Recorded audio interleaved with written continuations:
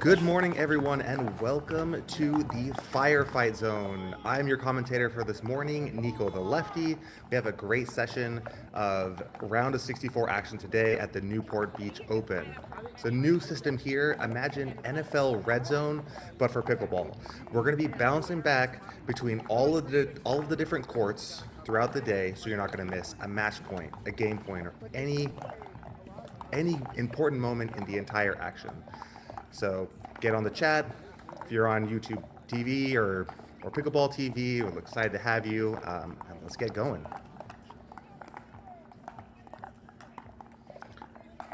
All right, awesome, great match to start the day. We got Troy Aiken versus Cam Loring here. Looks like we're at a timeout here just to start. Troy up 6-4. All right, fun story is Troy Aiken, a new local to my area over in the Tahoe Mountains. Single specialist that is working his way on grinding on the doubles court as well. Regular partner of Rafa Leonard, challenger gold medalist. Have done some damage in both singles and doubles now.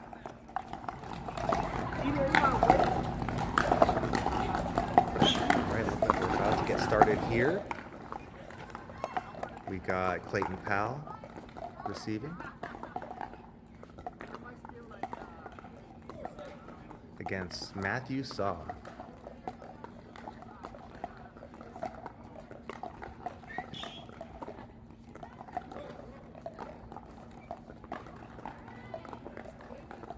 Ooh, great down the line pass to start by Clayton. Clayton, a regular on the APP tour, now I believe a MLP and PPA signed player with the UPA. Looking to see if he can do some damage on tour.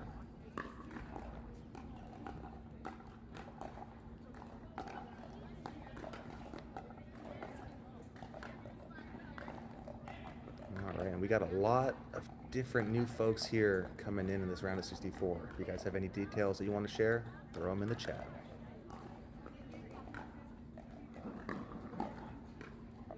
Great dig by Clayton there.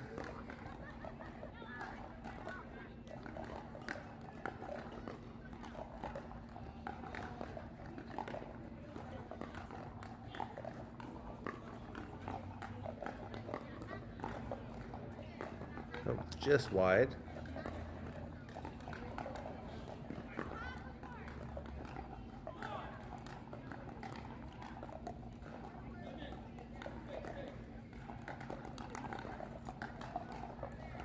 Good start there by Clayton Powell.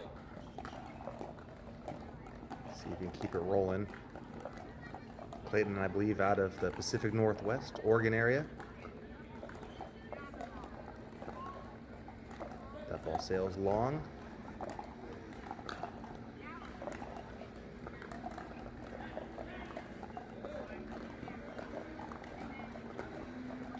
Great start. 5-0. Are we looking for a timeout at this point? I think we are. See Matthew with a timeout here. Great idea. Timeout's extremely important. This might be the only timeout you see all day. Oh, great. We're back.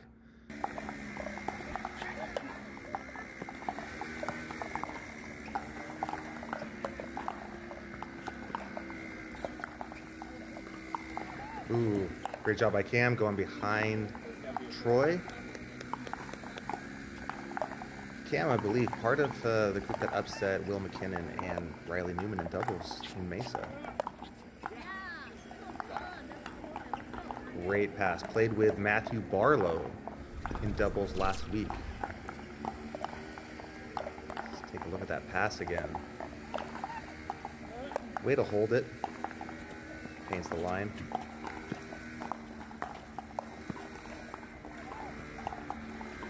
Great pressure by Troy there. Let's see if Cam picked up any tidbits from Matthew Barlow in his excellent run here and implement it in his singles match.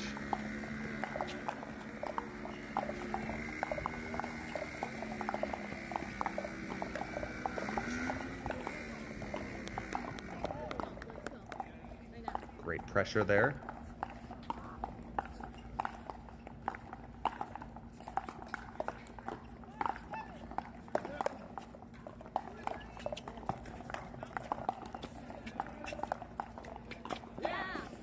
Wow, excellent play by Cam.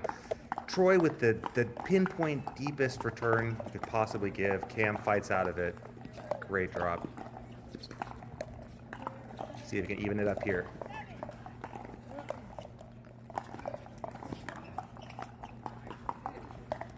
He cannot. Ball back to Troy. So Cam playing with the Luz. Troy playing with the Selkirk boomstick.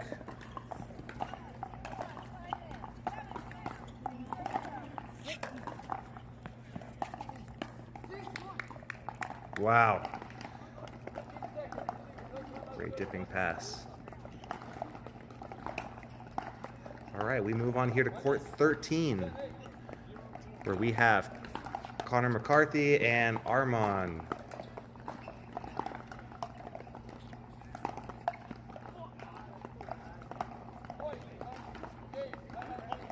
Game point, all right. Connor takes game one. Armand's asking questions. Sounds like he was up 6-1. All right, moving on to showcase court 4. We got Eli Steiner and Omar Garcia Heredia. Omar taking the first game 11-7. Up 4-1 in game 2. See if Eli can make a comeback.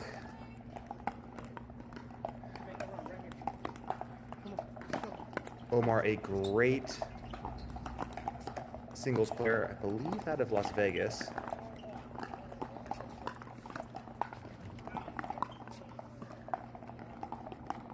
Fantastic pass. Eli, the doubles partner of Troy Aiken for this tournament. Partners battling out in separate courts here.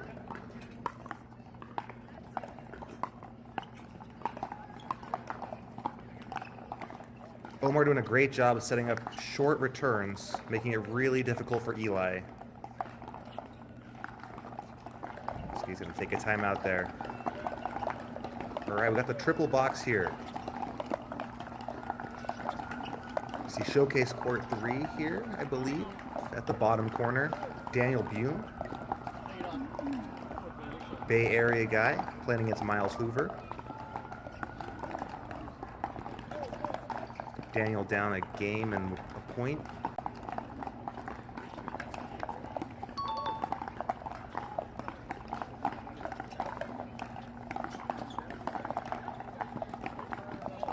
All right, Matthew Saw over there on grandstand fights off. Game point. 10-1, Clayton Powell with a commanding lead.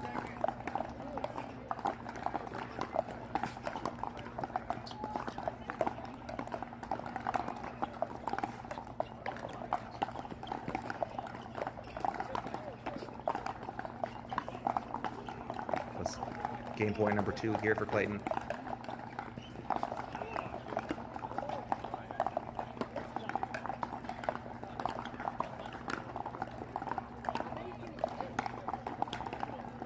So Matthew fights it off again.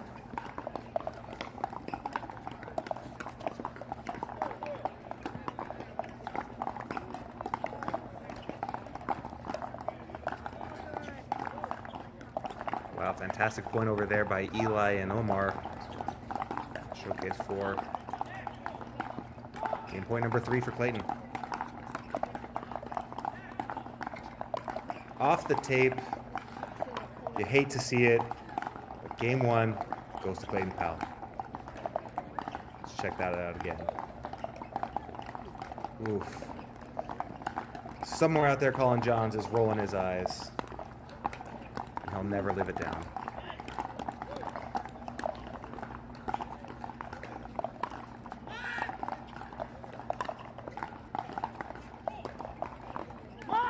Ooh. Omar upset with himself there. Sets up the point fantastically. Just can't put it away. Keeping Eli back.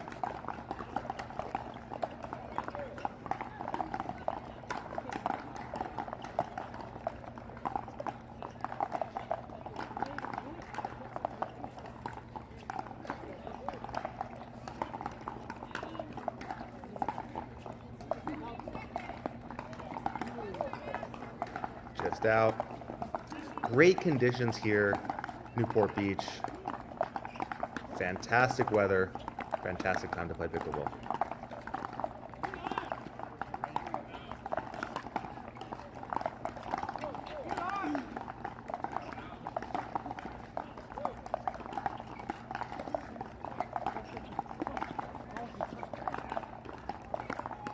A2, Omar.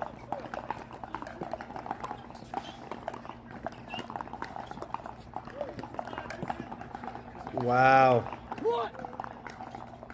Way to fight that off. Eli with the volley in the corner.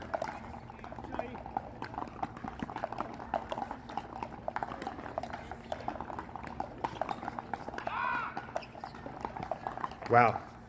And over there on showcase court 2, Troy with a great pass. Sets up a game point. So check that out here. Ooh, just wide. Cam fights off game point 1.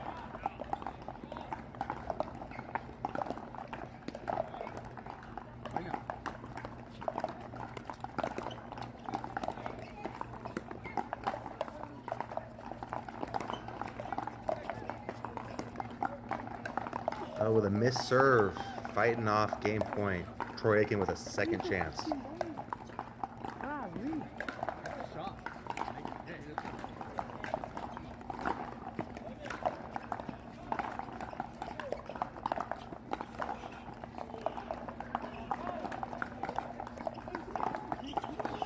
Wow.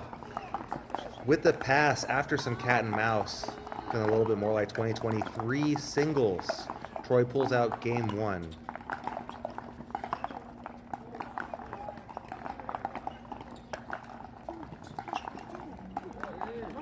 Looks like Omar is picking up right where we left off with a command of game 2, 9-3.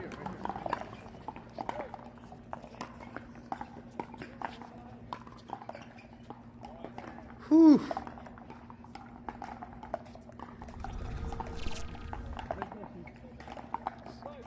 Take a look at this pass. Sets up the perfect drop at the feet. Cross court pass. Set up game point.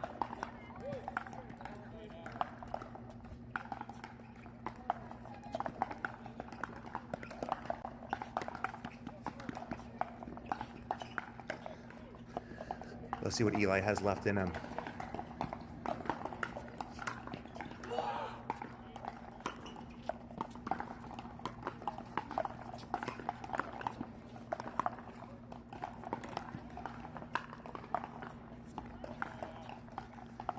Omar putting it into the side net. It's impressive his ability to go from defense to offense within the shot. I think Omar right now is hitting fantastic drips and drops. So when he is in a defensive position, you see him going at the feet of Eli and basically immediately neutralizing the point.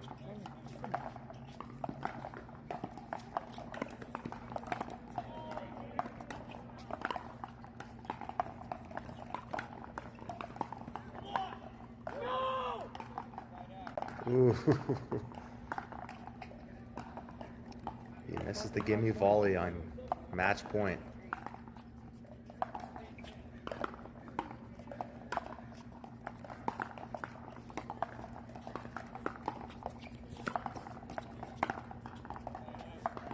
Oof. Eli's gonna wish he had that one back. Set up the point perfectly, misses the overhead.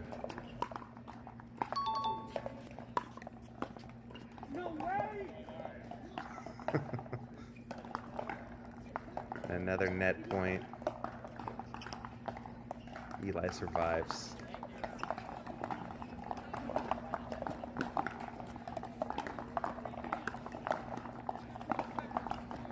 All right, we got a first look over at Daniel Traxler and Eddie Kim on Showcase 1. Daniel, Southern California local.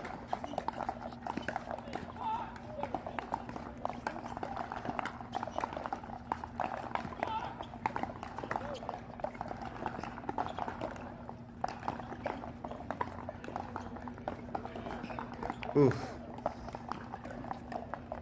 Great play by Omar. The ball rolling in the background. If I'm Eli, I'm hoping that ball gets in the middle of the court and I can restart play. All right, game point number 4 it's got to be, I believe.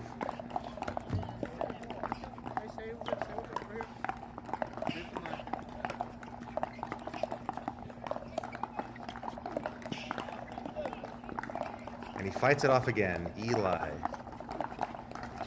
Man with many lives.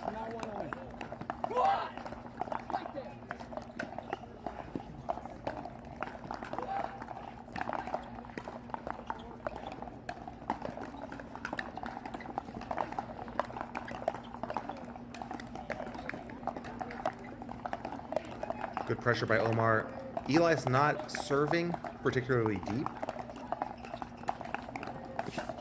which is setting up a really offensive Omar to dictate the point right off the bat.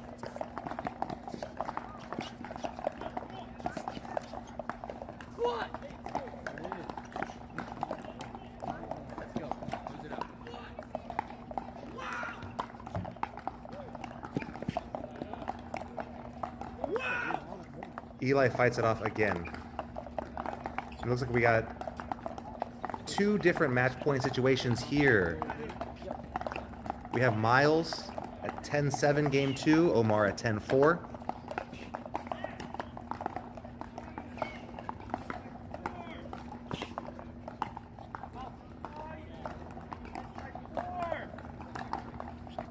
Fantastic movement by both players there.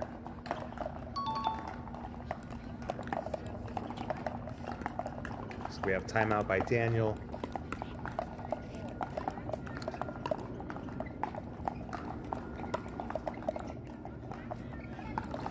And Omar closes it out. 6 times a charm. He takes it 11-7, 11-4 over Eli Steiner.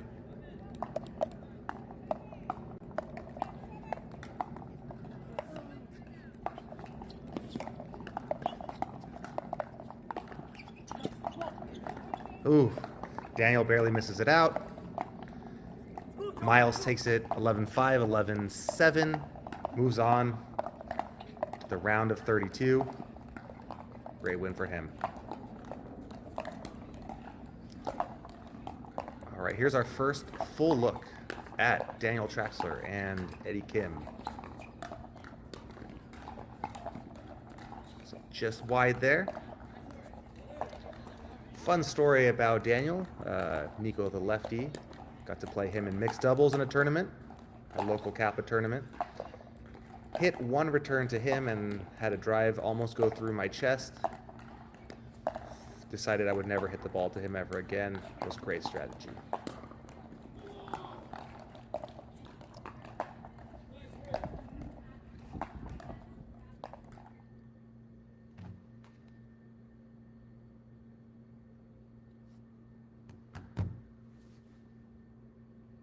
All right, we got Troy and Cam here.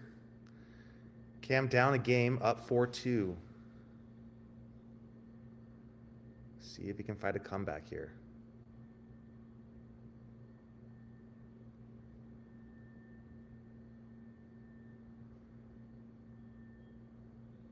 You're going to need deeper serves. Troy immediately able to pounce on that one.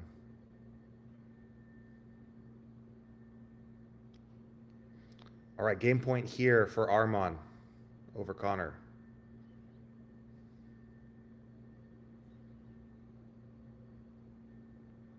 Can he even it up? Oh, it was Connor's serve. Now it's game point for Armand.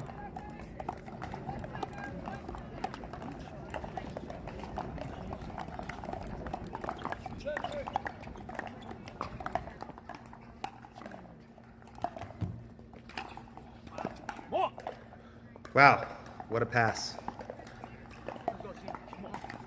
Let's watch that again. Gets pulled out wide. Not even a full ground stroke. Got drop, drip.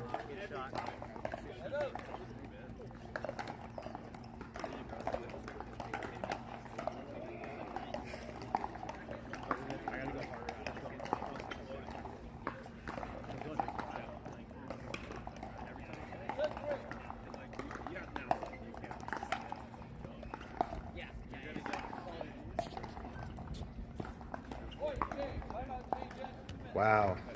The drop shot. Seldom used. Great work by Armand. He evens it up.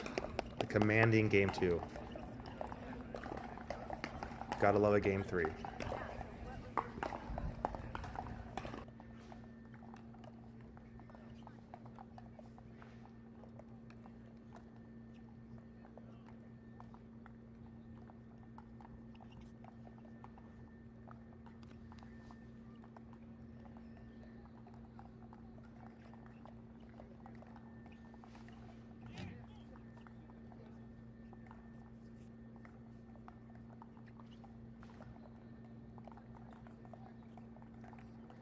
All right, Cam with a 7-3 lead here. See if he can force a game 3.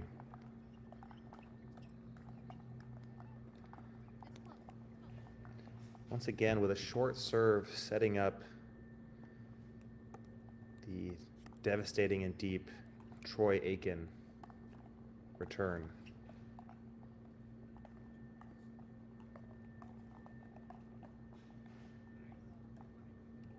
Just wide. Fun fact about Troy, his wife, Alex, is also making her main draw singles debut later today. Congratulations to them.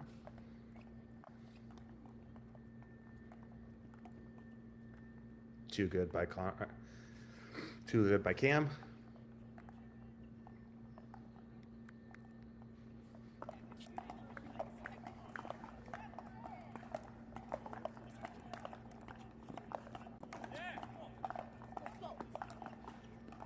Great pass. Depth is key in singles.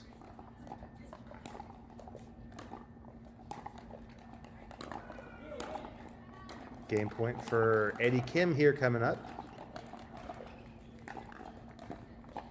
Looks like he got it. 11-7.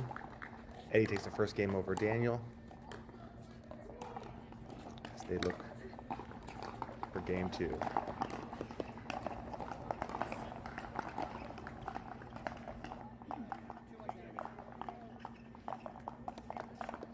All right, 10-4. Cam in a position to even up this match with Troy.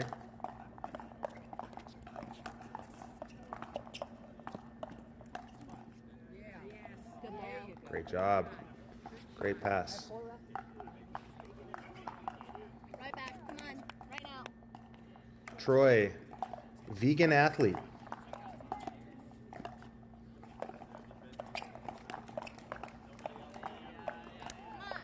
Advocate, doing great things there.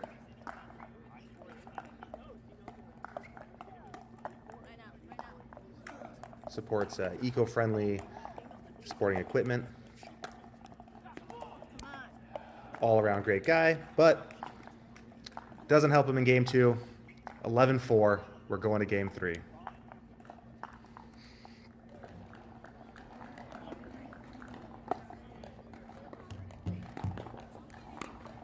All right, we're back on grandstand here, and Matthew Saw coming back from an 11-1 game 1 to take game 2 12-10.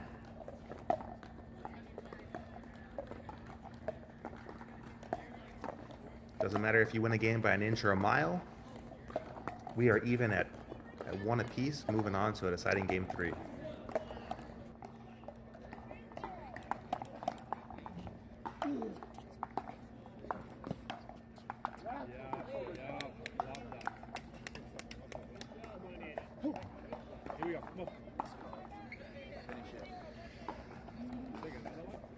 Daniel can do nothing there after that pass, but take his hat off, shake his head. He is down 4-0. Eddie in command.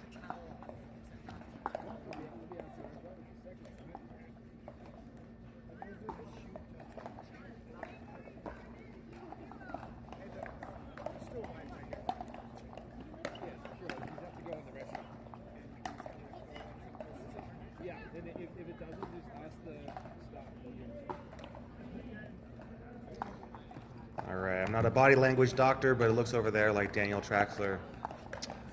A little tired, a little frustrated.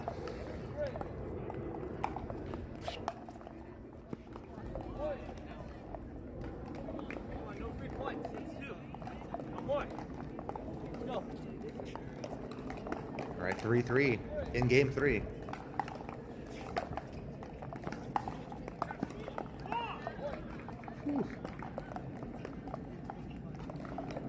The outstretched arms of Armand can't get the ball back from Connor. He takes a 4-3 lead here in game 3.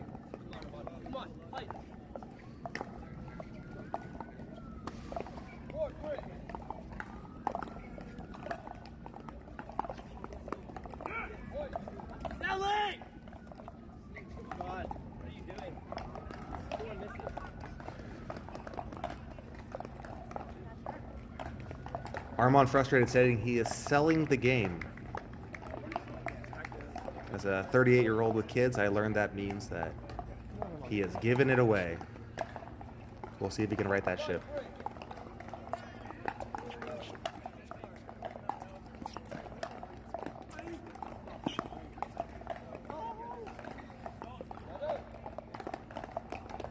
And he does for the time being. Gets the ball back. See if he can put some points on the board.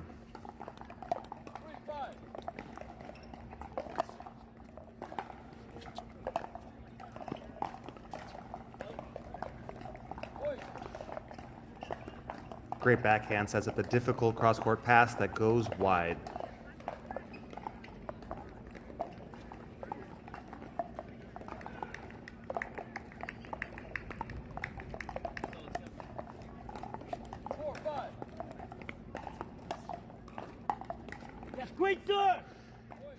Great service right. Fantastic serve. Deep with topspin. Sets up the long return.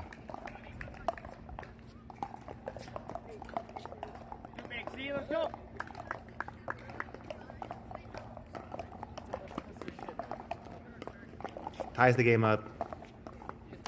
Good run.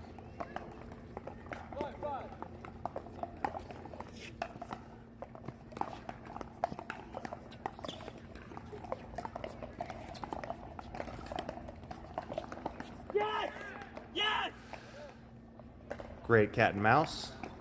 Won by Armand. Let's see if he can get the changeover here at 6.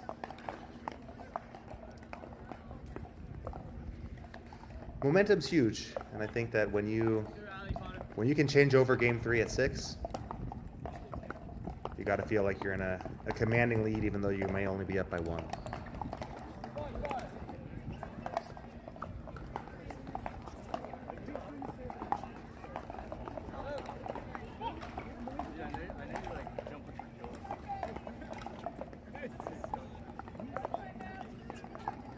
All right, on grandstand, we have Matthew Saw taking it to newly signed PPA player Clayton Powell, 5-0. One more point. Matthew gets the side out, or gets the changeover. Let's see if Clayton can make a run, close it before we switch ends.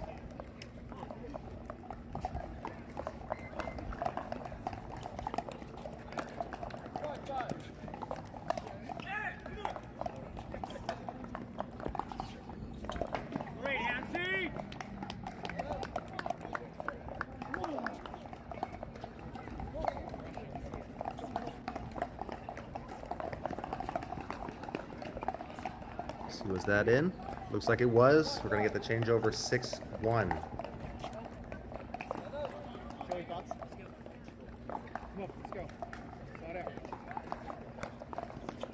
Right over here on Showcase Court 1, Daniel looking for answers. Eddie in full command. Daniel can't come in. He's going to need to look to change it up here.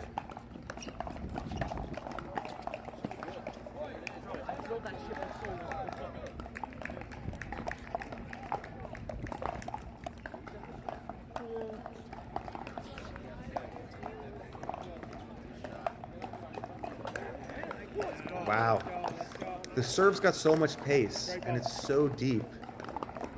Daniel's fighting from the returning position and just unable to come in. Eddie with another point, 3 away.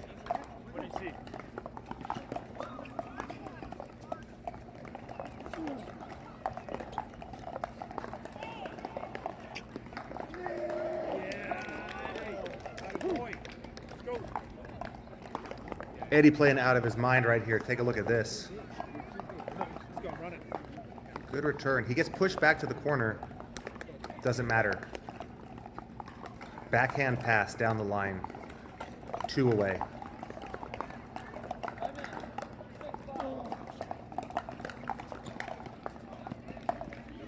Another fantastic serve. So deep. Match point for Eddie.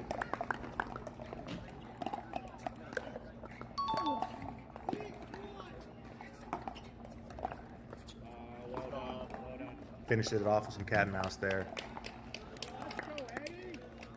Eddie with a commanding win over Daniel Traxler.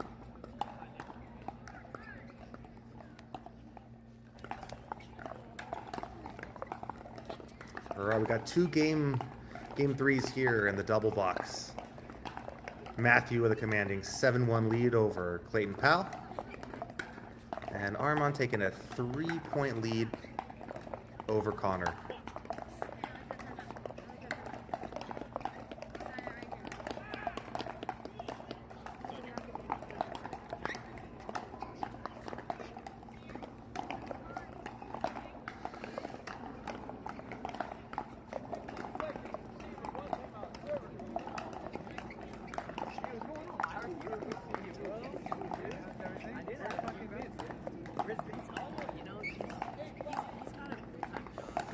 Clayton can't get it down. Clayton playing with the new, I believe, Yola Pro 5.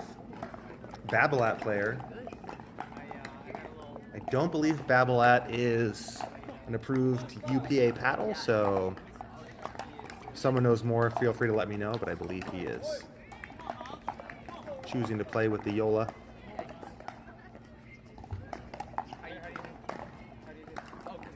All right, we got a match point here for Armand.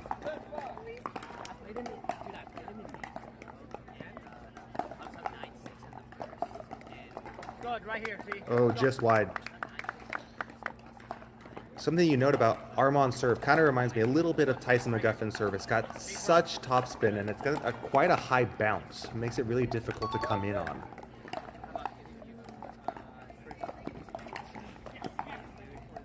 Let's see if he does the serve again. You'll watch.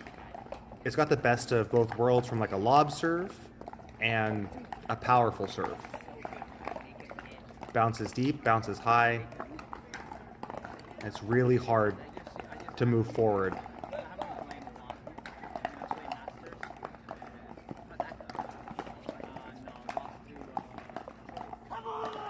Ooh, short serve, but it doesn't matter. Armand puts himself in a difficult position, but digs out the hero shot, takes it in 3 over Connor McCartney. Congratulations.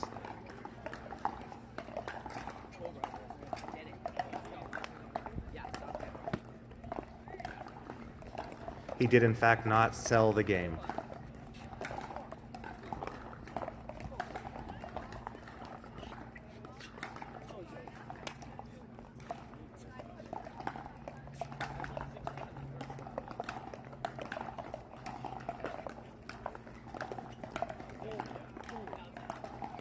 All right, we'll be looking for a new game here. We have another tight one in 3.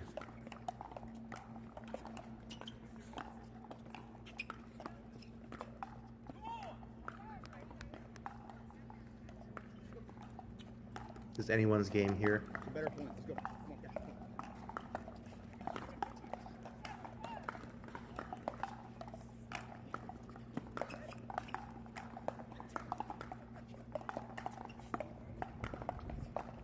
Come on. Yeah, right here. Come on. Right here, Troy. Come on.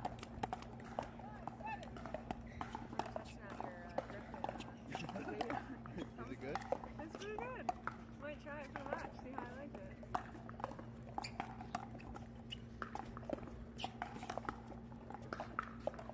Yeah, right here. Wow. Troy fighting off balls. I think These grips are good. Cam wondering if that ball was out. Oh, these are, yeah, I know. Unsure. Yeah. It's going to take a timeout here. I usually just go, if it's like a bubble paddle, I'll go here. If it's a control paddle, then I'll go like middle or top.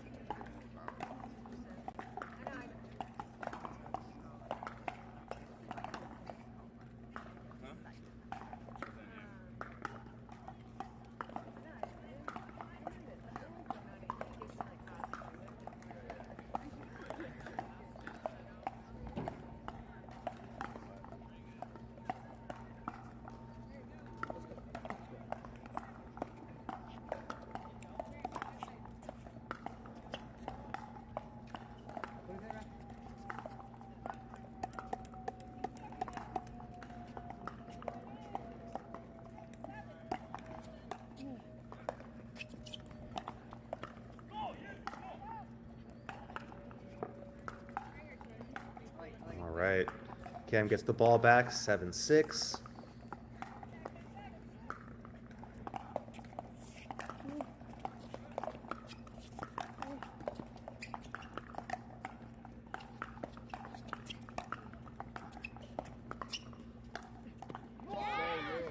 Wow.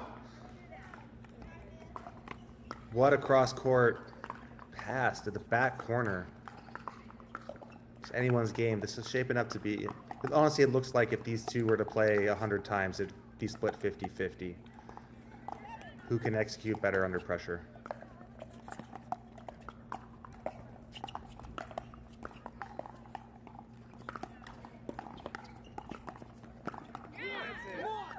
So good. It looks like in this match, actually, Troy is content staying back a little bit more. He seems like the more mobile player. Cam seems like the taller, longer player wanting to rush the net. And just as I say that, Troy comes up, applies pressure, takes a 1-point lead.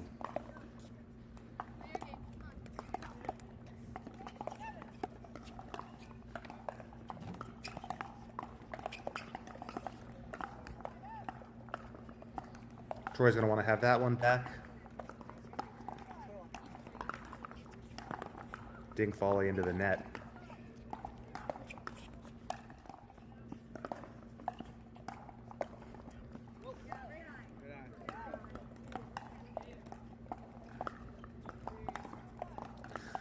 Troy gets a good eye from his supporter base, gets the ball back, leaves it out.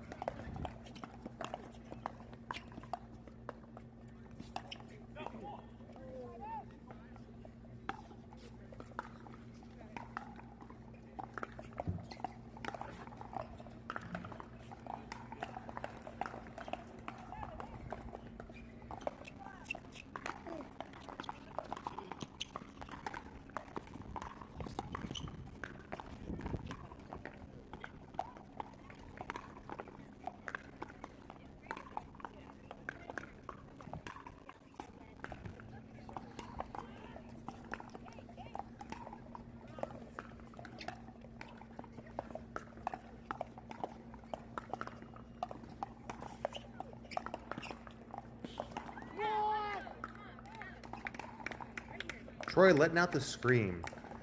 8-8, game 3. You know, the phrase that I never understood or never appreciated was the who wants it more. These are two pro athletes. They both want it as much as they can. The question is who can execute.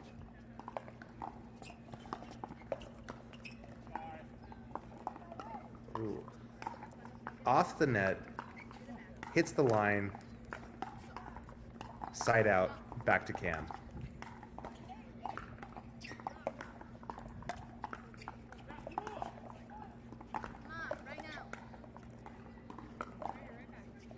Return goes deep.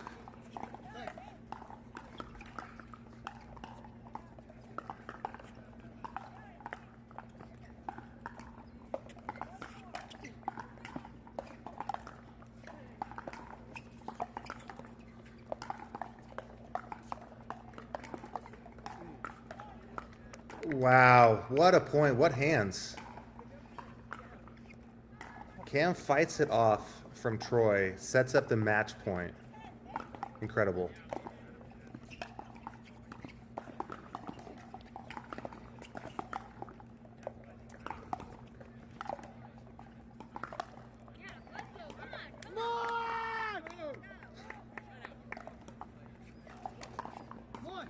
I am pro yell, pro scream here.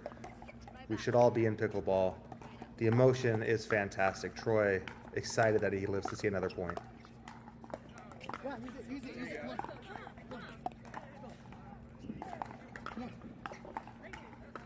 Timeout here by Cam after the missed return.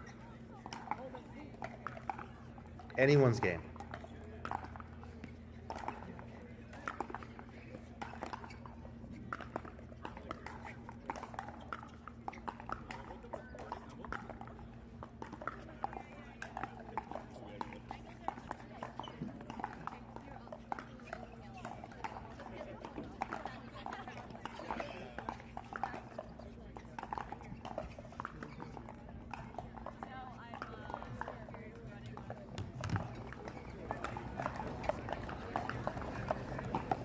All right, we've got the triple box going here. Let's see what matches we got going on. Donald Young and James Delgado starting their match. And we have Anwar Braun and Ivan Jakovic. No, it's not Ivan.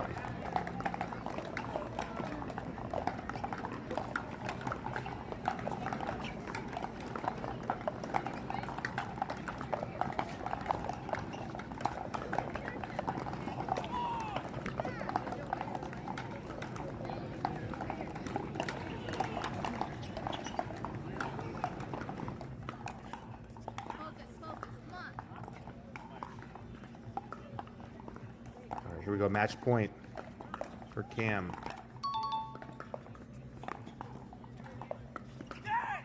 Oh! And he gets Troy the opposite direction. Sends a soft shot down the line. Takes it 11-9 in the third.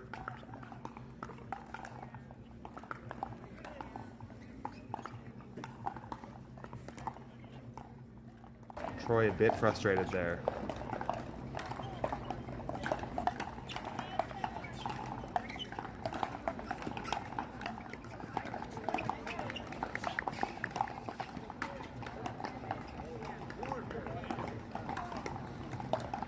And James Young, Donald Young and James Delgado. Donald Young with game point.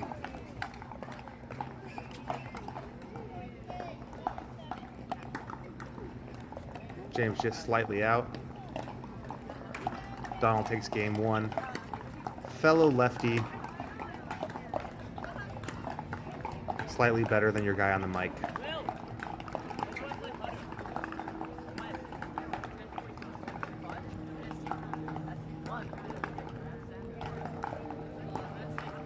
We got a timeout on Showcase Court 4. Donald taking game one on Court 15.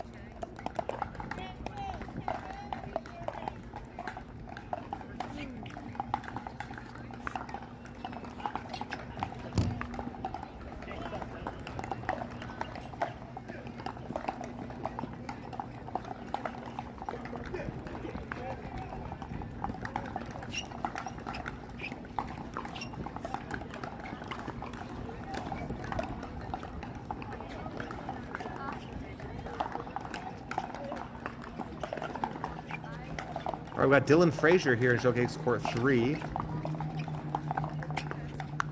Tied up in game one against Jace Morris. I believe Arizona guy here.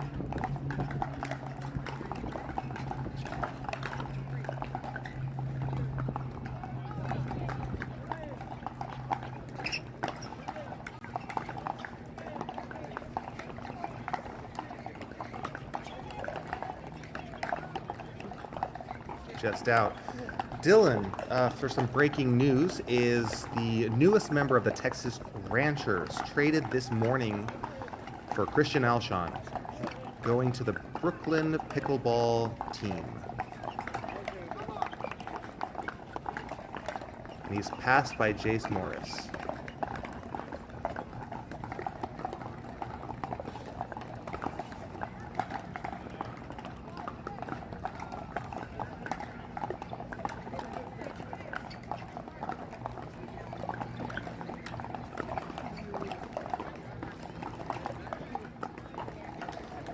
That trade ends up putting Christian Alshon back with his former Elite DC teammate, Riley Newman.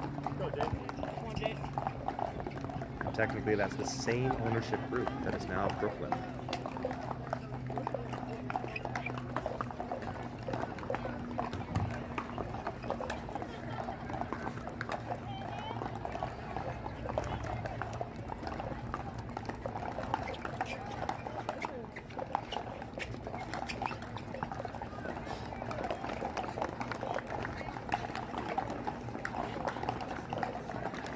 All right, Donald Young with the ball back here, down 0-3 in game 2. Donald Young, former top tennis pro.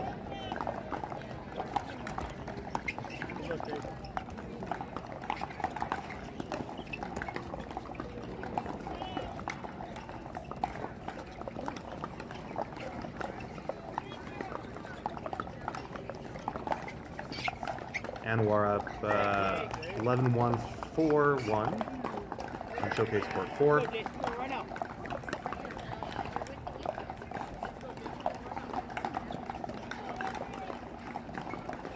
Looking in full command.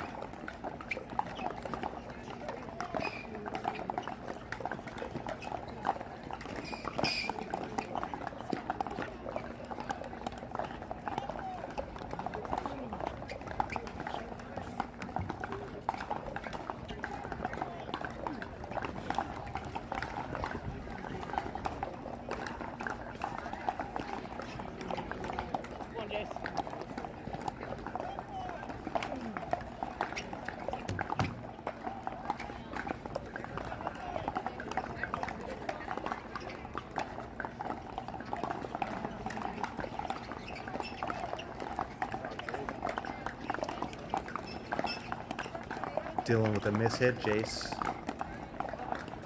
pulls within 2. Great play by the youngster from Arizona.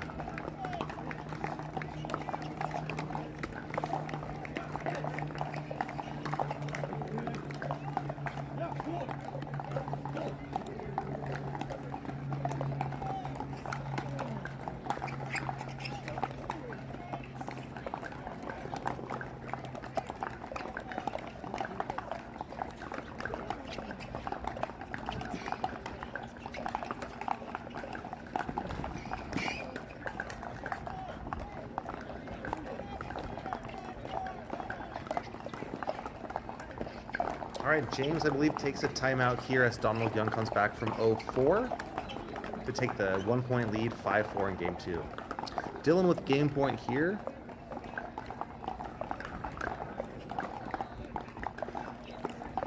Looks like Jace decides to take a timeout.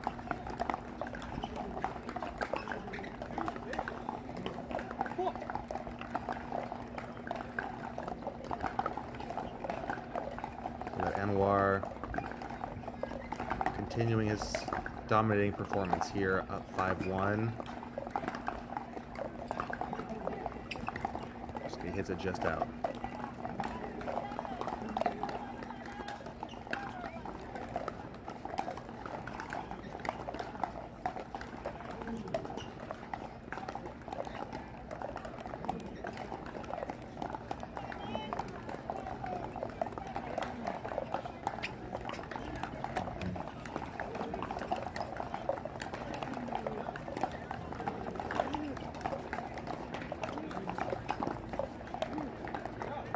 All right, we're back at game point with Dylan here after the timeout.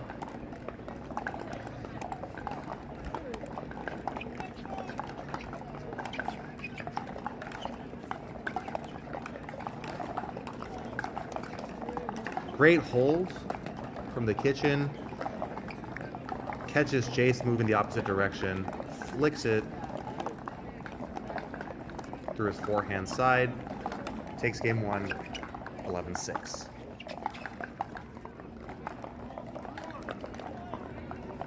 What a turnaround here in game 2. Donald Young from down, I believe, 4-0. Taking the next 8 points.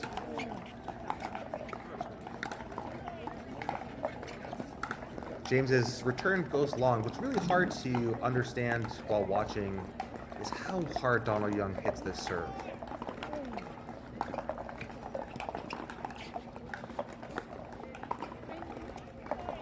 He has got to be up there, top servers when it comes to pace. It's a lethal lefty forehand. Sets up match point.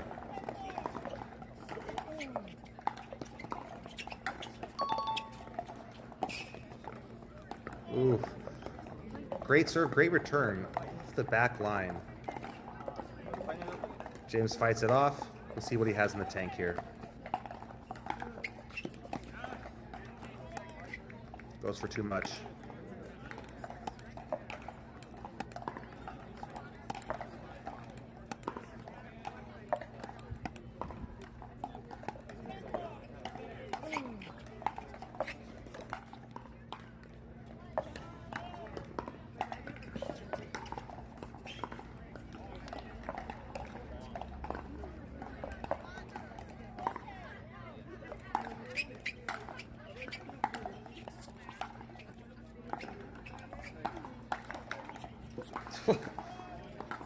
See ya.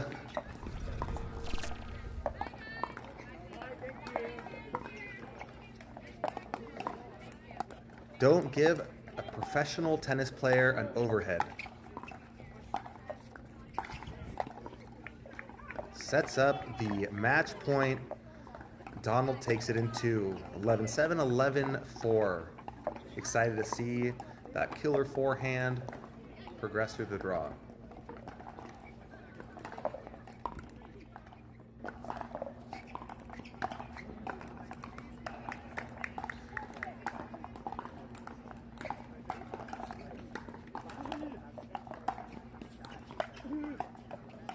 What a one-handed backhand there.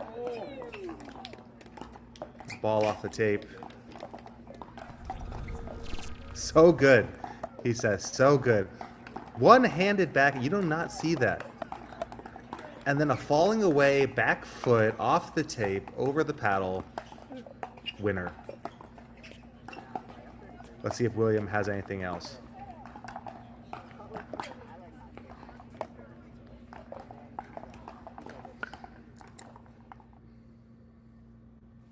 All right, and over on grandstand here, we have Eric Onsens versus Blaine Hovenier. Game point, game 1, Eric.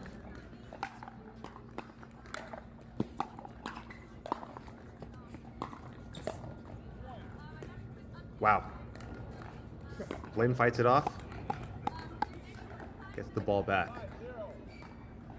Can only imagine how hard it is for pros to call their own lines. Half these balls I think are out that are in.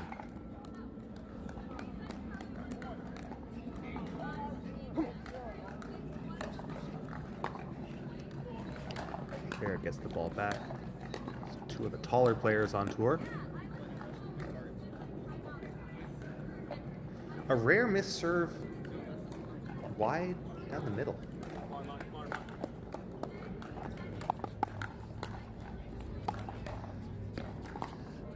Blaine trying to get Jack's sock impression, unfortunately goes into the net. Running around that backhand for the forehand. All he can do is clap at that Eric Onsens passing shot down the line, game winner.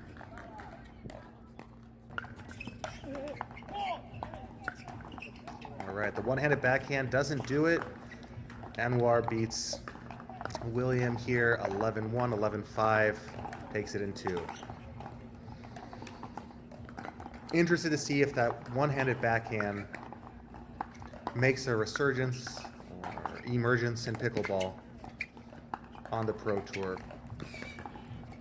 Can provide some whip, can provide some power, but I find it difficult to control. Unfortunately, did not work for William today.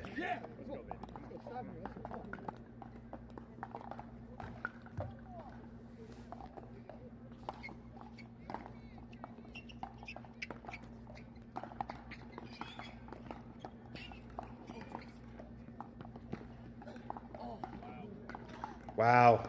Insane movement, sliding around the court, both players. Let's check that out again. Jace almost falls down, but still gets the ball. Just sails it wide. Multiple 180s, 360s.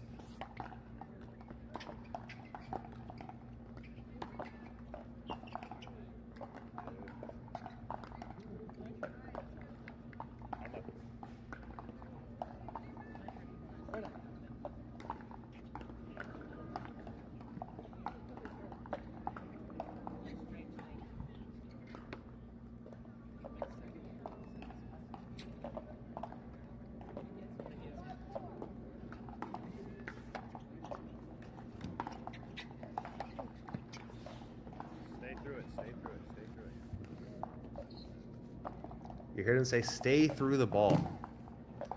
Swing through, stay down, stay low. Do not lift up. If you don't stay through the ball, your ball sails. Long. Great correction here.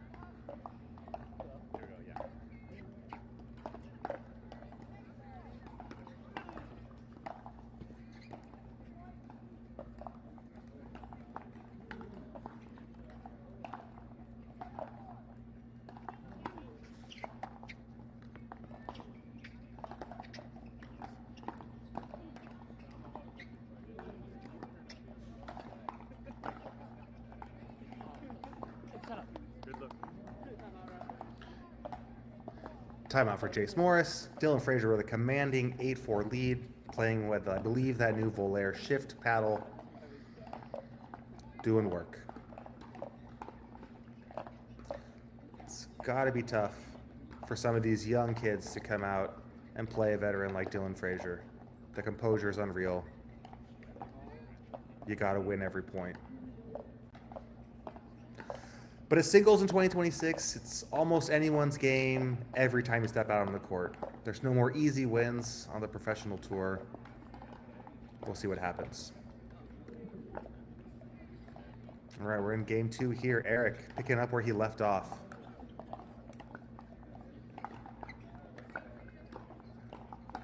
All right, Blaine, right here, right now. What can you do at 2-4?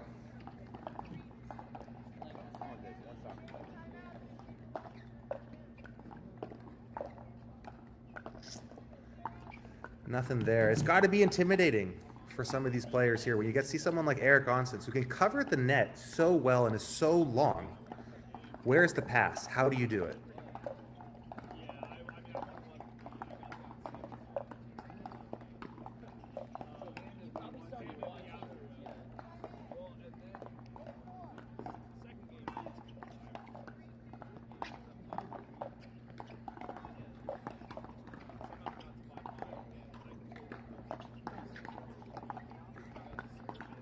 So good, Jay. All day, baby. All day. Right now. Blaine taking a timeout, I think, here. Down 6-2, looking for answers. Eric moving him around.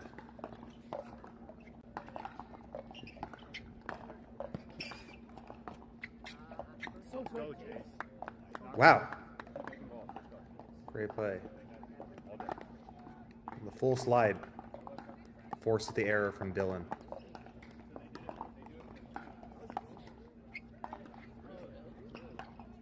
So good. That's disgusting, Jay. That's disgusting. Let's go. One thing that's so important when it comes to singles is holding your shot, right? Your ability to decide at the last moment, am I going down the line cross court middle? Make your opponent make the first move or move their weight onto the opposite foot. Doesn't even have to be a full step, but You take that move in the put your weight in the opposite foot. You can move them around. Sets up winners. Holding your shot. Push that ball in the kitchen, just push it in the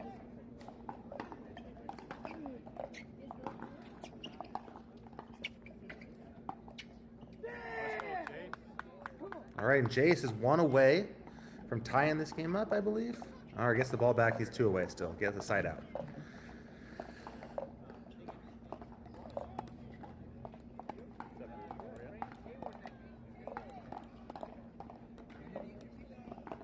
Blaine trying to find the Eric Onstein's backhand.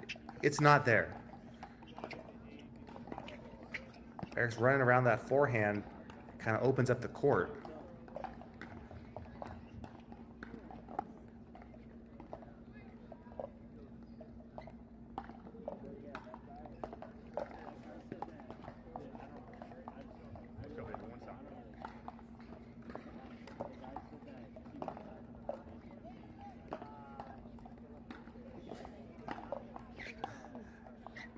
Blaine thanking the heavens for that shot, gets the ball back, down by 4. So good, Dave. All day, all day.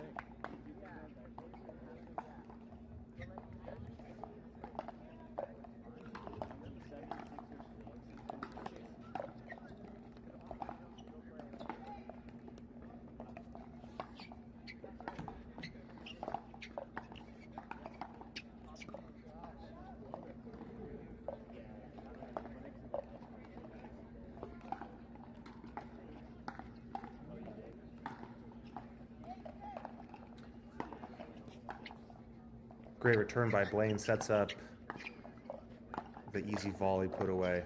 Yeah, Chase.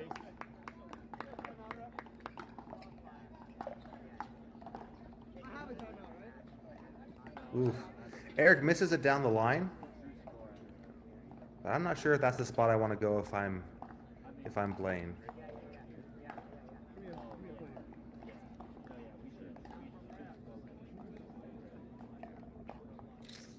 We've got a mini run here, 8-5. Let's see if Eric decides to take a timeout here soon.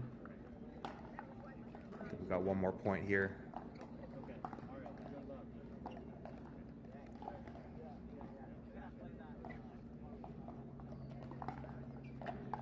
There we go. Moving him over to the forehand side, make him go cross court. Set it up. Timeout. Timeout, Eric.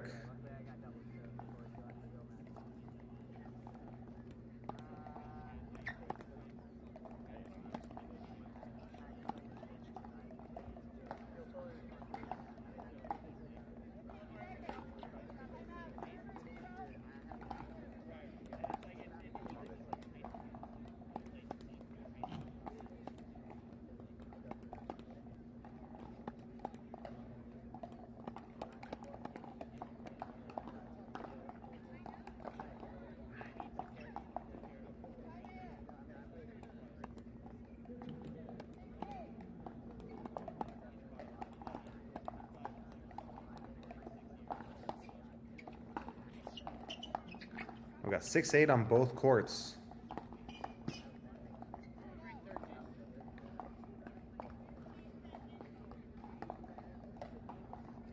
Great setup, Dave. Let's go.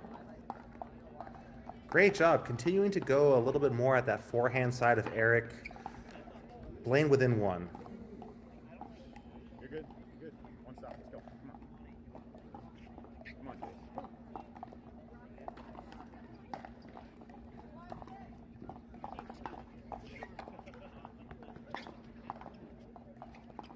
Blaine ties it up, 8-8. Not known for his singles, Blaine has famously told me that he is good for 4 points of singles at a time. Dream breaker singles legend. Just take it 4 points at a time here and we'll see what happens. Come on, Chase. Great return by Eric. Gets the side out, stops the bleeding. Just make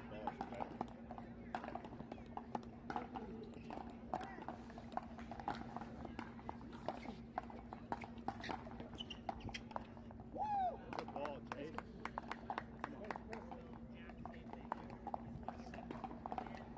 See if Jace can make a run here. Down game point.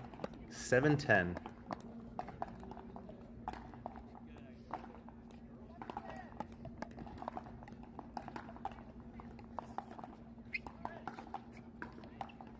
So good, Jace. Disgusting. Clean pass. He's within 2.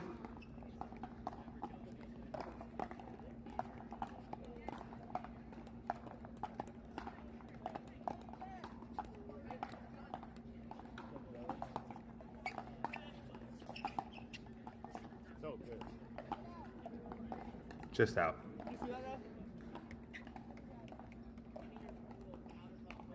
Asked for confirmation for the ref. She says it was out.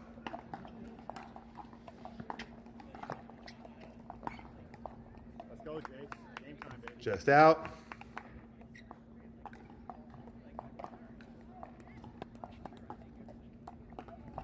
Can we go on a run here?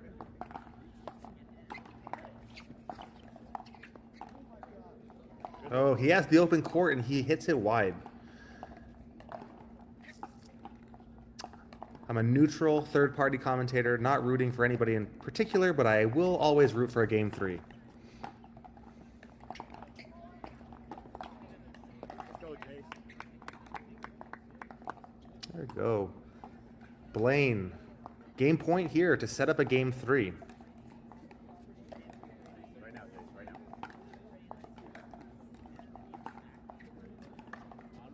Let's see if he goes big here on the serve. He does.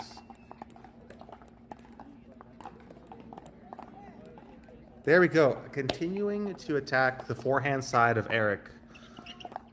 Proves to be a good strategy. Wide open. Good look. Good look. Get a stop. Come on. Jace unfortunately missing a few open passes here. The game's getting tight. Great return, Jace. Great return.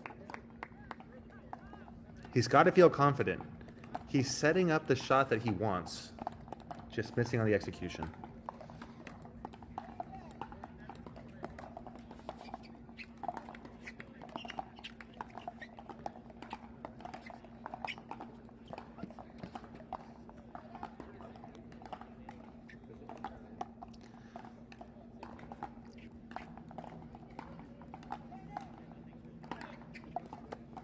Go, baby.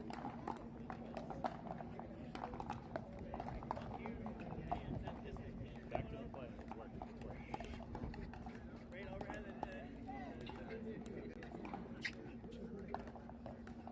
Hey, you coming in or no?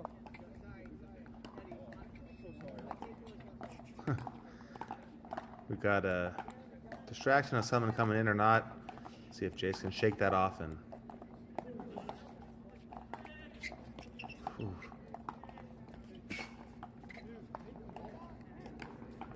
Good, Jace. Come on. One more.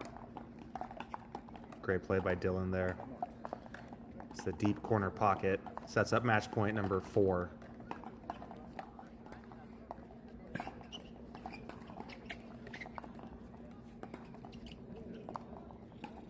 Oh.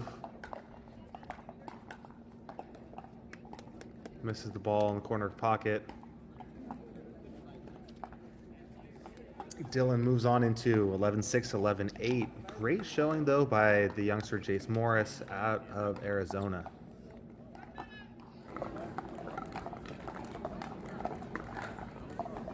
All right, here's our first look at court 19. We got Jay DeVilliers and Armand Bhatia.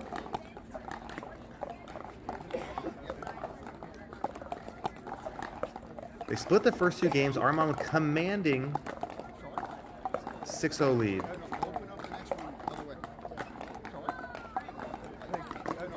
Let's see. I'm immediately interested to see if the shadows play any role in this game. It is extremely difficult for those of you who play, you know, to go from sun to shade to sun to shade.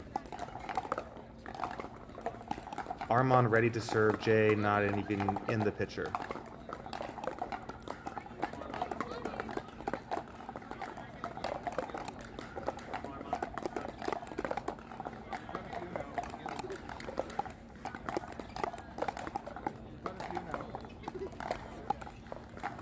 The fact that this is a round of 64 match is absolutely insane. These two players, fantastic singles players.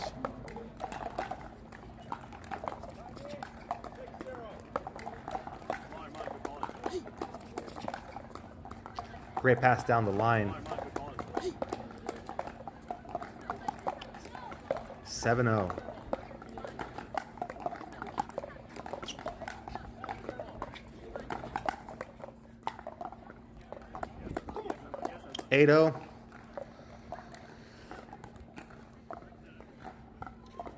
Things are looking pretty dire for Jay here.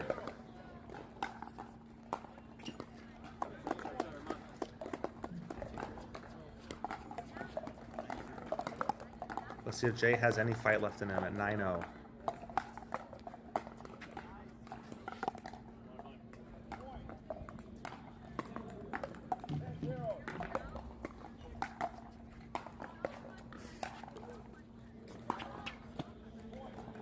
Just fantastic plays in the corner. Jay, nothing left there. Pickled in game 3. Armon moving on. Great performance by him.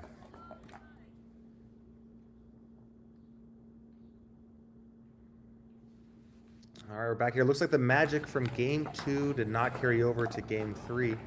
Eric up with a 6-0 lead at the changeover. Blaine looking for answers.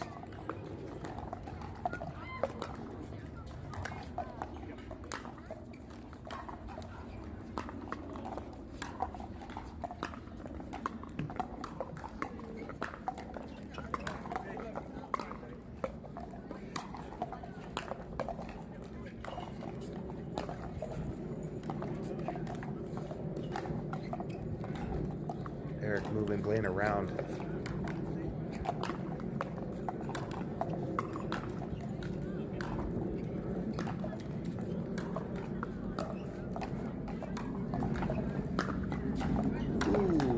Is not there. Blaine knows he dodged the bullet. It says it all over his face. Taking a serve out of Deckle bar handle.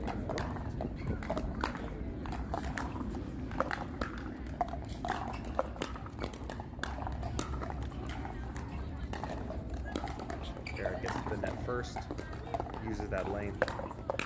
Takes control.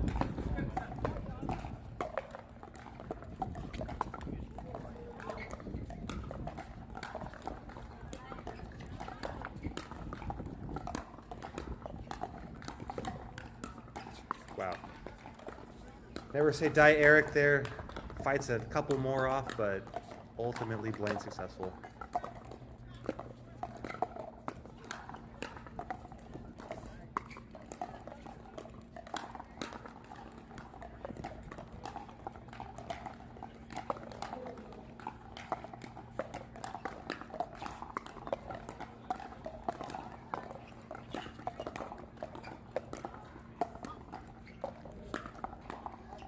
Eric gets to the net first. Wins the point. I think that's the key for him in this matchup against Blaine.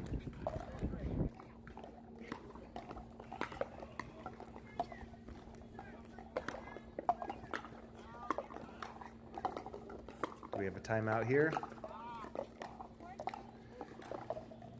Blaine scratching his head, wondering what he can do. Eric playing fantastic. 8-0.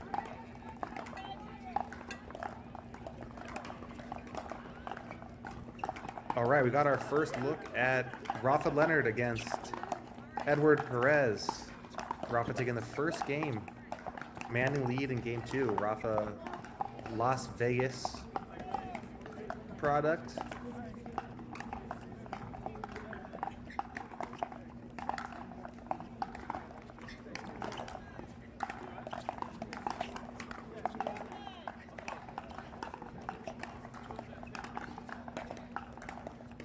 It's good to see Rafa sign in with the PPA, removing him from local money balls where he rakes it in and is a nightmare for me.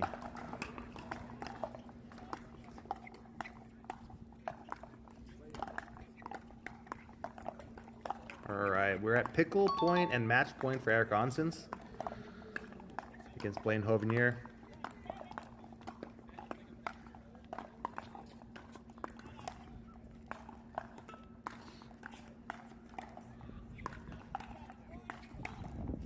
Got a timeout at 10-0.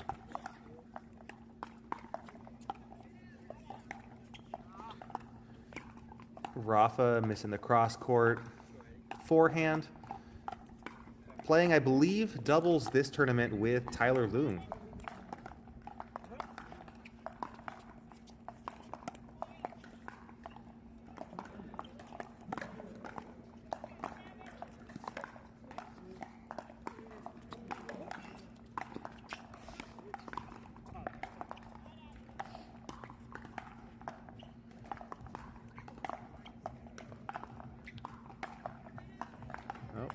Looks like game, set, match over there for Eric.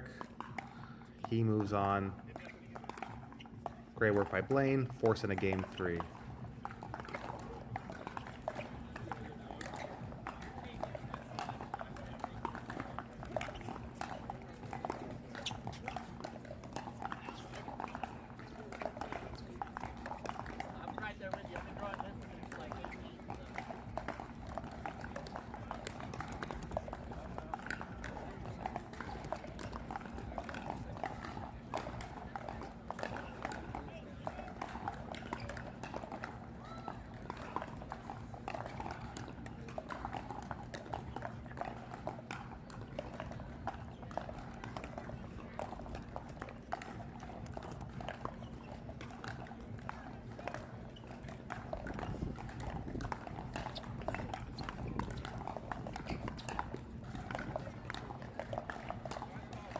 Rafa too much at the net here. Rafa is a recently drafted MLP pro, drafted by the SoCal Hard Eights.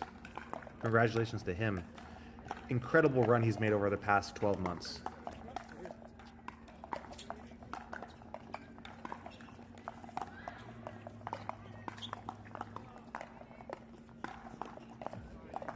Ooh. Rafa with a miss hit on the backhand volley, stays in, apologizes, but is he sorry? We'll never know. He takes the 9-2 lead, 2 points away from the match.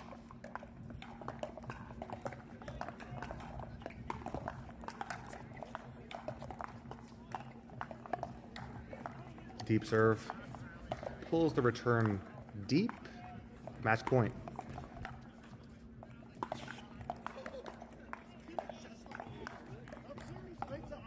Good pass.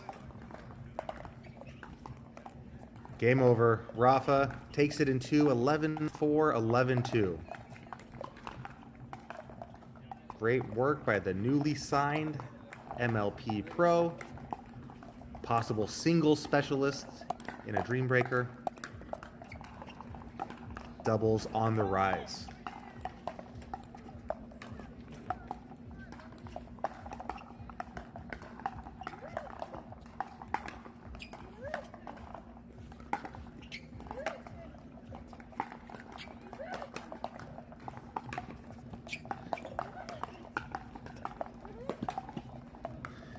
Here we got Albie Huang going up against Alex Valenstein. Albie with a commanding 8-0 lead. Tying her shoes here. Alex, as we mentioned earlier in the broadcast, is the wife of fellow pro Troy Aiken. This is her singles main draw debut.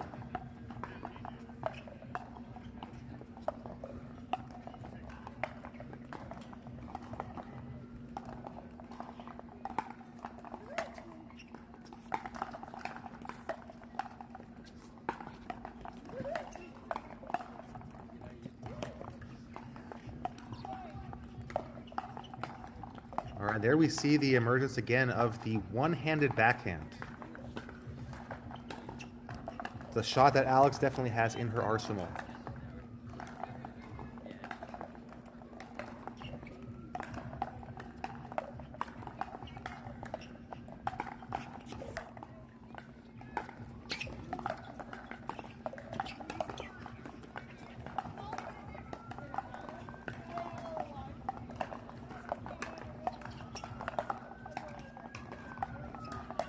hits the net, goes out wide, sets up, I believe, game point here.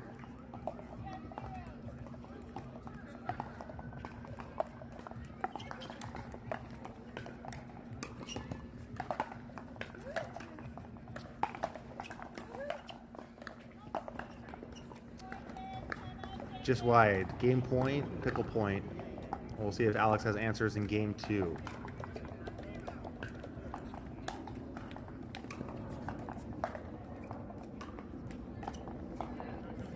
Alex, a lucky loser, meaning she lost in the first round of the last round of qualifying yesterday, but was able to make it into the draw. We'll see what she can do in game 2. It's all Albie at this point.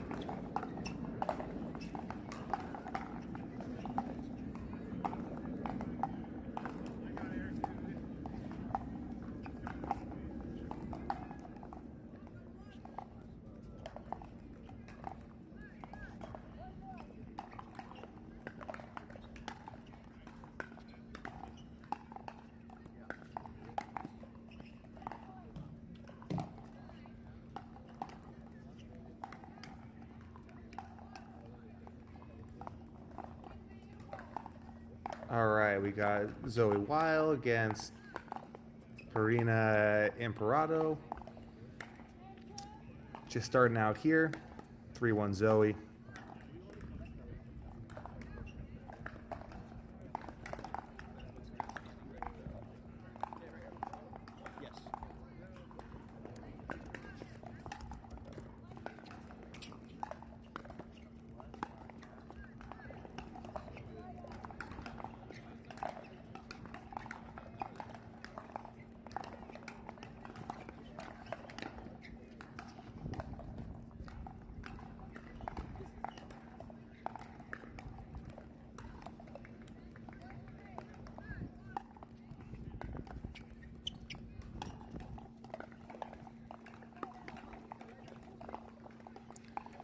Just out.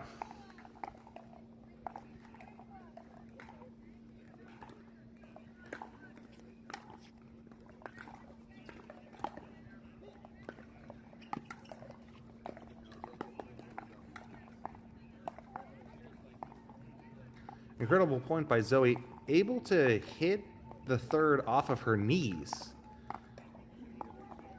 and still control the point for a win.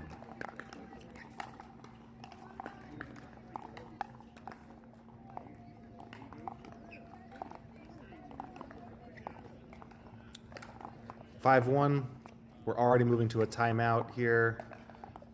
Zoe in full control of game 1.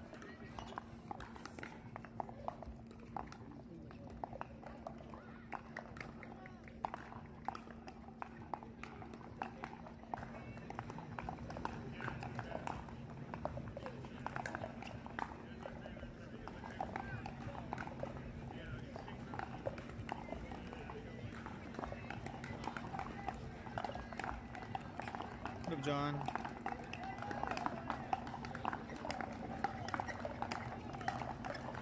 All right, we got Alex on the board in game 2. Already off to a better start here.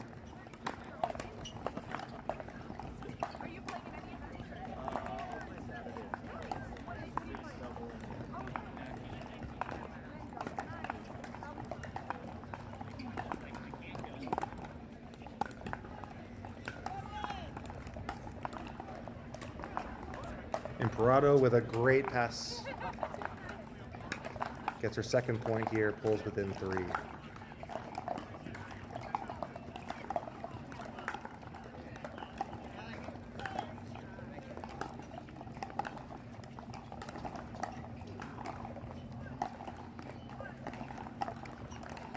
Now as we're watching Albie and Alex, it's interesting as you watch the one-handed backhand, what I find is that it's much more difficult to hold the shot.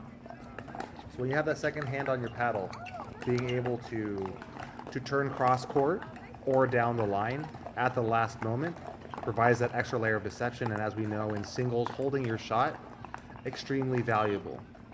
I think that's something that Alex wanted to add to her game as she looks to improve on the singles tour.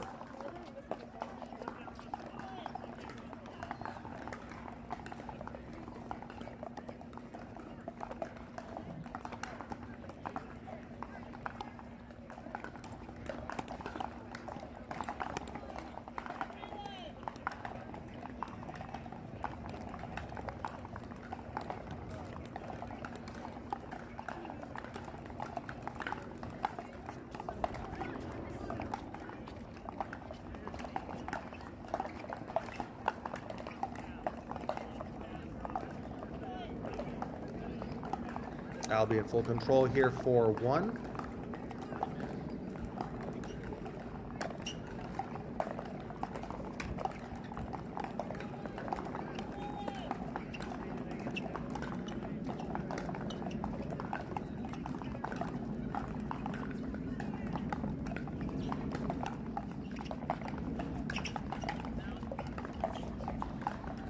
Great point over there on court 13. Zoe scrambling left, right, Imperato able to get it done.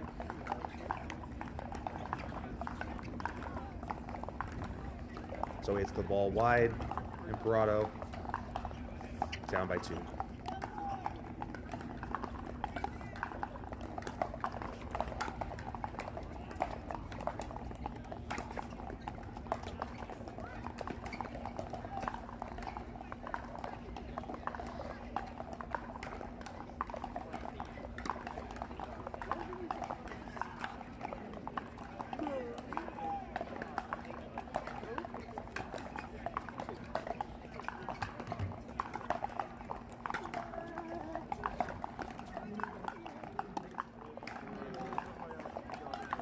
All right, Alex pulls within 1, 3, 4.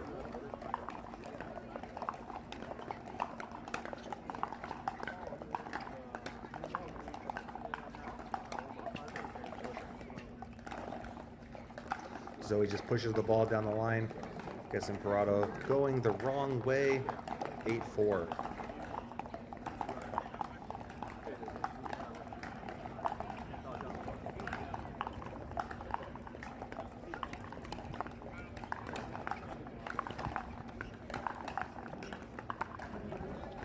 We got a timeout over on Showcase Court 4 with Alex Valenstein down 1 against Albie playing. And it's very interesting to note that you see on Championship Court a lot of times players with coaches, people on the bench giving advice.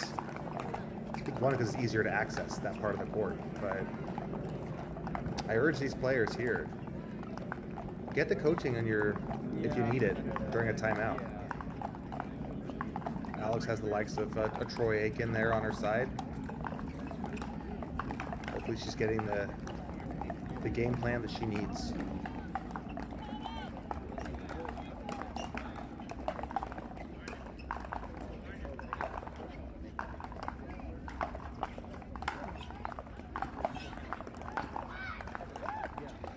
Great drip pass at the feet, the corner by Alex Valenstein.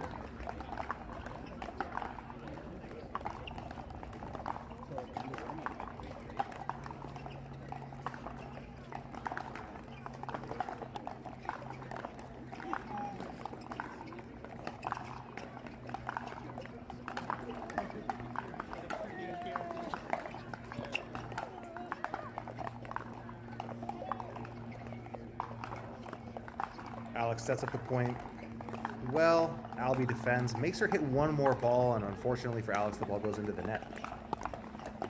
One more ball. Huge mantra in pickleball.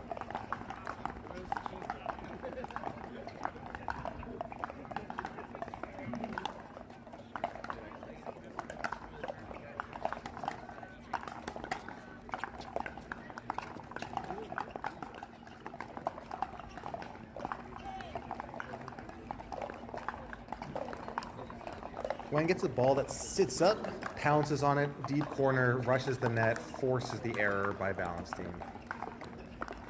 Textbook singles.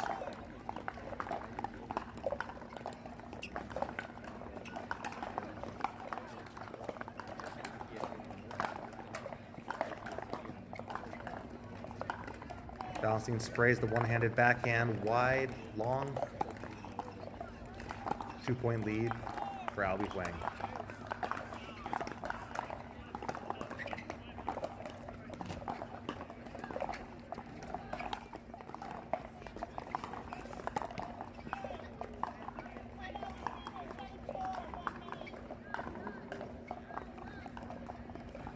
Timeout by Alex Valenstein. Timeout Imperato. We got game point for Zoe Weil when we come back. Up by 5.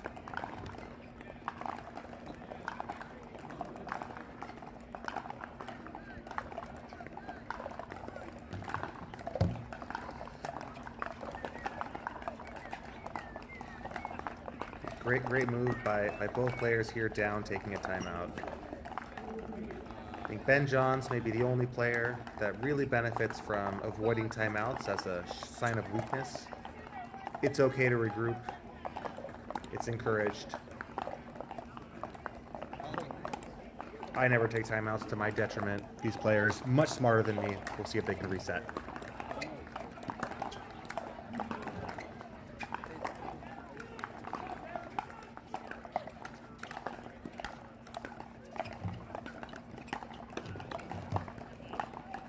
Imperato does here, gets the ball back.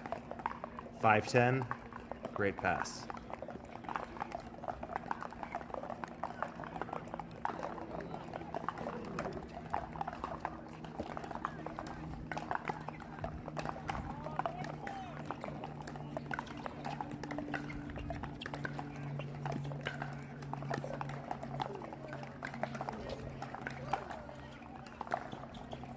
Too many overheads for Zoe Weil. She gets the ball back, game point.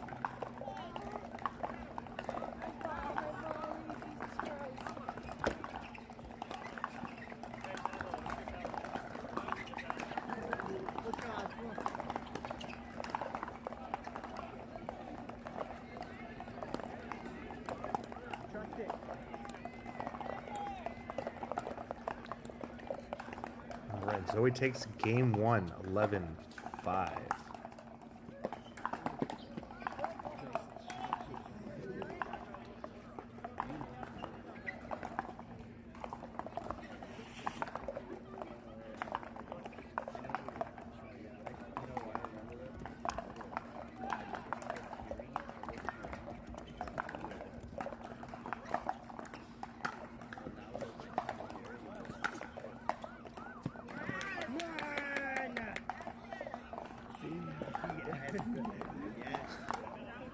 Got the enthusiastic cheers of the supporter section of Alex Valenstein there as she pulls within 4.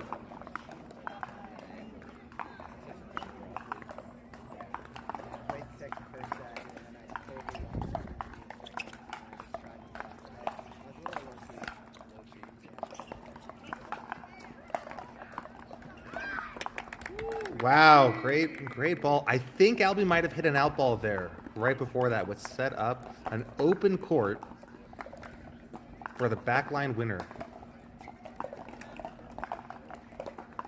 Looks like she needs some time to regroup and think about that one. Towel timeout, as we say.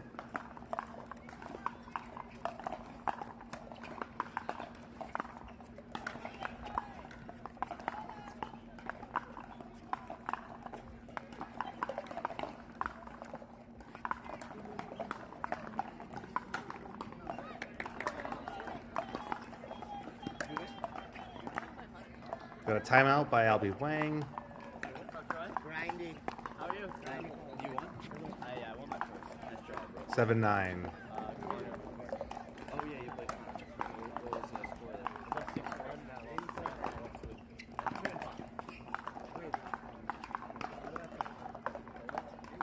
haven't played it, no. I know he goes flying all over. He does. I'm gonna watch the match next time. Yeah.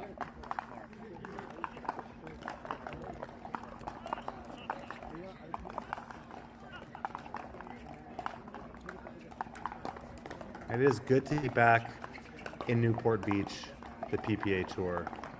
Fantastic venue, fantastic weather.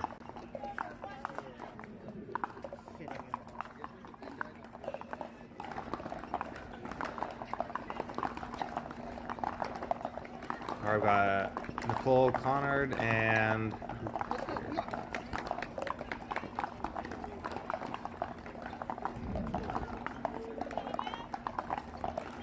Kelly Goodnow. Kelly with the first game, 11-5, down big in game 2.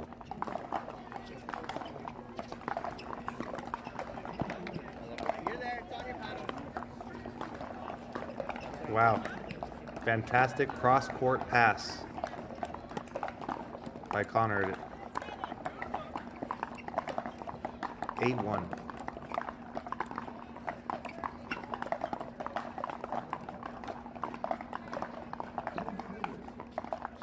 Good now calls a timeout. Good to regroup. Just wide by Valenstein, sets up match point here. 10-7.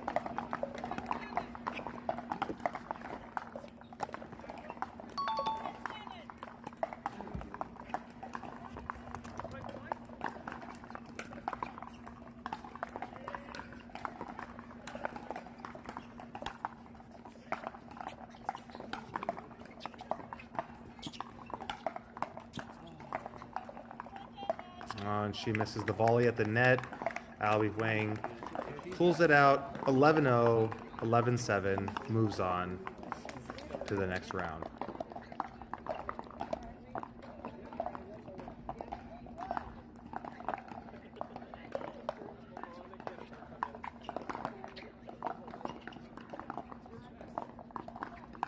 Nicole Kennard in full control, 9-1.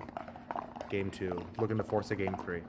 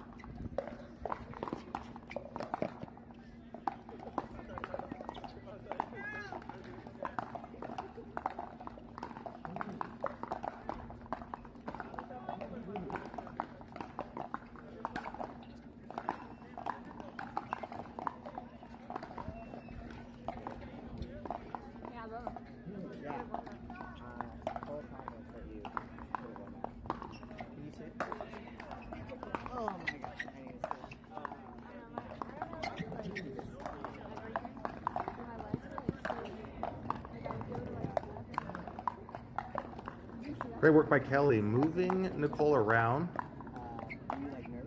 setting up the win. Kelly Goodnow, I just found out, 13 years old? That can't be right. Insane.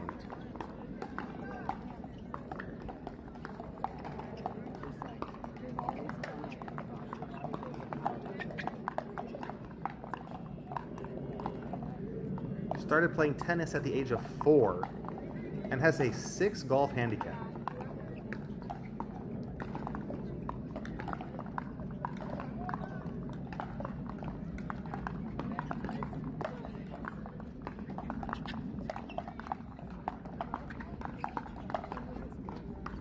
Incredible.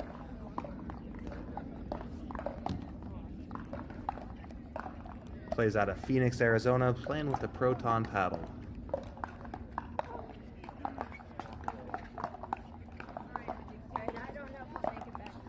Okay, thanks for coming by.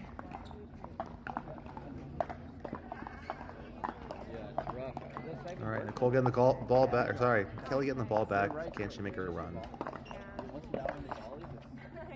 Sorry, you probably heard that first time. No, it's good to hear from another outside perspective. Wide return, 5-9.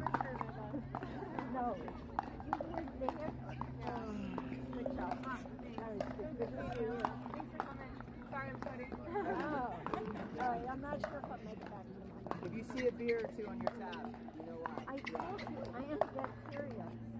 Yes, pay for cups. So, that's serious. All right. Oh, wait. Thanks, Bye. Cindy. For anybody. Thank you.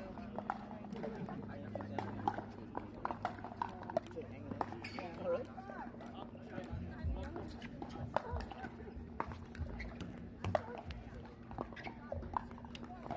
Some heavy ground strokes there by Nicole Kennard. Resides out of Florida, tennis player from Dartmouth College and Michigan State. That high-level background from both players.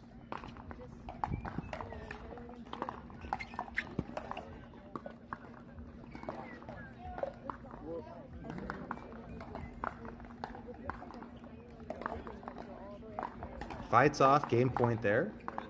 There was two at the end. Good now. Barely gets a paddle on it, drops in the kitchen.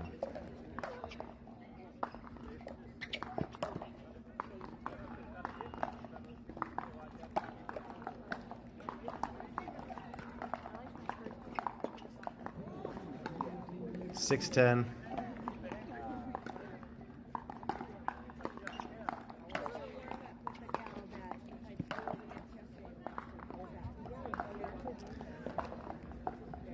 Seven 10. Are we getting a timeout here soon? Looks like we are. Cali good now, making a comeback. Can Kennard right the ship, force a game 3? We'll find out after the timeout. Good now going toe-to-toe with Kennard, who's hitting some heavy ground strokes, to say the least. You got a call, right? These are my parents. This is Zane. These are my guys that ran it. My wife, Nico. Hey, how are you? Good to see you. Boy's wife. Yeah. You got the fam. Yeah. Dude, I was playing pretty solid. I just like, he played good too. I only caught the end at 9-7.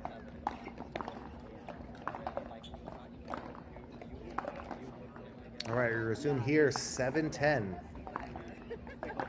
13-year-old Cali good now.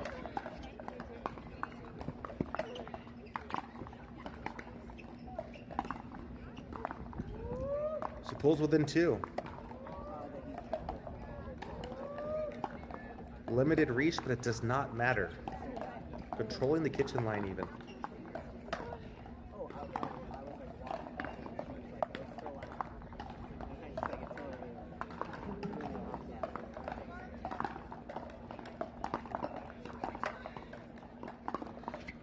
Great serve to jam Kennard. And we're tied. We are tied at 10.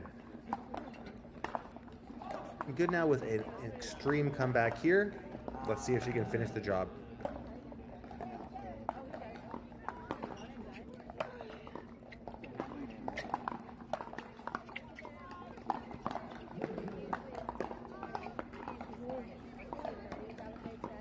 Side out here. Kennard stops the bleeding, but not before Good now ties it up. 10-10. Okay, give me a second.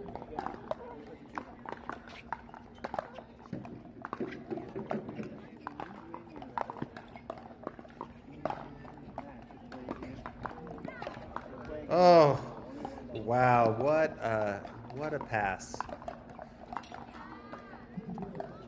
Good now survives a barrage of ground strokes, backhand volleys by Kennard. Gets the ball back. We're tied at 10.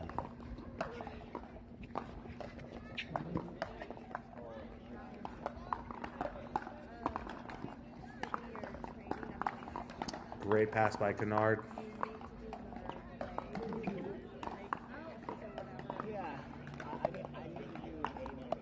I'd love to see more angles here by Kennard. She has the power, but let's make Good now reach. Game point here.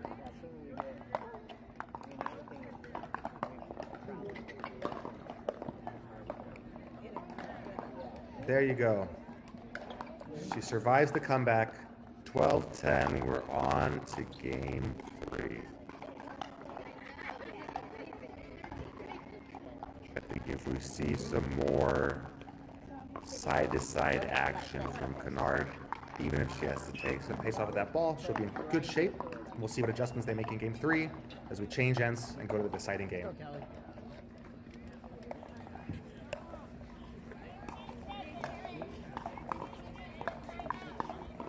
All right, we've got a couple new games here. We have, I believe, Avery Beck against Mari Humberg. Avery Beck, I believe, out of Utah. Mari taking the first, 11-1. And full control here, 8-1 in game 2.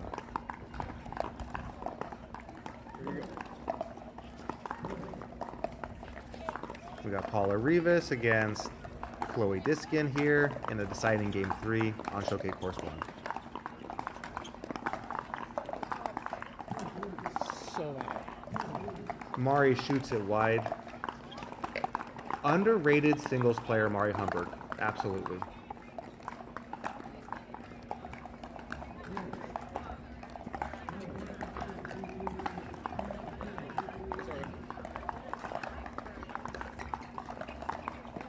Has an unorthodox game, heavy slice returns, uses spin to her advantage. It's a different experience playing Mari Humberg.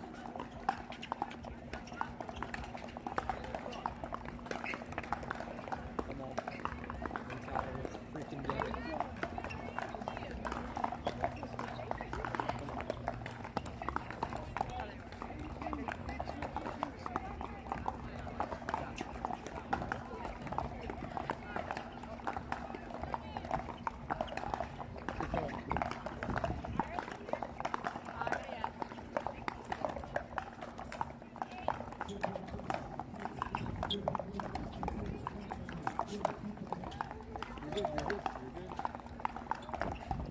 Avery has the ball into the net, looking for answers here in game 2. I believe Avery, a collegiate national pickleball champion.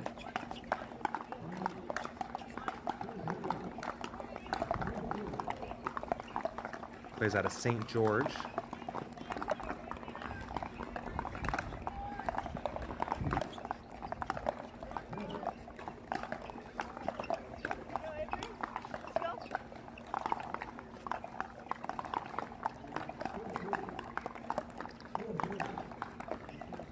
Also, breaking news, as of 2 hours ago, Paula Rivas, as you see here on Showcase Course 1, traded for Jeannie Bouchard.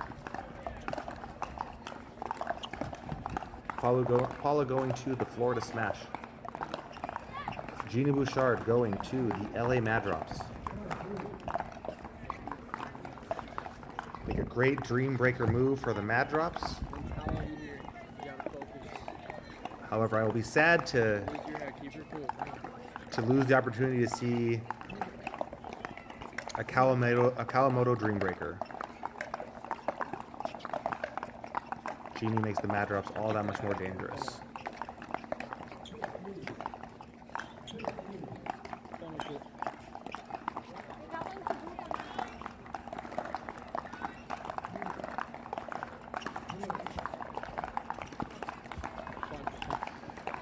Over on Showcase Course 2, Mari moving Avery back.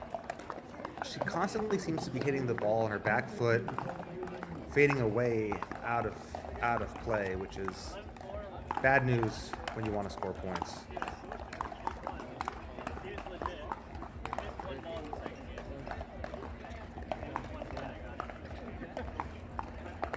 Mari Humberg, Chicago Slice MLP draft this year. Misses the two-handed backhand down the line. Avery stays alive.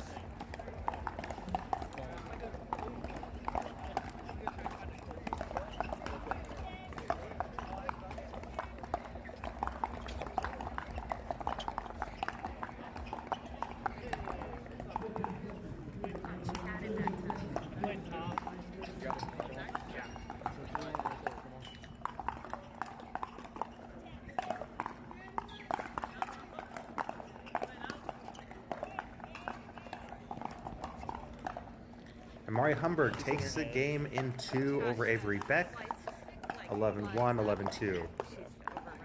The Chicago Slice, I've gotta love that performance by Mari Humberg.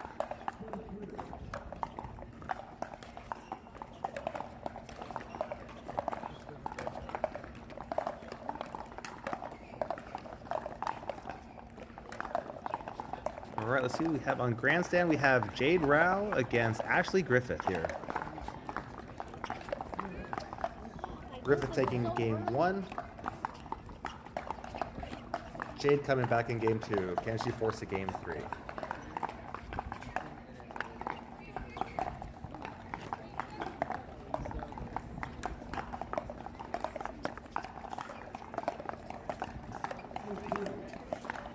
All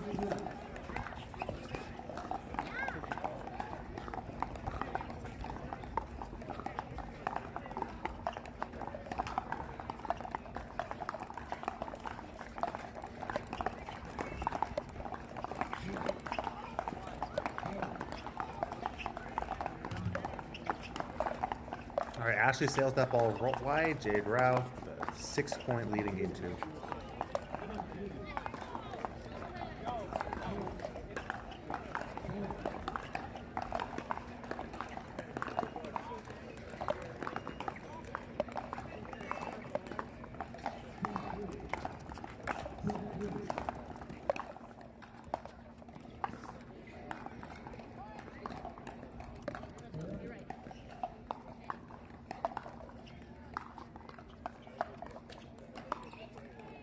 All right, Chloe here serving up 5 in game 3.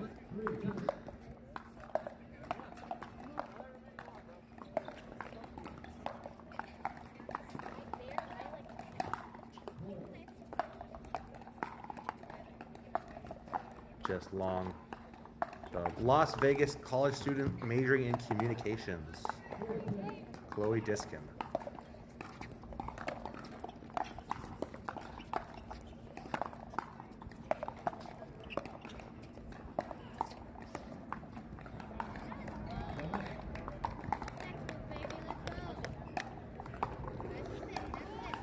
All Ashley Griffith could do in that one is just watch it, put her hands up.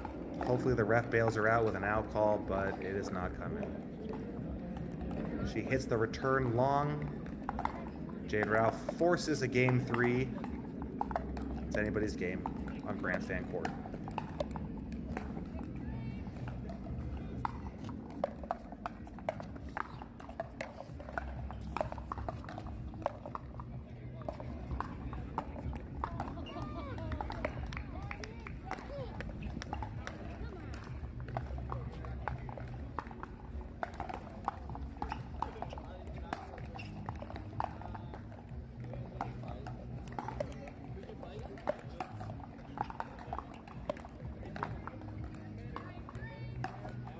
Two points away for Chloe.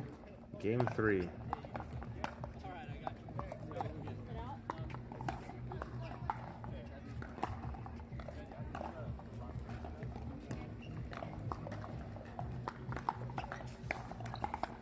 Too close to call. Chloe may be upset with the call. Takes an extra second here. Regroups.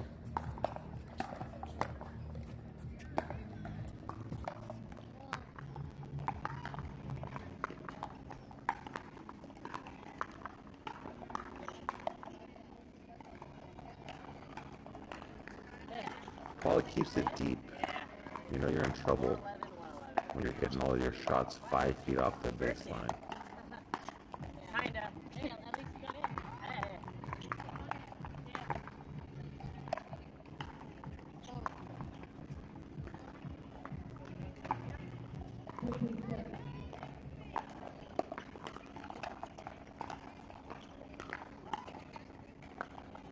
Oh, we got a missed return, but we see a timeout here.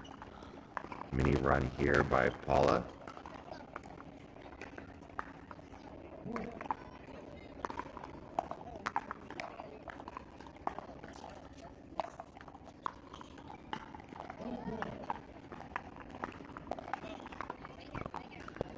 State gets the side out. Diskin 2 away.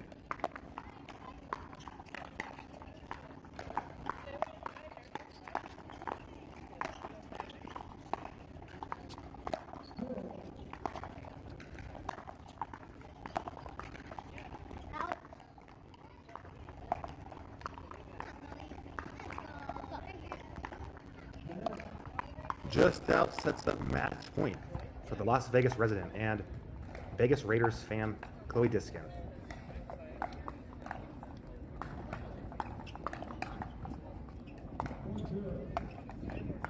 Looks like we have a timeout on the court here.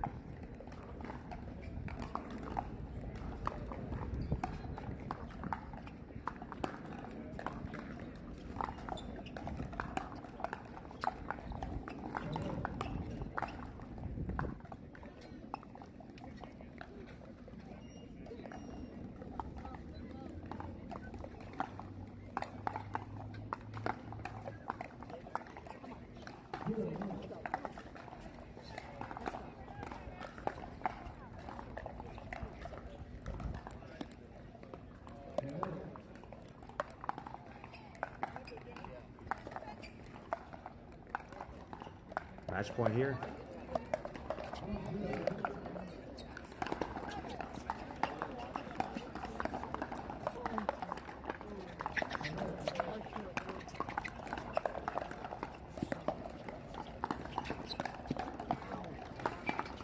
Chloe guesses right. It's not enough. Side out. Paula Rivas survives to see another point. And over on Showcase Course 3, we have Kelly Goodnow and Nicole Cunard battling it out. 8-6 in the third.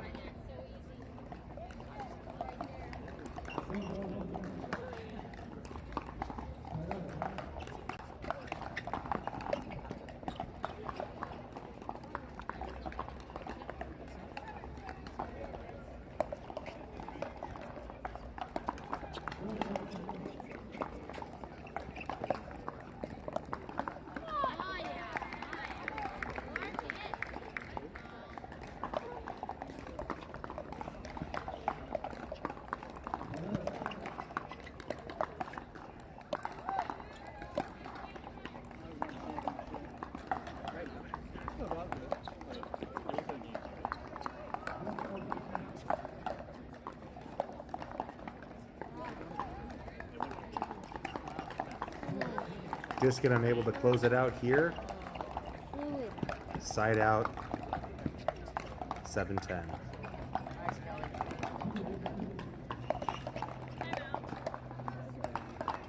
Kelly with another point. 2 points away from a win over Nicole Cunard.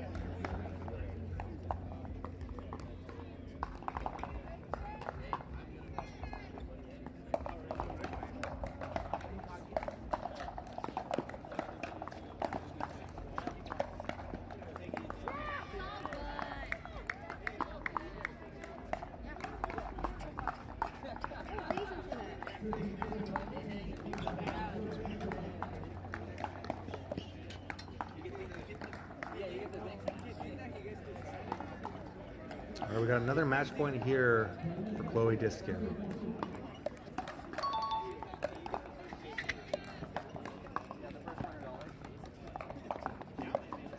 Oh, Kelly.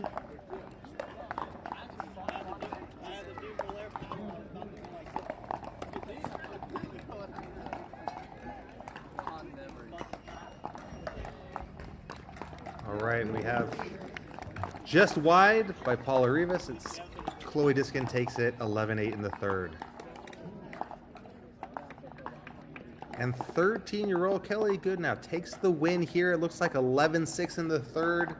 Incredible. She moves on to the next round. Watch out, Unks. We're in trouble. The youth movement is real in pickleball. All right, we're back on grandstand court here. Jade Rao against Ashley Griffith. 6-1 at the changeover. Jade looks to be in full control.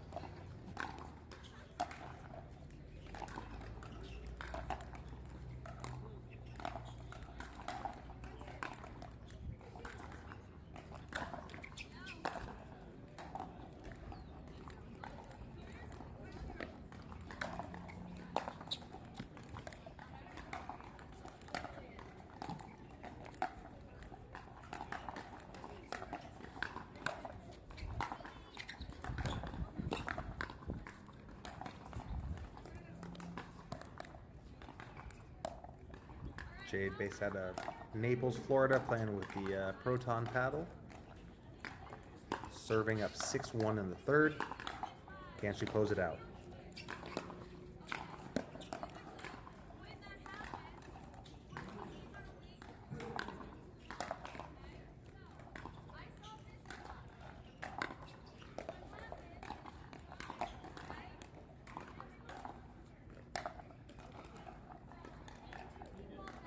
Jade with the winner down the line, 7-1.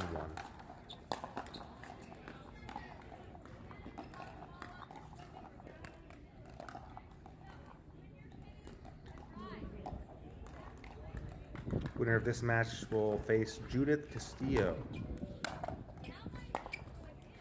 The round of 32.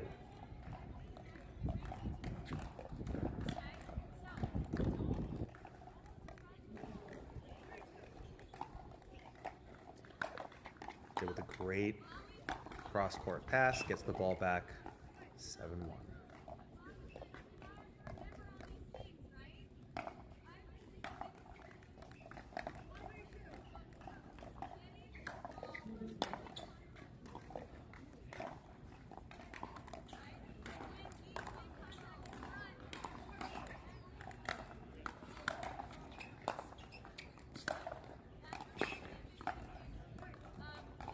What a point.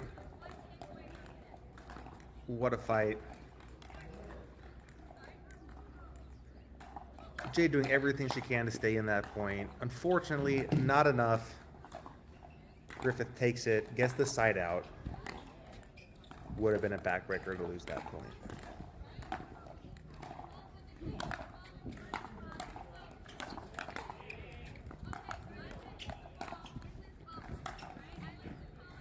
That last return of the net sometimes feels like that the other point counted for 2. Tired, you don't make it. Dumps 2 serves into the net. Are we going to see a timeout here soon?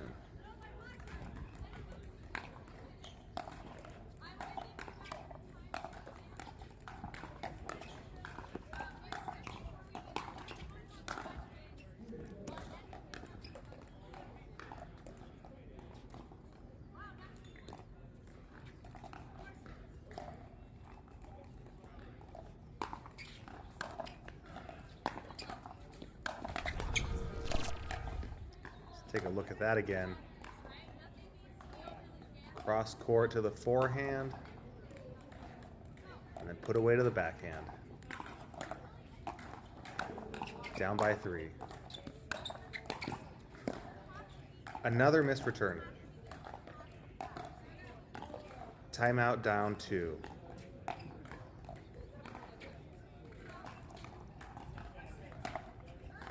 Jade was a newly signed PPA junior player, 2025, and here she is on the main draw pro tour.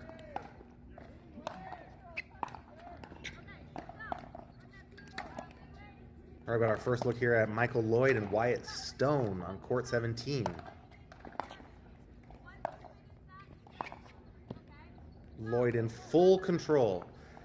Takes the first game 11-1. Up 8-4 in game 2.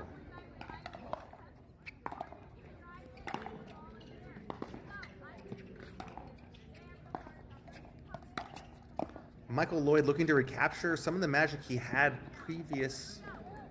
a year ago where he made the finals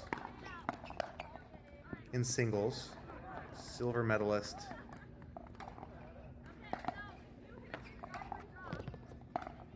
Can he continue his run?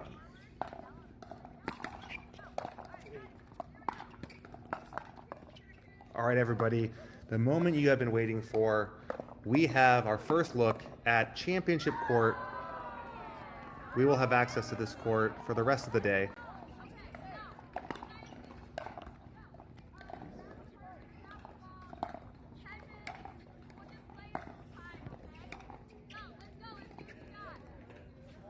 It looks like the score may be wrong. I'm squinting my eyes as much as I can to see the far scoreboard. It might be that Cleo Bond just took this match in 3. Looks to be the case, as I think we see Jack Sock coming on for the next match. Congratulations to Cleo Bond taking that win.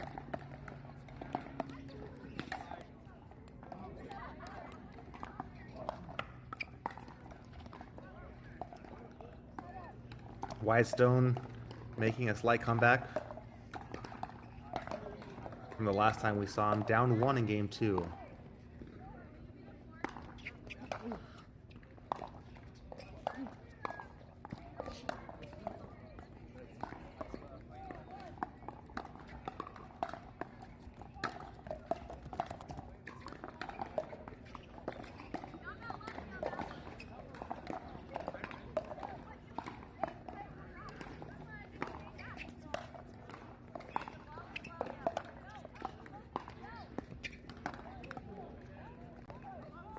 All right, look, we're at 9-8 in the second. Wyatt Stone takes the lead.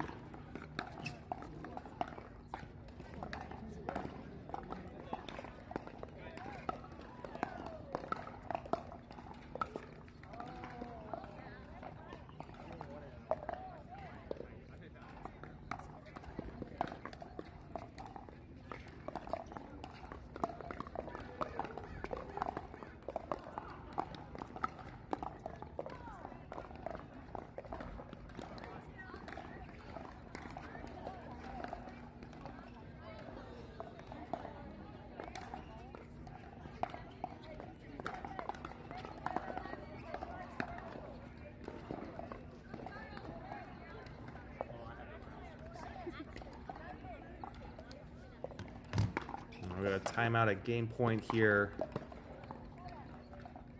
Jade up 10-5 on Ashley Griffith.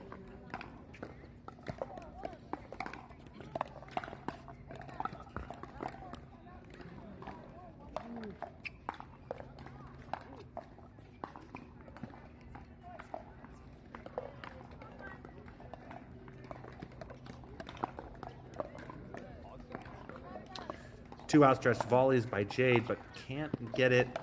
Caught looking the opposite direction. Match point save.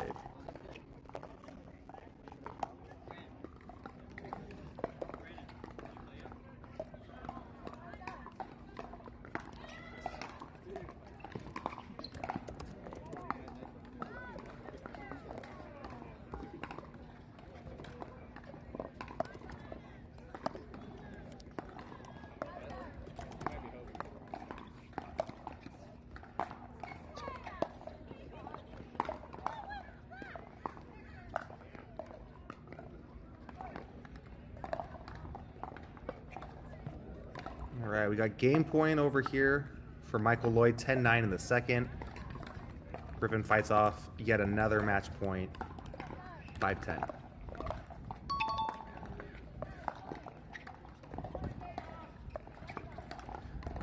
Match point there for Michael Lloyd.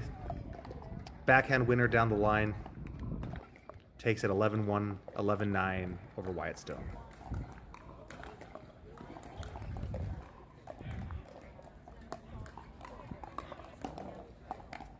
So we switch back here.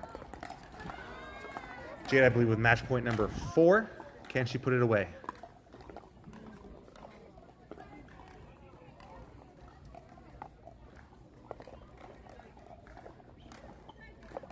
Yes, she does.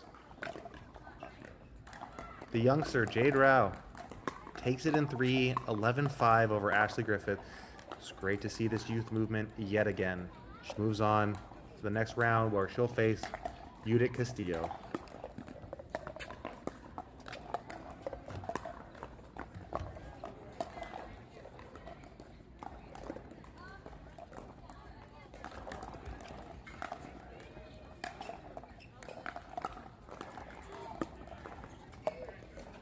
All right, here's our first look at Connor Mogul against Augie Gug. Connor up 9-2. Connor dominated the Challenger Series last year. Multiple-time medalist. A great proving ground for him. PPA Challenger. If you have not been, if you are an aspiring pro, check out the Challenger Tour. It provides an additional handful of stops, get your reps in, play more matches.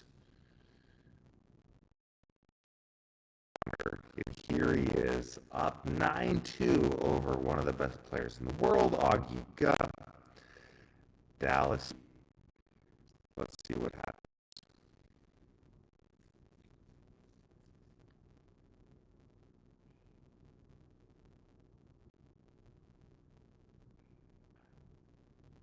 Our guy, John Lucian. Luch. Up 10-1 over Indy Dagnall. Hits the return long.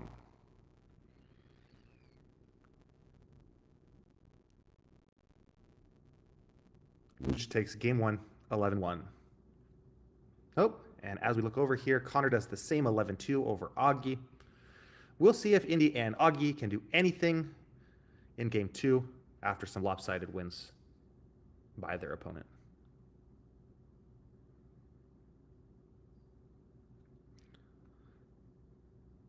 Once again, weather looking fantastic here in Newport Beach. Alex Crum, with one of the worst takes I had ever heard, said, not a fan of California, but I do love Newport Beach. And I will say, there's nothing to hate about Newport Beach. It is a fantastic venue, great for spectators, but the whole state of California is pretty awesome, I must say. As a native of the state, an In-N-Out burger till I die.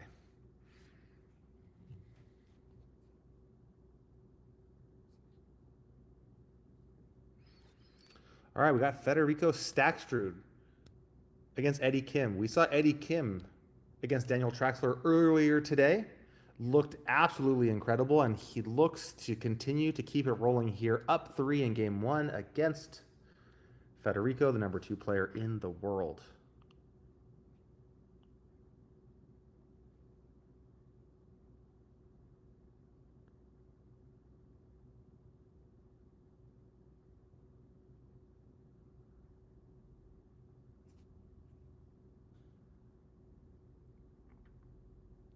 Federico looks like he is re-gripping his paddle.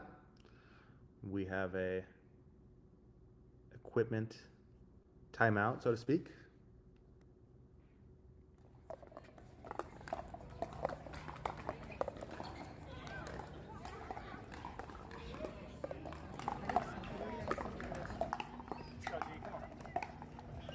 And we got Gabe Joseph here in full control against Matthew Saw.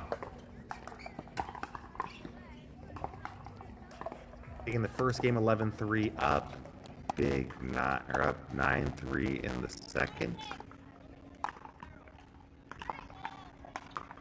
9-6 in the second, excuse me.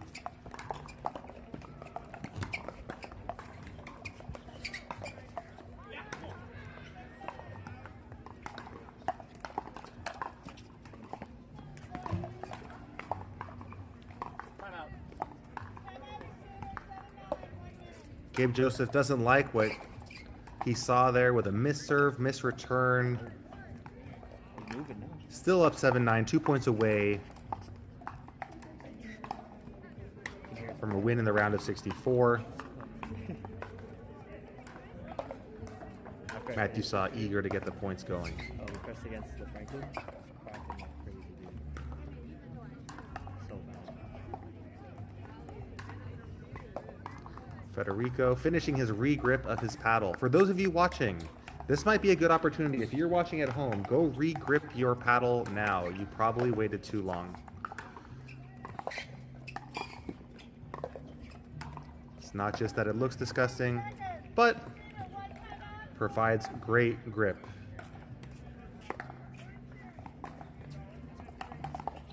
These pros change them out all the time. I probably change mine out twice a week. But there's nothing like a fresh overgrip on your paddle.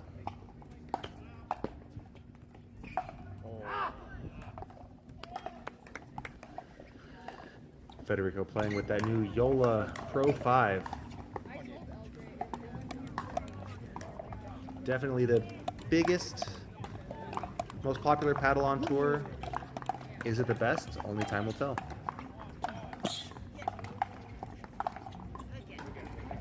Movement is insane by these guys. Incredible. Federico taking control. All fit.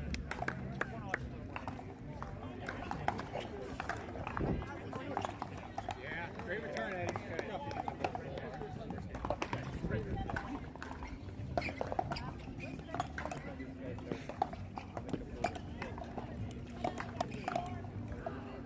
Matthew Saw with a sprayed third. Gabe gets the ball back 2 points away.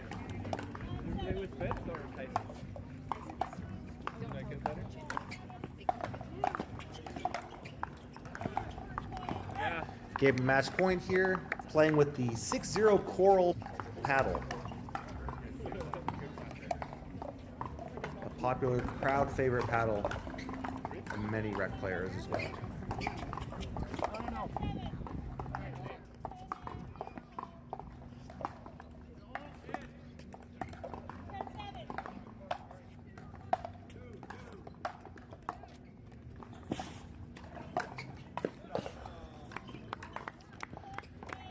Matthew sets up the point perfectly, misses the volley down the line. Gabe takes the game and the match 11-3, 11-7. He moves on.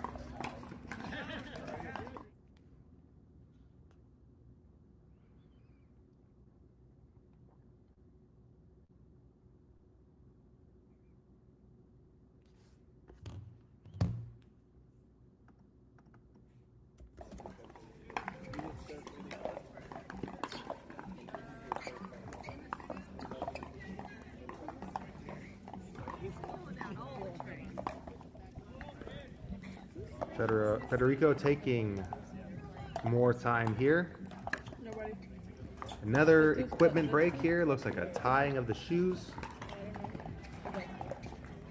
He's ready to serve. Down 3.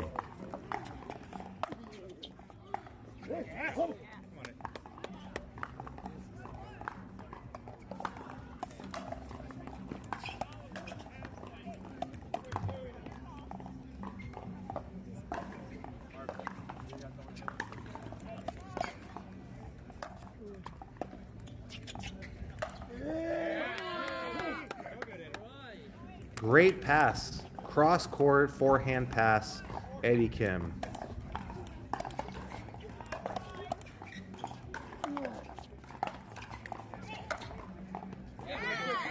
He does the exact same shot. 2 in a row.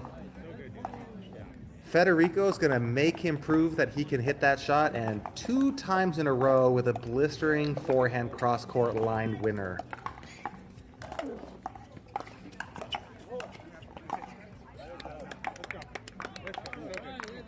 Federico says, I want nothing to do with that shot. I'm going to go down the line towards the backhand.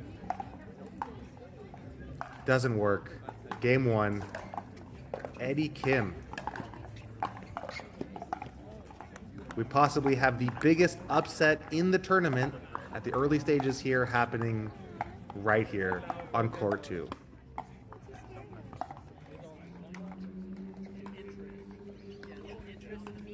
All right, moving back here, we have John Lucien Goins picking up where he left off in game 1, up 8-1 over Indigo Dagnall. On a timeout here. Let's see if Indy has anything he can say, anything he can do.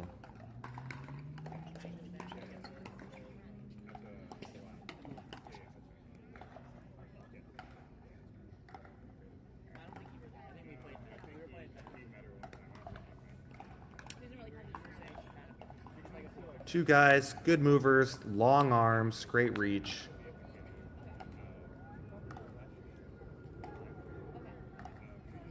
Can Indy right the ship?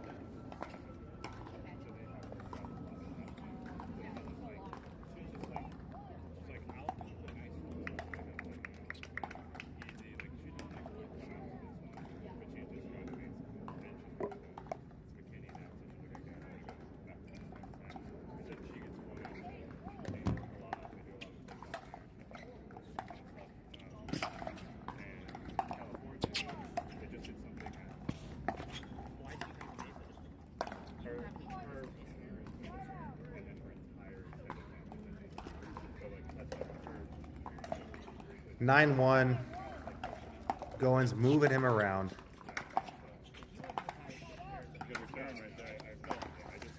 Great return by Indy, able to move forward.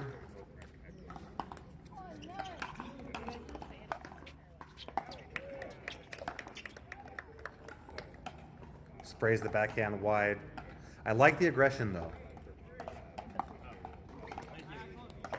When you're the underdog playing a top seed, sometimes you gotta shorten those points. Go for broke. Because the more you grind, the more they start pulling ahead.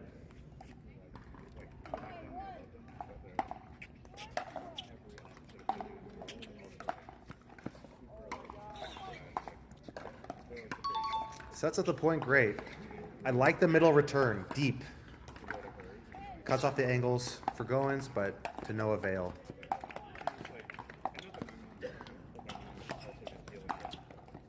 And game, set, match. 1-1 for John Lucian Goins. Paints the corner and then blasts. See ya. The put away.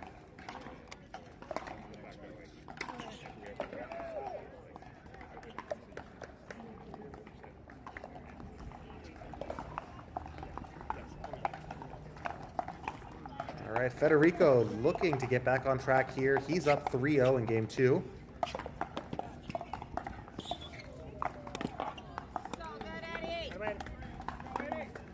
Eddie's on the board in game 2.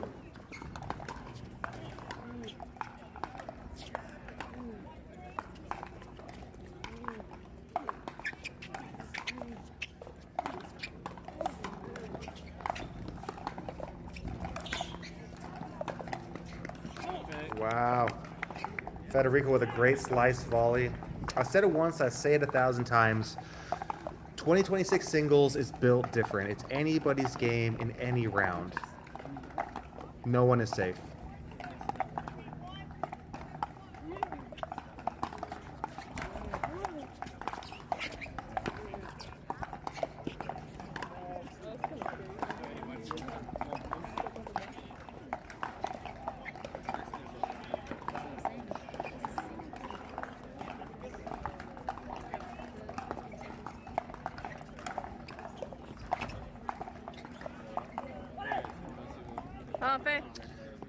Federico continuing to pressure. Drive, crash. Force Eddie Kim to continue to pass you. Great serve. And that's why singles is for the mentally tough, because lots of times you have to come in, like Fed did in game 1, and then realize that you're going to get passed over and over again. And you got to be willing to continue to come in.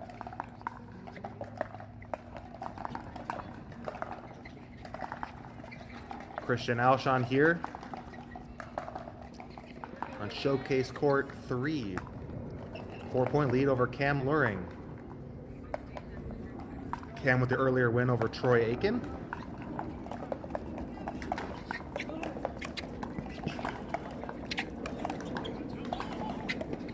A little different experience here playing Christian Alshon, top 5 player on tour. Doing a great job, down by 3.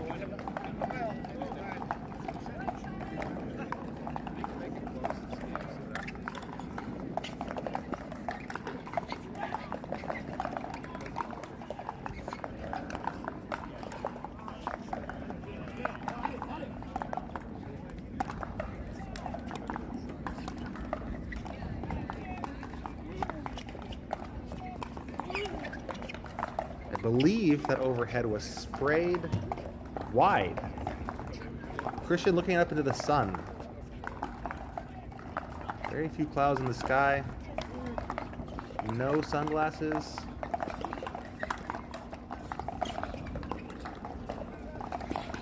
Maybe Annalie and Georgia and Anna Bright have a pair for him.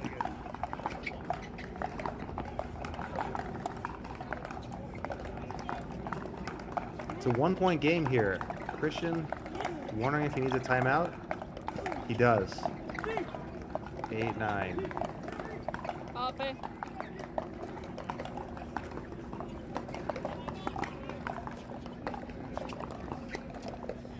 Connor Mogul tying it up here in game 2. I think he takes a 1-point lead over Augie Guh.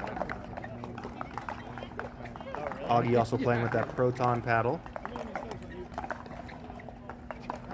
Charlie, right?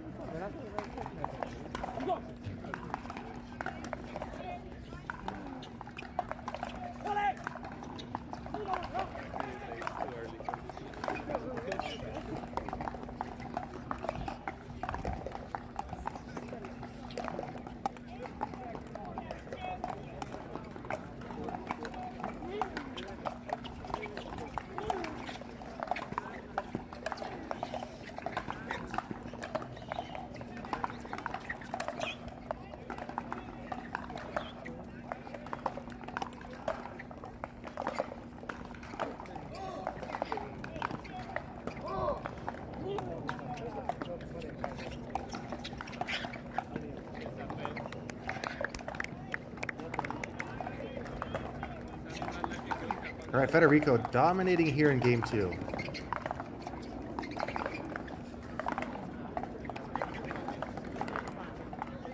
Alshon looks to take a game point here. I think I missed an opportunity here to say Snowman and Newport Beach. As it's 10-8, it was 8-8. I promise I will not make that mistake again. Somewhere Dave Fleming is in tears.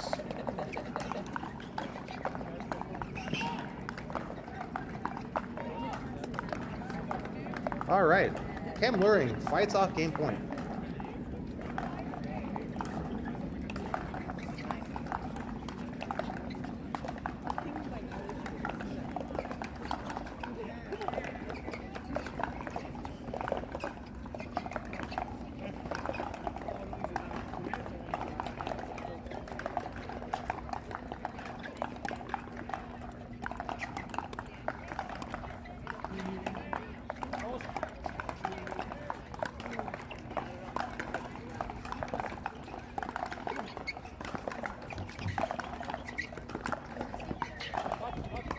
Oh, Cam misses the opportunity to put away that volley. Alshon makes him pay 11-8 game 1. We've got the double box here. Both Connor Mogul up with 9. Ooh. Augie, all he can do is shake his head. Match point, Connor.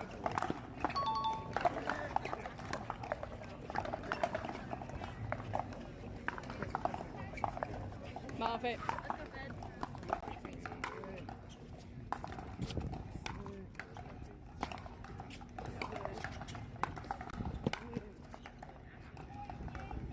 And Connor takes it. 11-2, 11-6 over the Dallas Flash darling Augie Guh.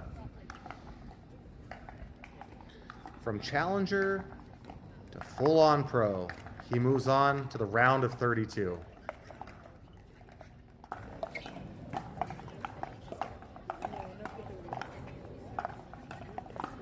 Marvin.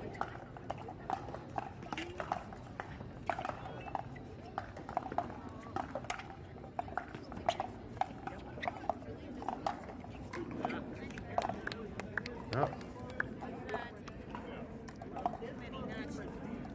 Federico in full control in game 2, imposing his will, staying aggressive. No, you're good.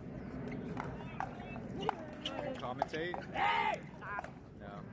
Was it on all the time? It's on. Oh, I thought it wasn't. It's on this whole time. Oh, shit. Nah, we didn't say no. It's a good match.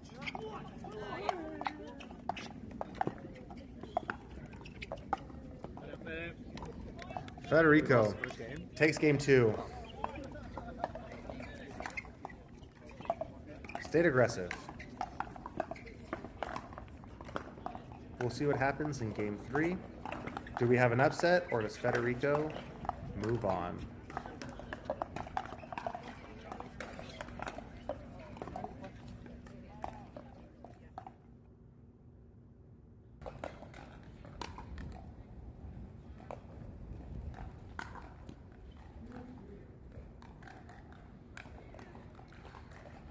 All right, we got a first look here at Jack Sock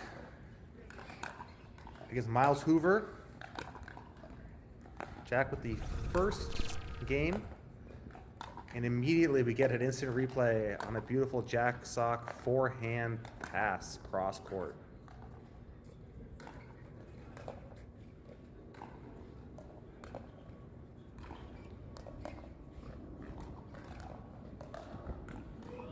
Jack up 3-0, one of the greatest showmen we have on tour.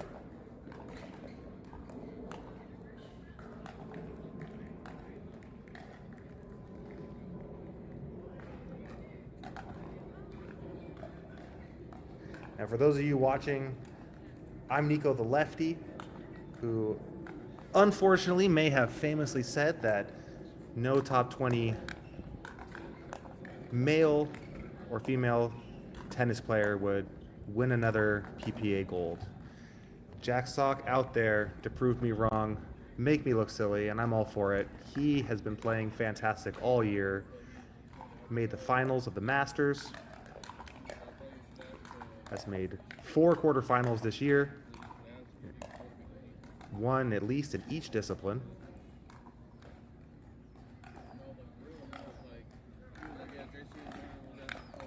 Sick. Has all the raw talent in the world to be the best player on tour. He's up 5-0, game 2. Miles Hoover looking for answers.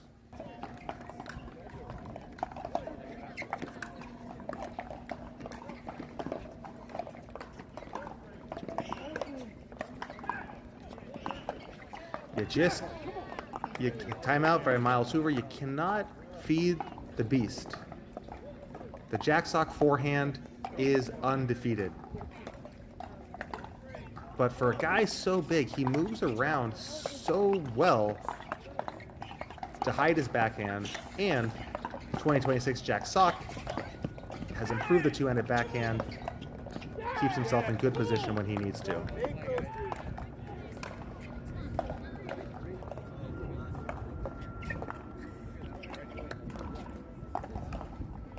And over on grandstand, we have Chris Hayworth. First look at him, who many believe is the best singles player in the world. Not the 1 seed, but has been dominating 2026.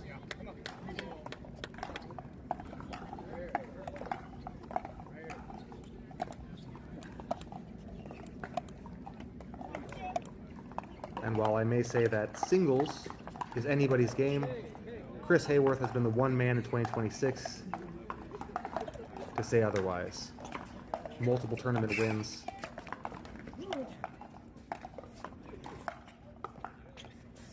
The one guy you never want to see in your draw.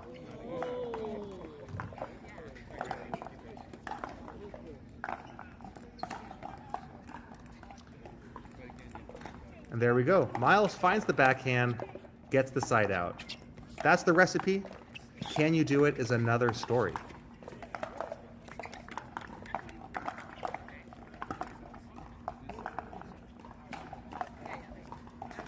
Okay. If Jack is hitting two-handed backhand cross-court winners like that, you just tip your hat and say, maybe tomorrow.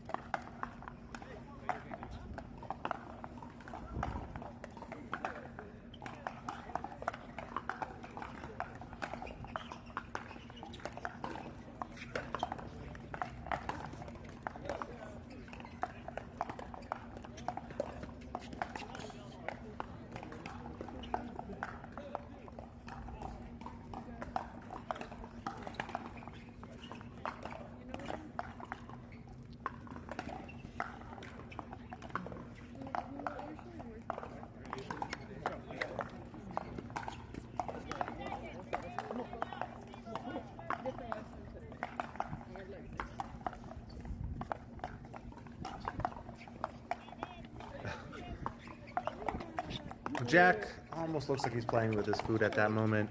Goes for the drop, the slice, the push, doing his best Geppetto impersonation here. He's up 6-0.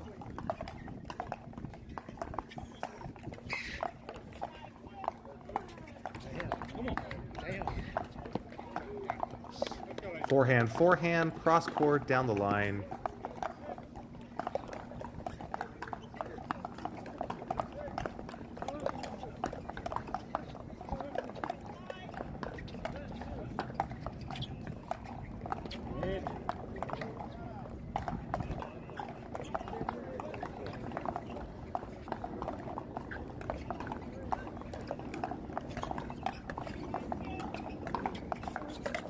All right, and Miles Hoover on the board. 1-7 here in game 3. Federico and Alshon battling it out on showcase court 2 and 3.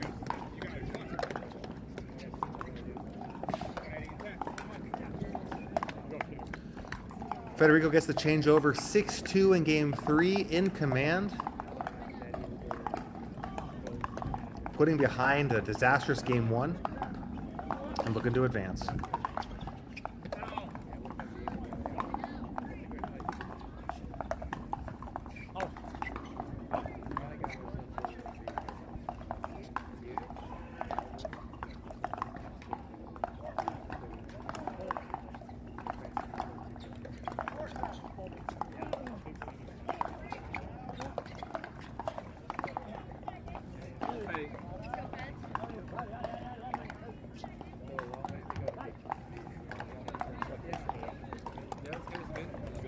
Federico saying dale, dale, dale, dale, dale. The Argentine famous words basically means let's go, let's do it.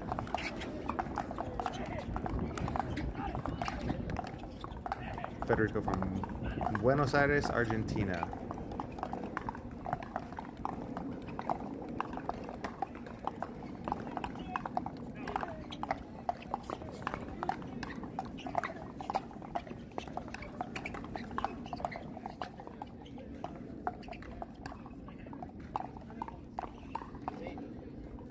Right, and maybe what could be a surprising game 2, Chris Hayworth in a battle. Sprays that two-handed backhand down the line wide. 9-9. Garcia with the serve.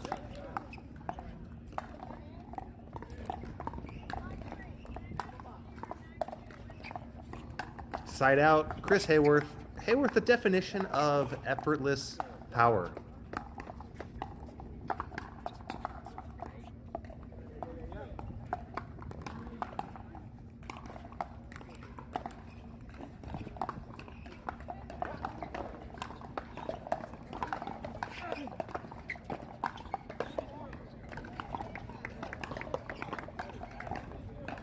And Hunter Johnson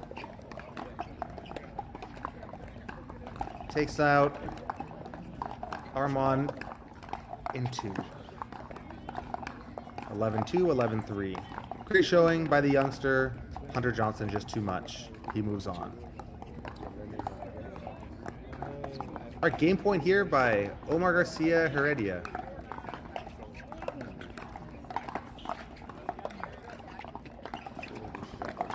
And he takes it.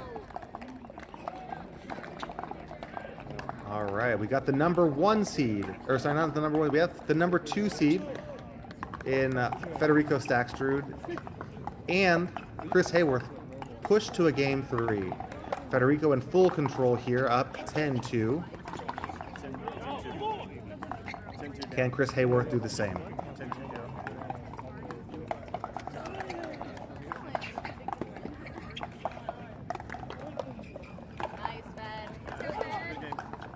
Fed with the dirty drop.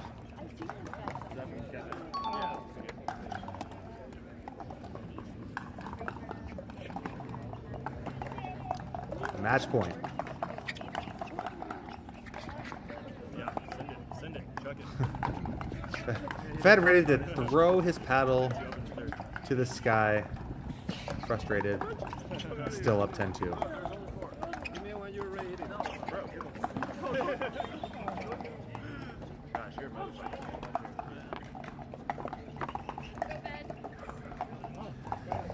Federico making Eddie Kim move a lot more in these last 2 games. In the first game, Eddie was hitting balls in rhythm, making insane passes.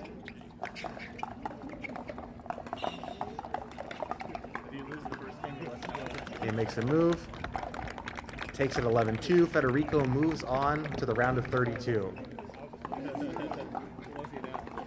As does Christian Alshon, who takes it 11-8, 11-6 over Cam Luring.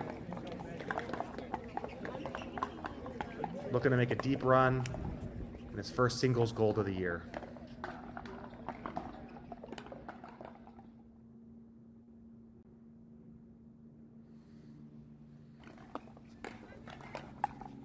All right, Miles Hoover, after an 0-7 start here in game 2, making a bit of a run here, 9-5.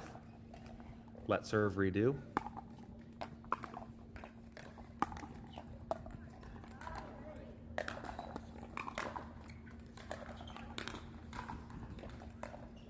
Chris Hayworth up 3-0.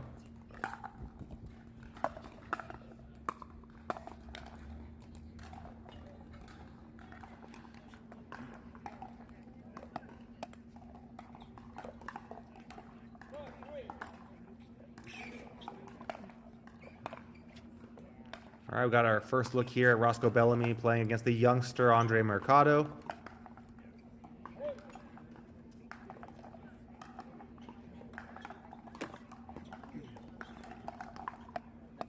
Andre down a game in 3 points in game 2. Roscoe in full control.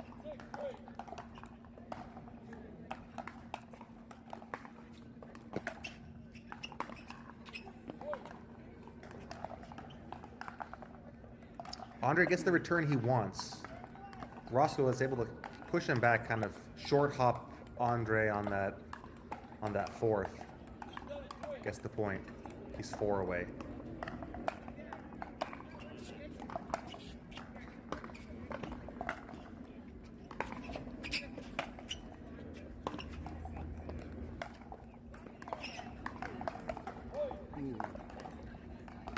I like the work, Andre.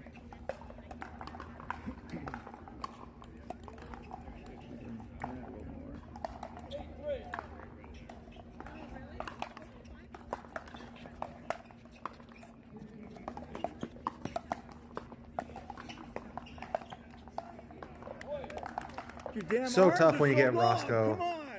Get Roscoe at the net, it's tough. He's so long, he's so tall. You don't want to play him at the baseline, you don't want to play him at the net. How do you take someone like Roscoe out?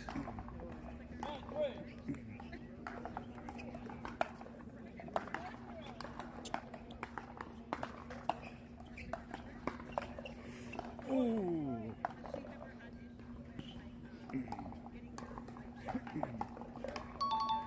10-3, we got match point here for Roscoe Bellamy.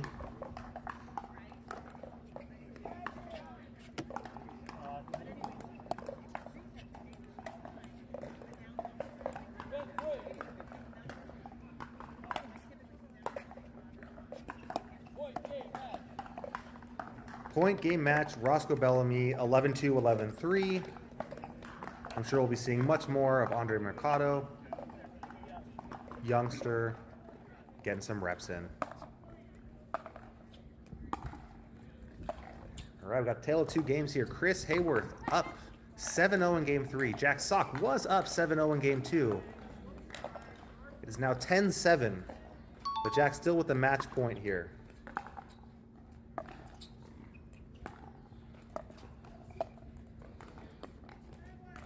Omar Garcia tossing his paddle. Can't believe what's happening. Chris will do that to you. All right, Jack with the win. 11-7 over Miles Hoover. Moves on to the round of 32. Let's see if a top tennis player can get a singles gold in 2026.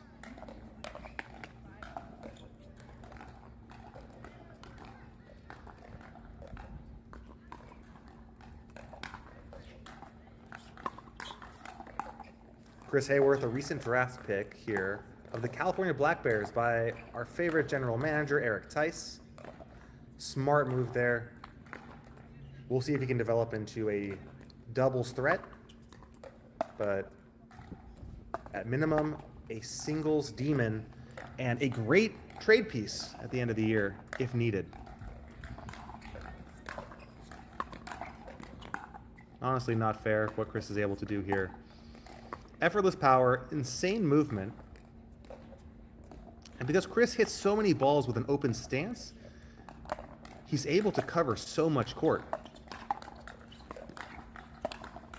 10-0, pickle point here in game 3.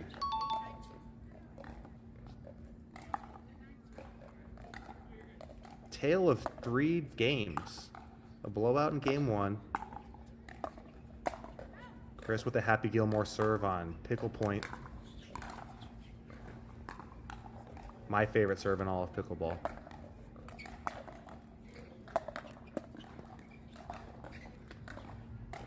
And Garcia points his finger to the sky. He is not getting pickled in game 3. He will take that point to the bank. Let's see. He can turn that 2 into 3, 4, and 5. There's 2.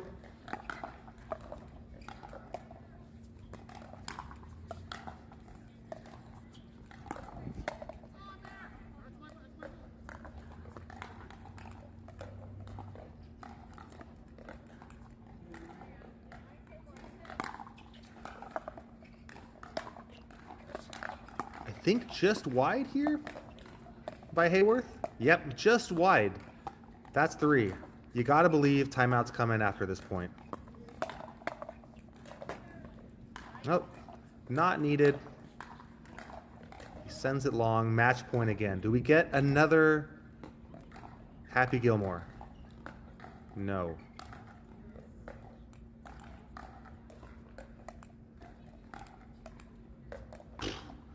His ability to cover the net, insane.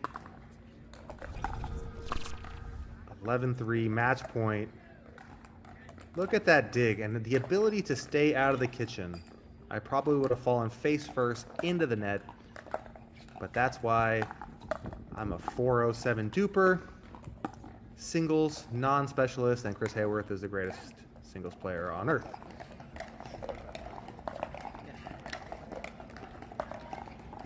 All right, moving back out to the outer courts here. We got Max Freeman in a game 2 in a surprise game 1 loss to Luke Wasson, 11-9.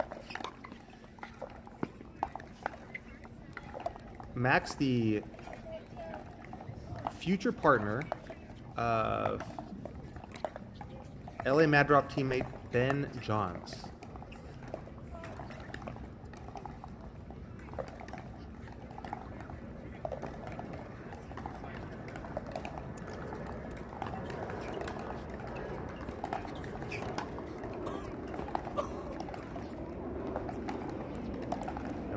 On court 9, we had Mo Alhouni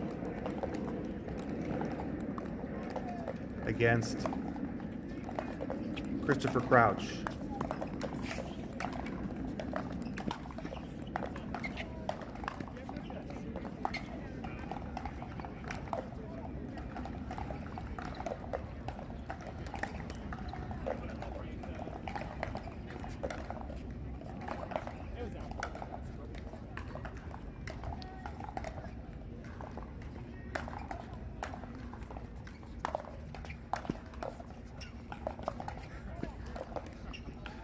Max Freeman shaking his hand, gets the net court winner. We're tied at 1.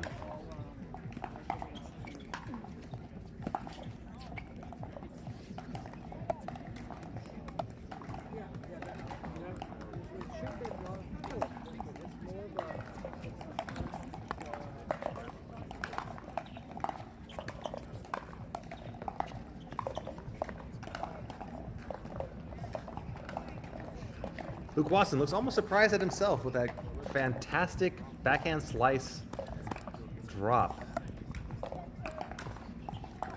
He's up 2-1.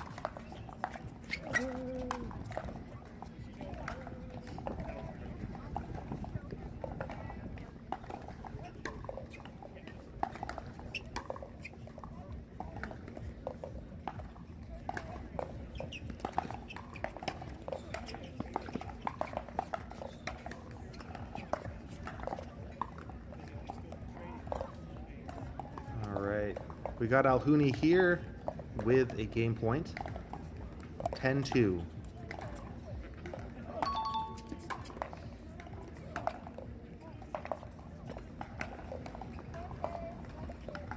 Alhouni takes game 1, 11-2. We'll move on to game 2. We'll keep an eye out here on court 15, upset brewing. Luke Wasson up a game. It was starting to get hot. Over Max Freeman. All right. So as you see here, we got timeout taken by Luke Wasson. Max Freeman goes on a 3-point run. He says he's getting hot. Need a timeout. Absolutely the right play here.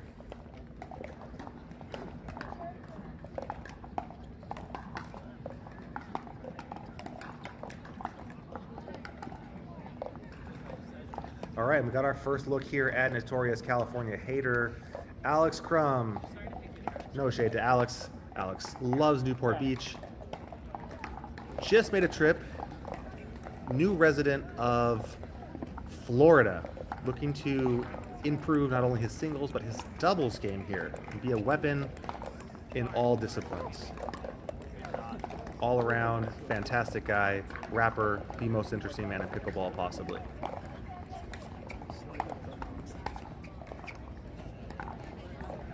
I'm told undefeated against Chris Hayworth on the Pro Tour, and has also taken out Federico Stagstreet. And it's with like shots like that that it is obvious the skill and the ceiling that he has. Incredible pass.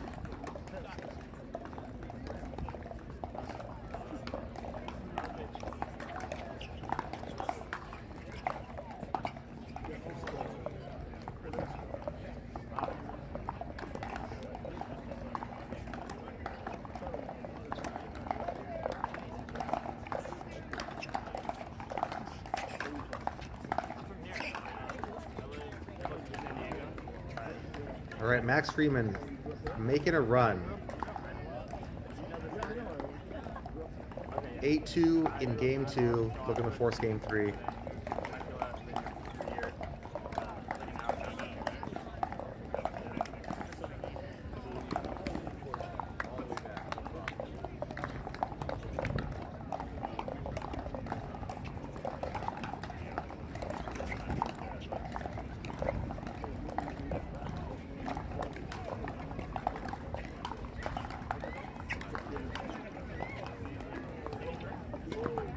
All right, just out there by Luke Wasson. Well, Hooney up 3 in game 2. Alex Crum and Brandon French battling it out in a tight game 1.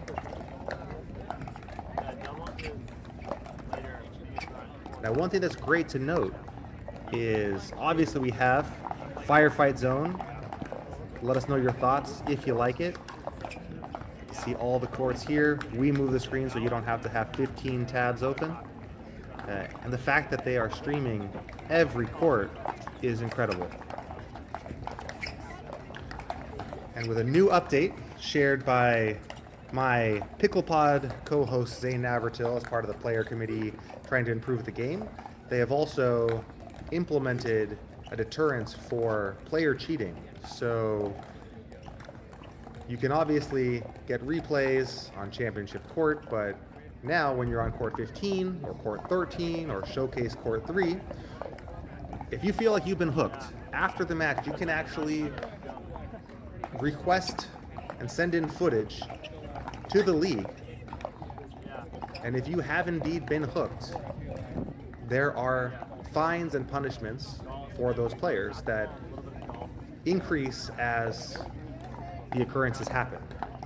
A great step, and I'm sure we'd all love to have a Hawkeye system on every court, but the PPA doing their best to deter cheating in an appropriate way that they can.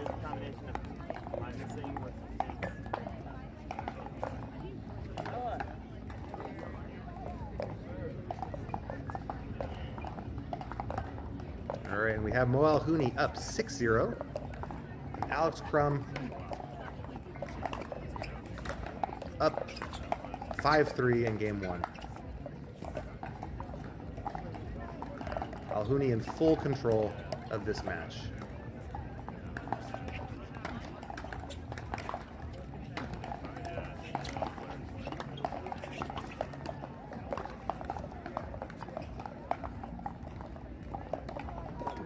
Alhouni with a great forehand pass, 8-0.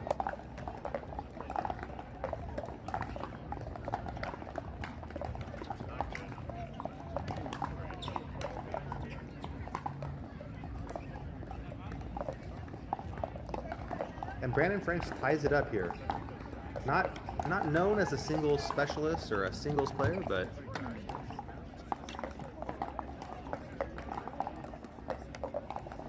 bring in an unorthodox style to Alex Crum.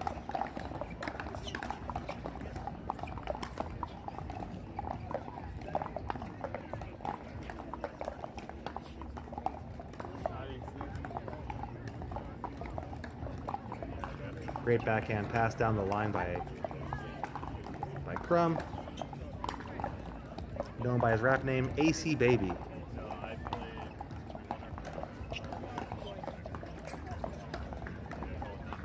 Did I just see instant replay, or is that the exact same shot? Backhand pass, two-hander down the line. It's got Brandon French scratching his head, calling a timeout.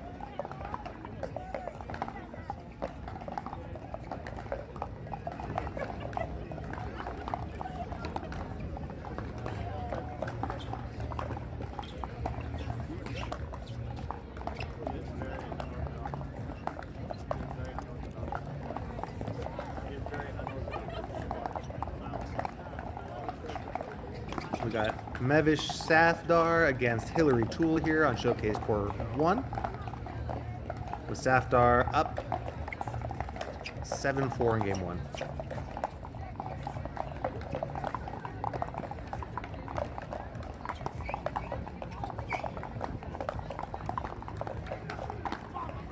Christopher Crouch gets Alhouni leaning the wrong way. The damage stops at 9.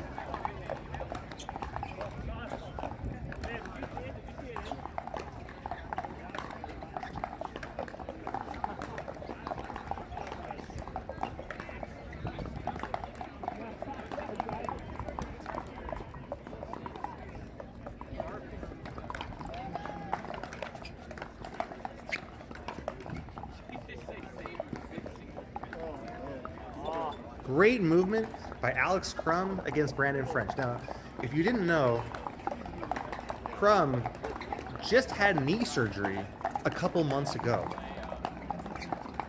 He's already back on the singles tour, moving better than I've ever moved in my life. No rust here. 9-4, 9-5.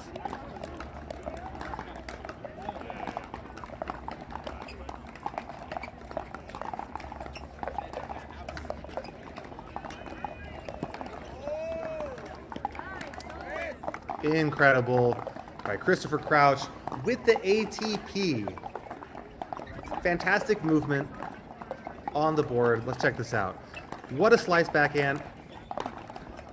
I think Alhouni thought the point was over. I thought the point was over for sure. He makes him hit another ball. He's not ready. Into the net. We're on the board.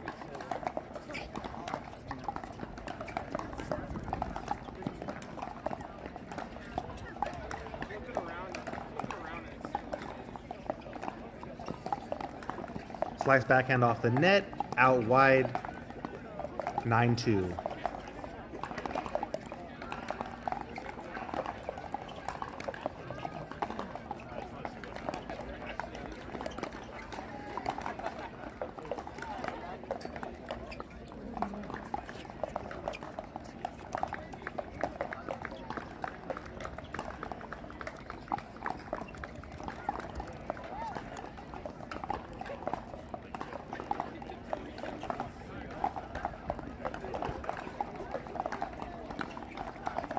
Our game point, Alex Crum.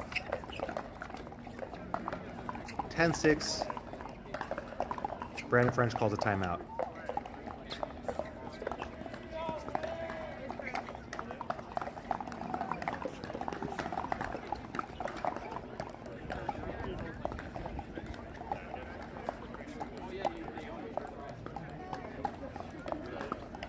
Safdar with a game point over there on Showcase Court 1.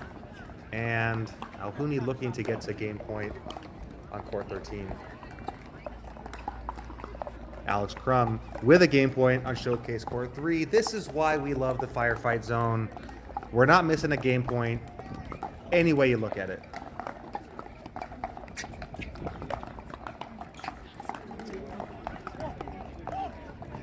And there's game point 1. Alex Crum takes game 1, 11-6. Thank you, Firefight Zone.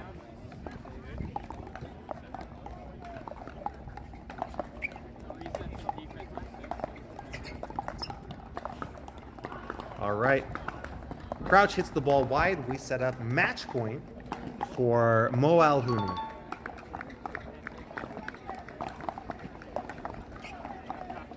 Can he close it out?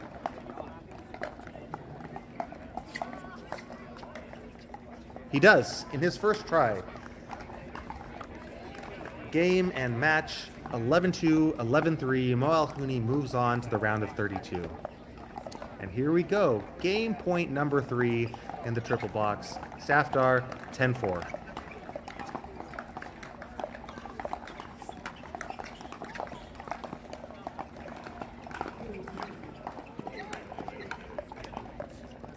Hillary Tool survives game point number 1.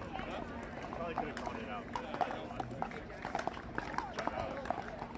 And on court 15, Max Freeman in full control. 8-0 over Luke Watson.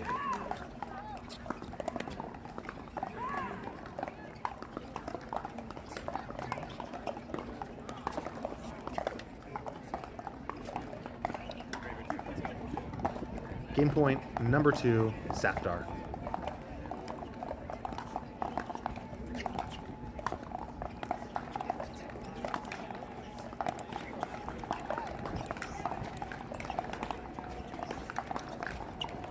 Deep return, deep fourth, sets up a difficult fifth.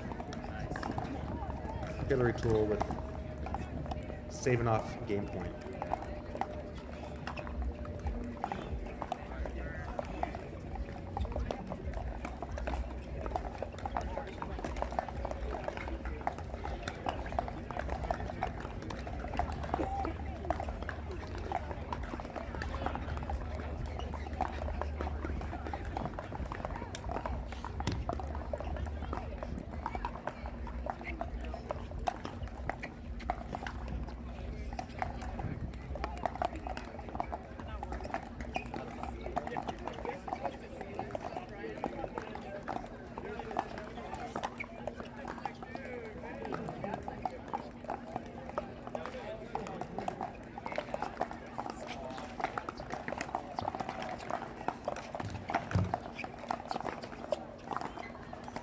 All right, Safdar gets the ball back for another chance at game point here.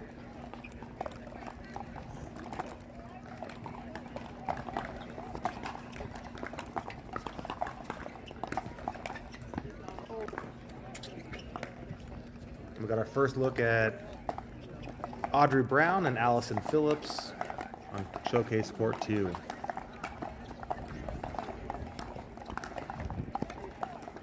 Safdar with incredible slice, backhand approach down the line, sets up the easy volley put away for a game 1 win.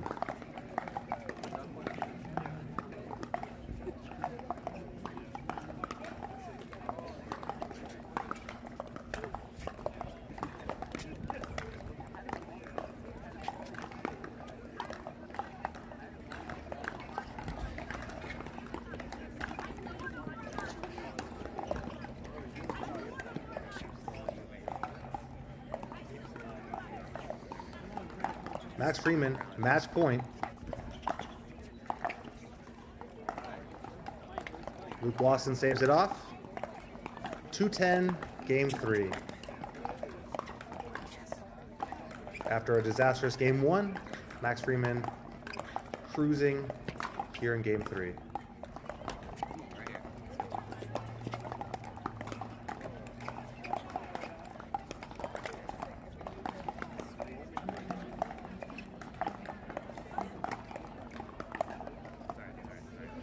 Championship court. Here we got a close one in game 1. Cade Peterson against Victoria DiMuzio.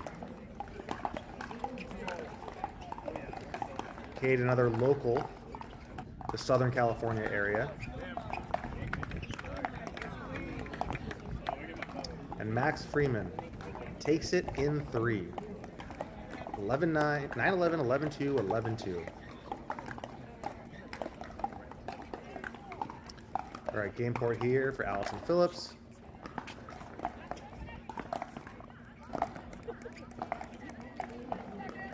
Double bounce. Allison Phillips takes game 1, 11-3. 4. Audrey Brown, work to do.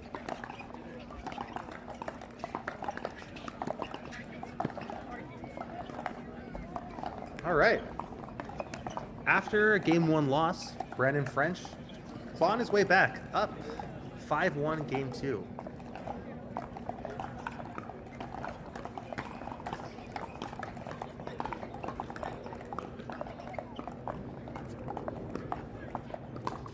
Let's see how the legs, the knees, the fitness is there for Alex Crum in games 2 and a possible game 3.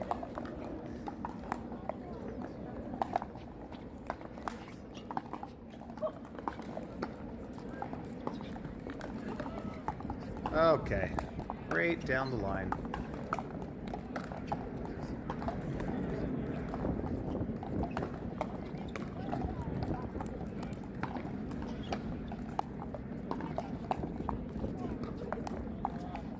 Another insane backhand, first down the line, then cross court. When you can go both cross and down the line with the same power, it makes it really difficult for your opponents because they have to start guessing.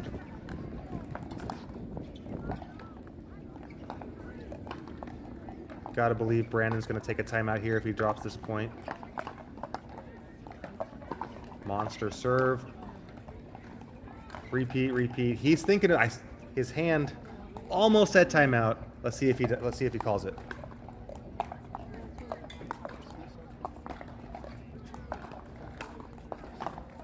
It looks like a timeout here. The backhand of Alex Crum doing work.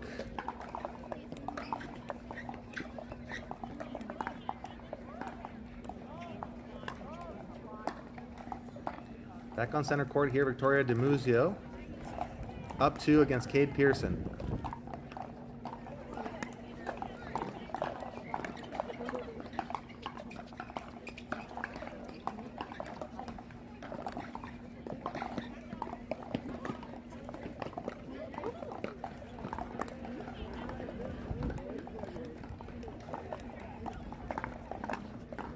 Great volleys by Cade there. Moves Victoria around the court. Gets within 1. And Allison Phillips over on Showcase Court 2. Continuing where she picked off in game 1, up 5-0.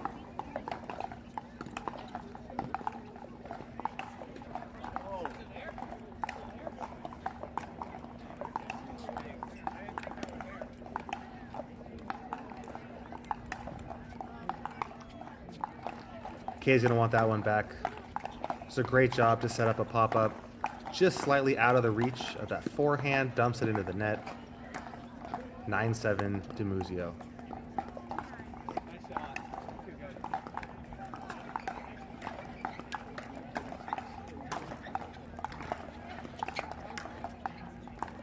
What a get. Victoria DiMuzio on the full sprint to her backhand corner hits the perfect drop into the corner at the feet of Cade Pearson. Sets up game point.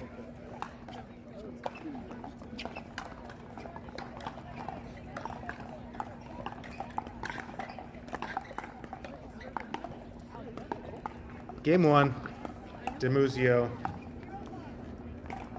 Let's take a look at that again. On the run, forehand drip. The outstretched hands of Cade Pearson, 11-7.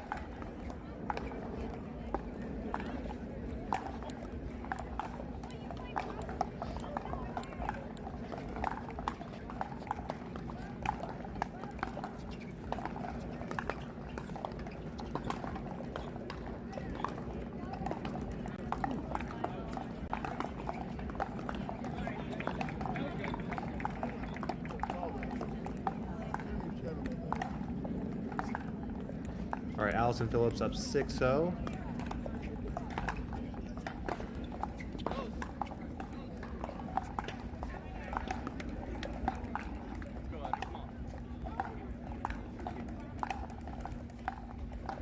Sprays that long. Let's see what Audrey can do.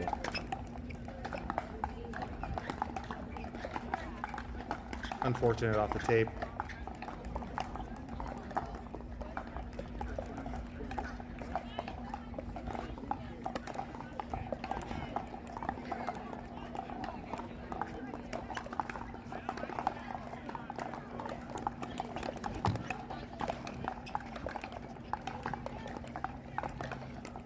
right, and after that 1-5 hole in game 2, Alex Crum rolling off 7 in a row. He's up 8-5. Looking to get out in 2. I think it's really important, specifically for Alex, coming back from injury, to finish these games off in 2 when he can. Save his legs for the next day. Wow. Great play by Brandon French.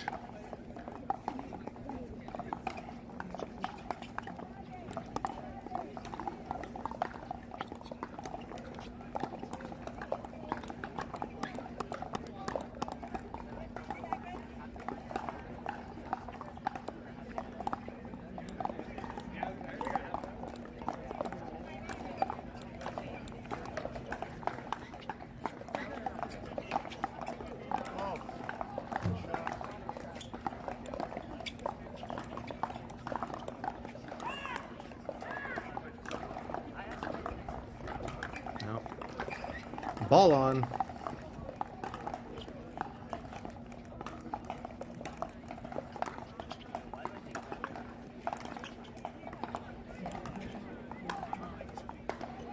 right, Brandon French ties it up at 8.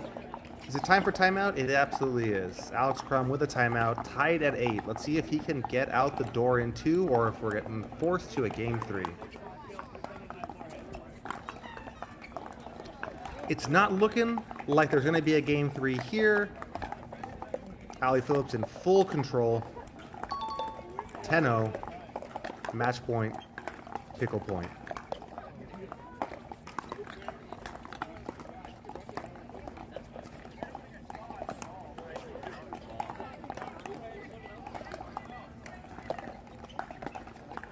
Great point to stave off match point. 0-10.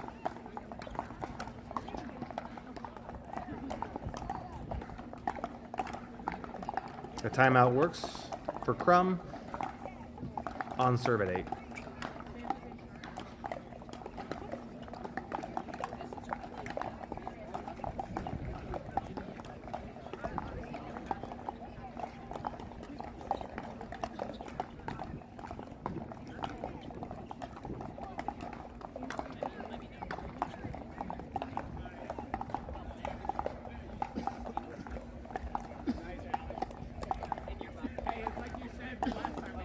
Nine 8.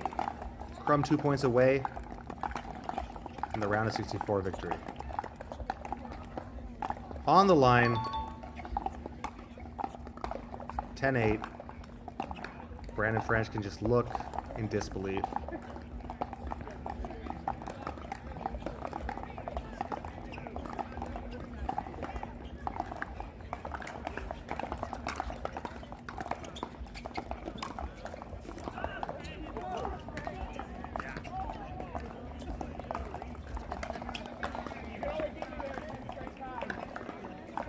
Audrey Brown stays off another match point, scores a point. We're at 3-10. Match points all day have been that elusive point, taking 5, 6, 7 points. This seems like all day.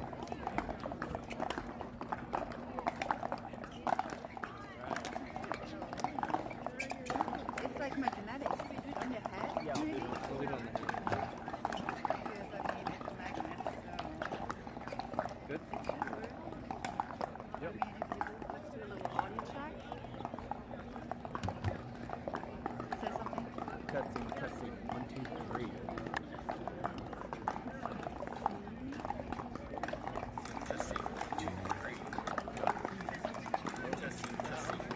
I don't have the corners on it. I'm not sure which side you're going to start, but when you're on this side, Brandon French ties it up. with the camera, 10-10, game 2.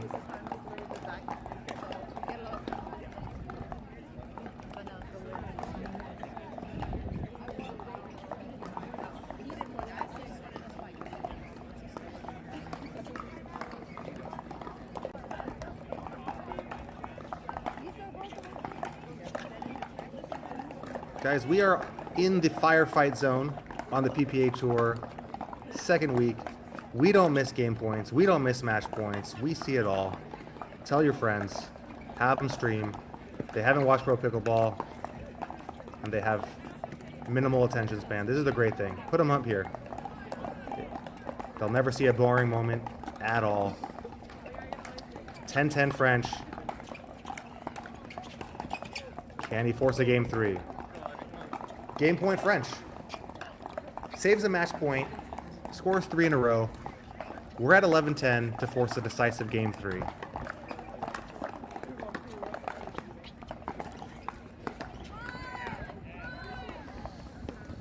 I think at this point you got to stay away from that Alex Crum backhand. It's lethal and it can go anywhere.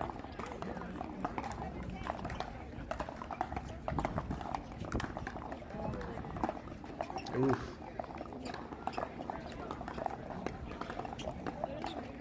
$11-10. Game point again. Now we have match point. Remember, 5 minutes ago, Allison Phillips serving for the match 10-0. 7 points later, match point again, but no longer 10-0.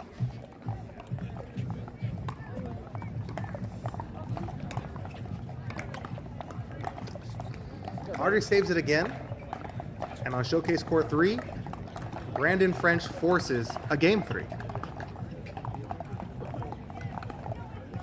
I don't know what the seeds say, but can Brandon French pull the upset?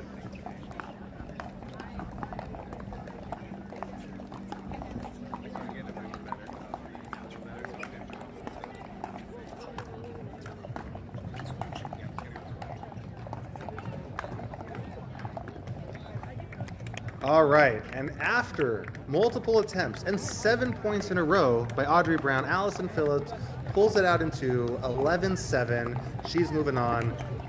Round of 32.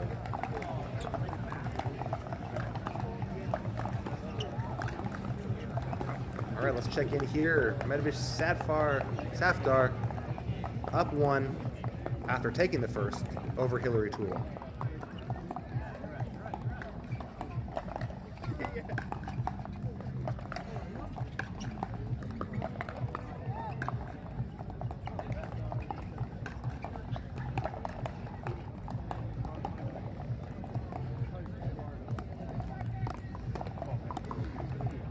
Hillary with the ever important practice swing after dumping a shot into the net.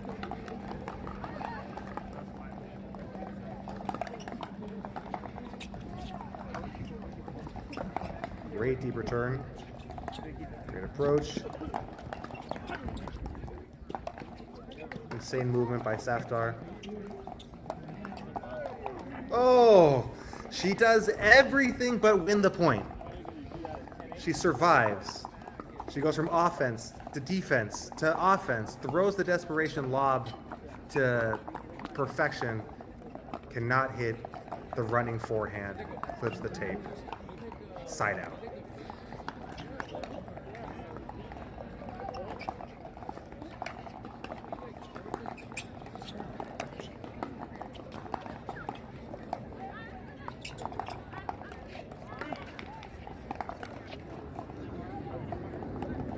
All right, we're in game 3 with Alex Crum and Brandon French. I have been told that Alex Crum is indeed the favorite here, 24 seed versus the 41 seed Brandon French.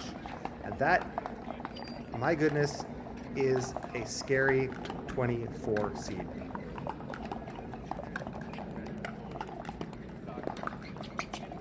The biggest question for Alex Crum is, does he have it on that day?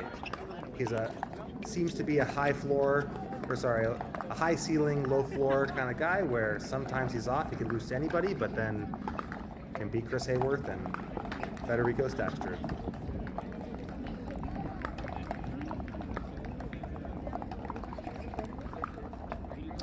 Championship court, checking in, Victoria DiMuzio, full control. After a somewhat close game 1, she's up 9-2 on the local SoCal Cade Pearson.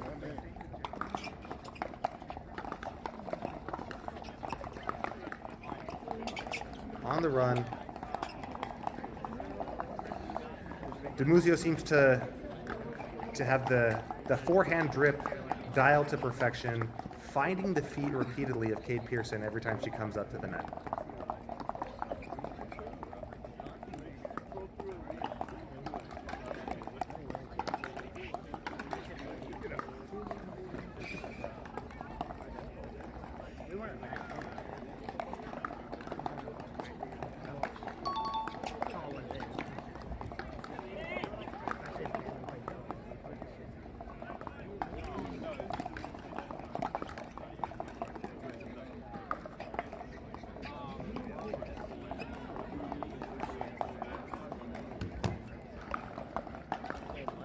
And Victoria DiMuzio taking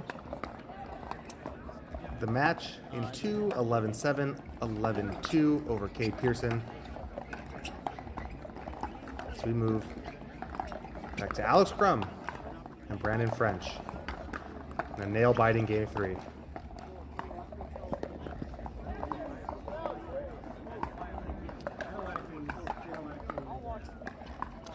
Alex Crum wanting to keep this a singles match, Brandon French wanting to turn it into doubles. Hits the drop, brings into the net, where you gotta believe Brandon French has the advantage.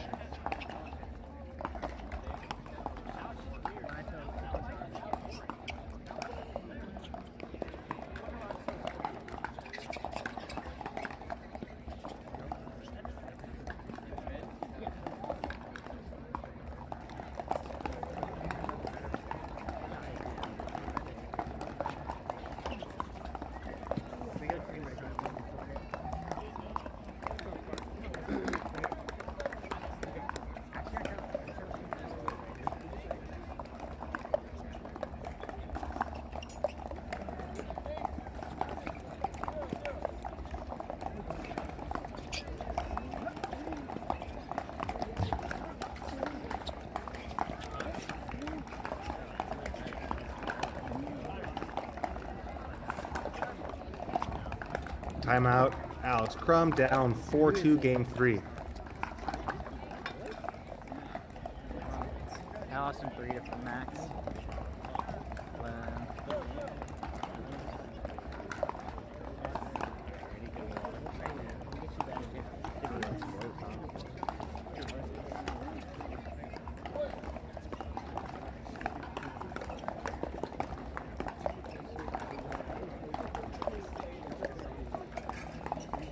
All right, we have here on court 13, we have George Rangelov and Spartak Rahachu. Hopefully I'm pronouncing that correctly. Hopefully I don't have to say it too many more times. Spartak down a game, down 1 in the second.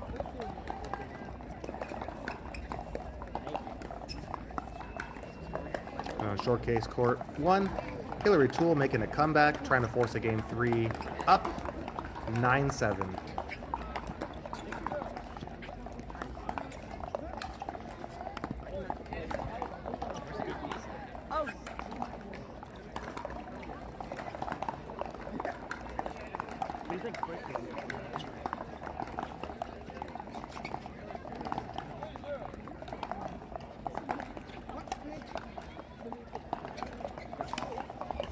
All right, here we're at game point. Hillary Toole.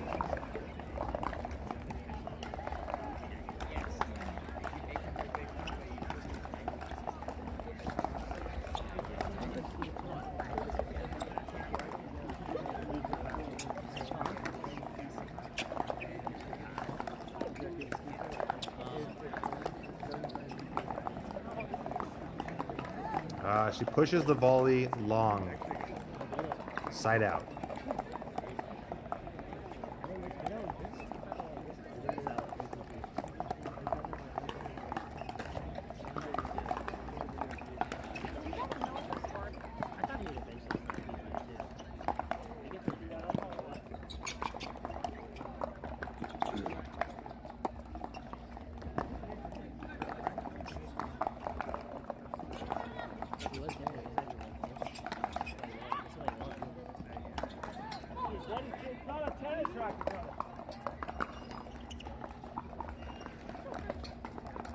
Alex Crum saying it's not a tennis racket. Frustrated with his play as they switch sides. Go, buddy. Down 6-3. Hillary Toole over on Showcase Court 1. The chance to close out game 2.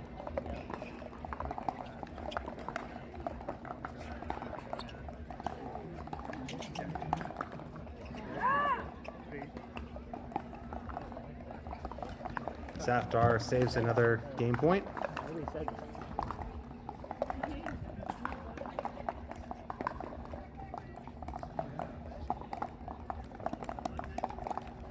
And we got in grandstand, Chloe Igleski taking game 1 against Aiko Yoshitomi. Go, babe.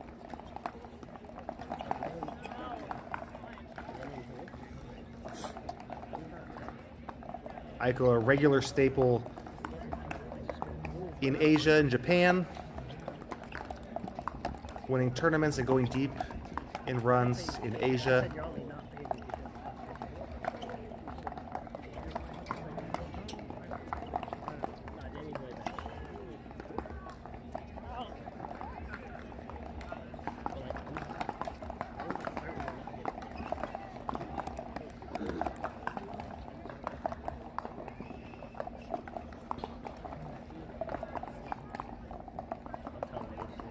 All right, let's go. We got timeout here on Showcase Court 1.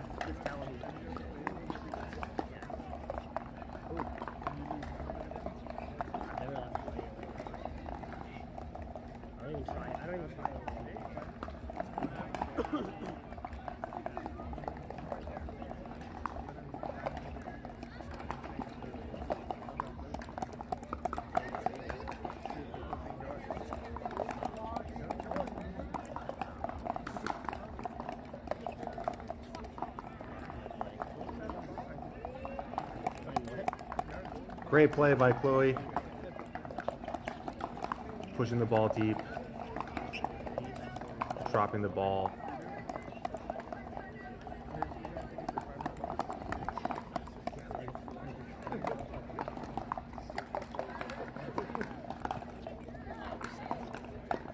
Igleski is 19 years old out of Eagle, Idaho. Found pickleball at 15. Another one of the up-and-comers here. Trying to make a name for herself on the pro tour.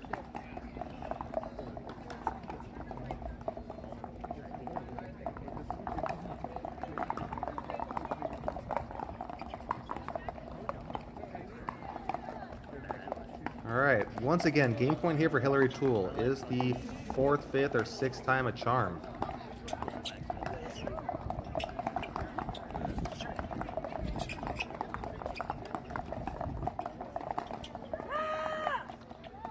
Incredible by Safdar. You gotta believe she was down in the point there.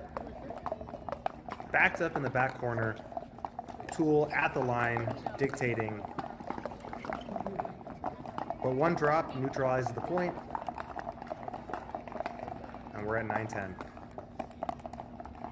Okay, one stop.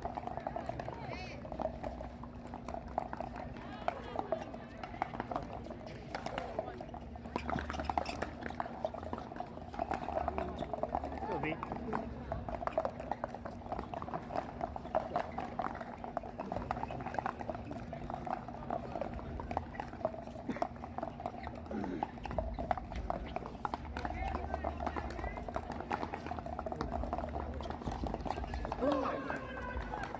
Go, B.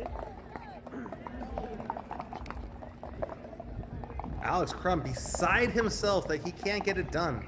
Down 1 in game 3. This could be the first big upset of the day.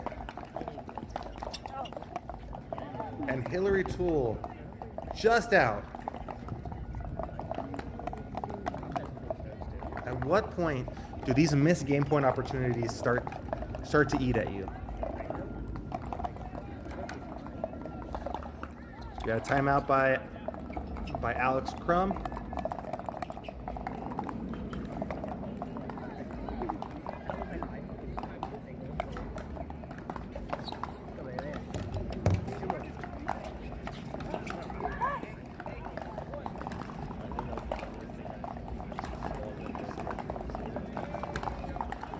We are at 10-10, tied up here. Game 2. Safdar looking to get out in 2 after being down big. Saving off multiple game points. You gotta believe momentum's on her side.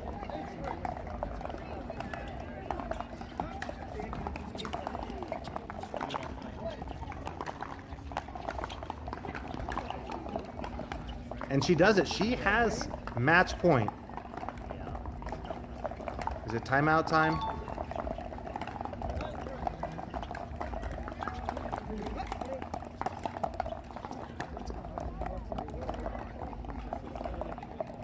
All right, we had match point for Brandon French, couldn't pull it through. At point for Safdar.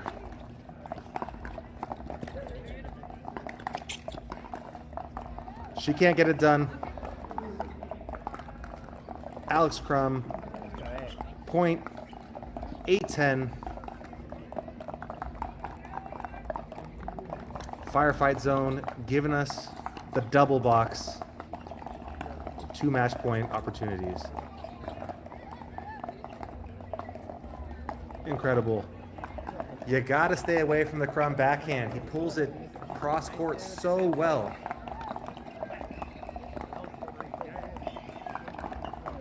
Hillary Toole cannot get off 10. She's gonna be thinking about this for a while. She can't pull this out.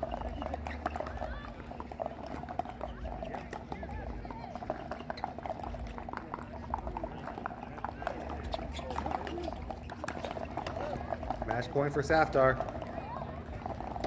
She can't do it either. Who wants this? Who wants to win? Who can execute? Points hard to come by in the Safdar Toole match. George Rangelov almost at match point.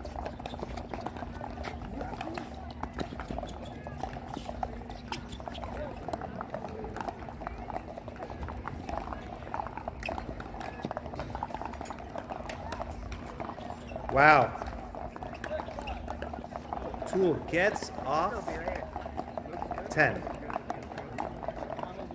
We are at 11-11. We are at 10-10 with Crum and French, and we are at match point with George Rangelov. George takes it 11-2, 11-5 over Spartak Rakachu. Moving on.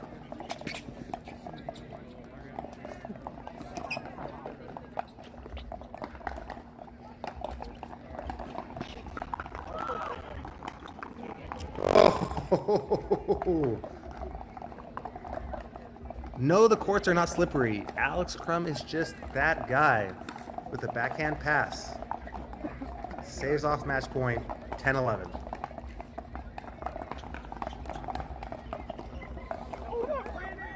French doing a fantastic job getting Crum to the net over and over again. You gotta believe Alex wants to stay baseline.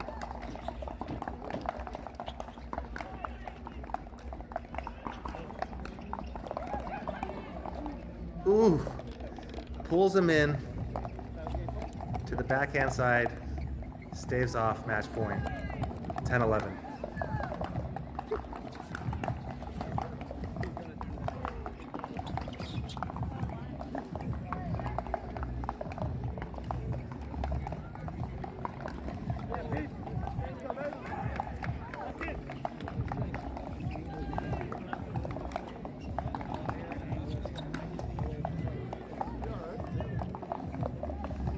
Toole with the missed return. Match point for French.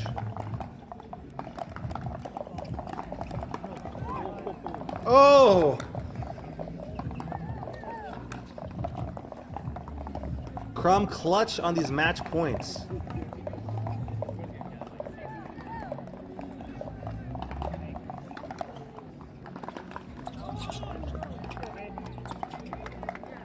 But he can't find that 11th point. Will it be costly here? Match point again for Brandon French.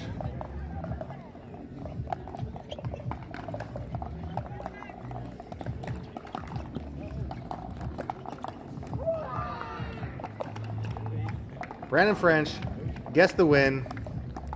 Alex Crum down in 3. There goes the paddle. First big upset of the day.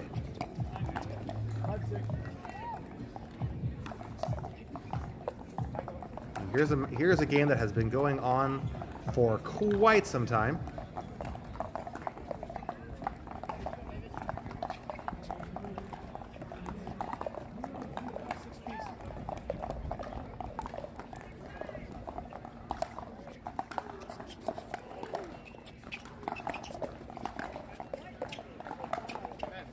And we're tied up at 13.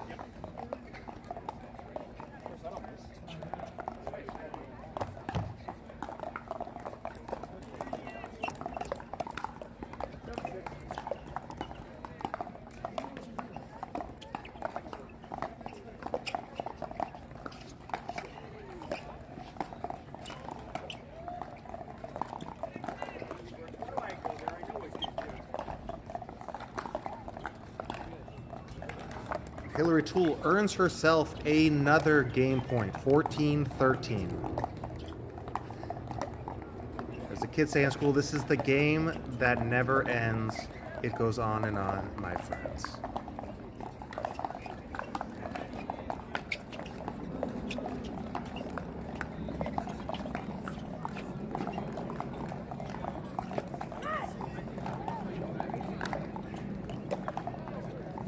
And it keeps going. Sure. 13-14. Overtime pickleball.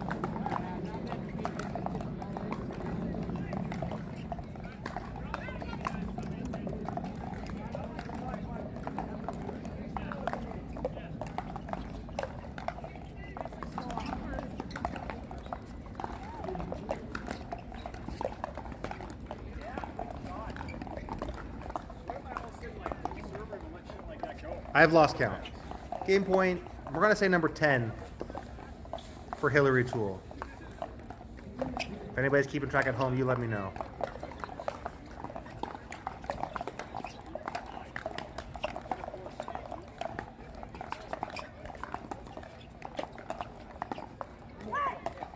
Oh. Fakes the cross court, goes down the line. It'll take at least another.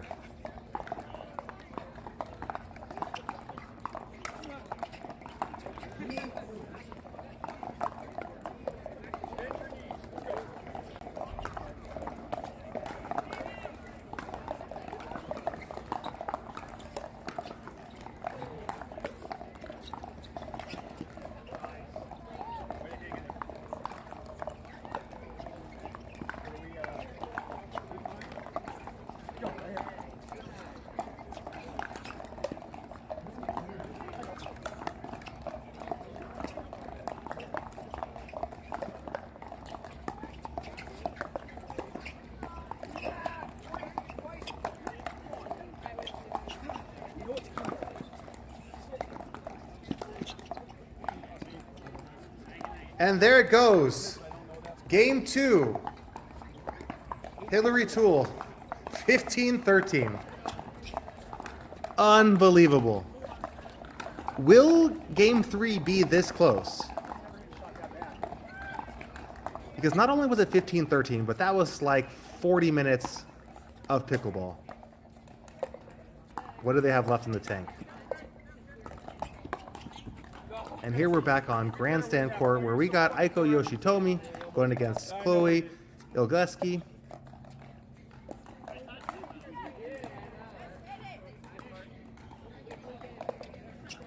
Got a wide return here, and we're at 2-3.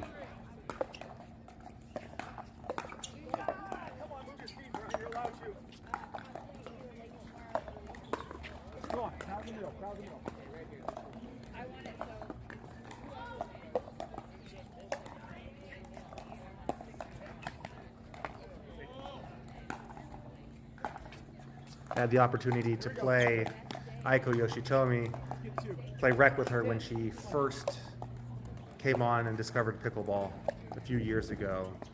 Incredible two-handed backhand, great forehand. She became better than me at pickleball in about 3 weeks. It's good to see her here. PPA Tour in the States. We're going to be seeing more and more of her, I'm sure. But down 4-2 in game 3. It's anybody's game on grandstand court.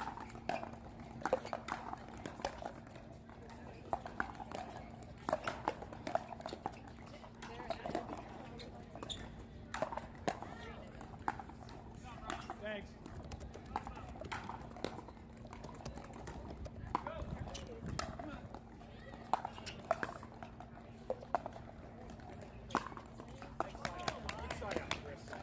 Nice.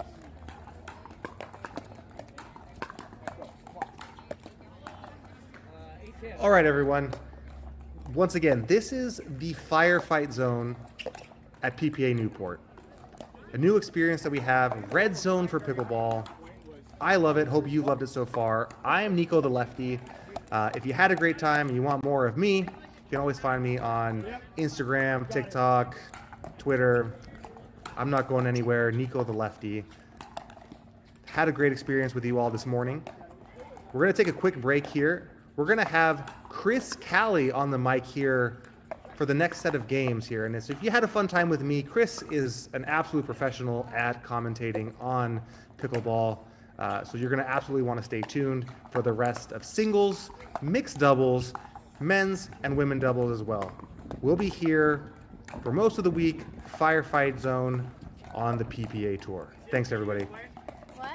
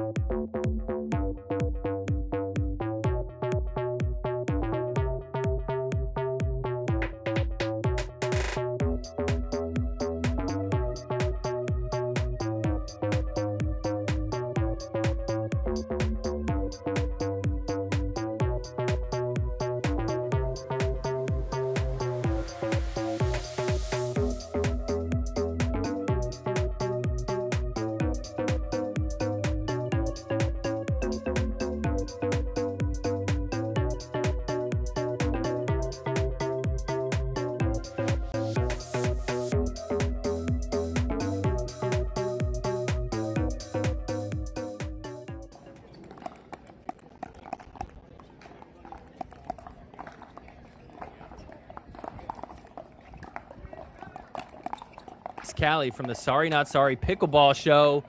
And we are back here on a Tuesday, the round of 64. We've got some exciting matches. We're still in the singles phase of things. So we've got some good matches winding out towards the end of our singles journey for today. Mixed doubles coming up next. But look at this. We're jumping into split screen.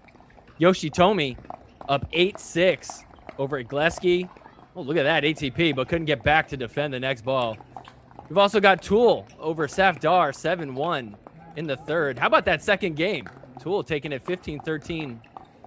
Some interesting stuff. Who's in the chat? Come hang out with me on the chat on YouTube if you're there. Come say what's up. Send some W, send some love. Let's see who's here. Shout out to Nico, killing it on the stream here before. Holding it down to start our day. What did we think about Nico? Nico's going to be playing this week in Newport. He's doing this out of his Airbnb. He's probably just sitting on an uncomfortable barstool chair, some weirdly heighted countertop, making it work for all of us. So thank you to Nico for a great warm-up here. So what's up? We got AJ, we got Kate in the chat. All right, good stuff. We're also on Pickleball TV today, so exciting stuff for the PPA Firefight Zone. I'm pumped to be here. We've got some good matches. How about all the MLP news while we got a little break? Did you guys see the trades today? A lot of movement. What was your favorite trade that went down? We saw Dylan Frazier get traded for Christian Alshon. We'll talk more about some trades. Let's jump in. Safdar can't get that one to land. Tool up 10-1. She's got match point here. Oh, sorry. Did that land in? Wow. How did she hit that shot? That was great. Okay, so she got some work to do. 1-9. She's still in it, though. So let's see if she can get started here. We also got match point over on your left side here. 10-6 for Yoshitomi. Let's see if she can pull it off. We're going to go full screen for this. Big moment. Wow. Painting lines there. Up at the kitchen. And that one was out. She calls it out. Uh-oh. We've got some drama. Calls it out. Oh, I think we have a reversal of the call. Oh, no. This is crazy. Wow. So on match point, we still go on. She's looking around like, what? How are you going to overturn that? Interesting situation there. Okay. Wow. So that match will continue. Still some conversation happening with the ref there. He's just standing strong like, yep, I made the call. Move on. So it was close. I couldn't really tell in or out, but clearly the ref wouldn't have overturned it unless he clearly saw that it was in. So Igleski, another chance here on 6-10. See if she could use this momentum now. She's got to feel good after getting a call going her way. Trying to drop it in, moving all over the place. Nice. That one landed. Okay, that one landed out. No. Excuse me. That one landed in too. Wow. Okay. So 7-10. Interesting development here. Yoshitomi struggling a little bit to close it out here. So timeout called. And we'll see what happens when we come back from a little break there. But man, that was a close ball. PPA unleashing a whole new system for line calls now. I don't know if you guys have seen this, but players can now submit their video evidence. If they feel like a line call was egregiously called in error, you could submit it, and there will be punishments doled out for any player that is caught making some egregious calls. So pretty awesome that we have a system now for some accountability. Look at this. We've got Badia 0-7 against Jaume. Jaume on the near side of your screen in the red. Let's see what he could do here. Trying to go down the line. Jaume staying back, handling it all. Badia can't get a point on the board. All right, so we're jumping back in. 7-10 here. Igleski got some momentum now. Two great shots on the line. Side out now. So another match point chance for Yoshitomi. Let's see if she can pull this off finally. We've got Devra in the chat watching from Ormond Beach, Florida. Nice. It's another great spot. Oh, and all right, so our match just finishes. So the close call there doesn't end up affecting anything. Yoshitomi moving on to the round of 32. So there we go. Another result in. We'll see who comes up next on Grandstand. Badia trying to put a point on the board. Finally gets one. 1-7 over there on the left side. How about this matchup? J.W. Johnson taking on Tyson McGuffin. Man, this is a great singles match. This could have been like a semifinal a few years back. Great to see Tyson playing some singles over here on championship court. Tyson serving on 8-6. 2-point lead. J-Dub puts that in the corner. Tough shot from McGuffin in the net. So J-Dub down by 2. Gonna try and make a little comeback here. J.W. Johnson took the first game 11-4. Serving now. Tyson up at the kitchen. Reaches out for that. Nice drop from J-Dub, working his way up. Okay. Little cat and mouse. J-Dub hits a winner in the corner. Nice shot. Fun rally there. Let's see that one more time. Moving all around. J-Dub kind of hanging out mid-court. Fires that right in the corner. Chill as a cucumber. J-Dub serving again, 7-8. Chance to tie it. Tui. Little long there. So Tyson gonna have a chance to increase his lead here. J-Dub on the Dallas Flash. His sister Georgia parted ways. She is now on the New Jersey Fives, one of the biggest draft choices this year for MLP. So interesting situation there. Look at that Tui from J.W. Johnson. Finds the corner again, this time on the right side. Chance to tie it.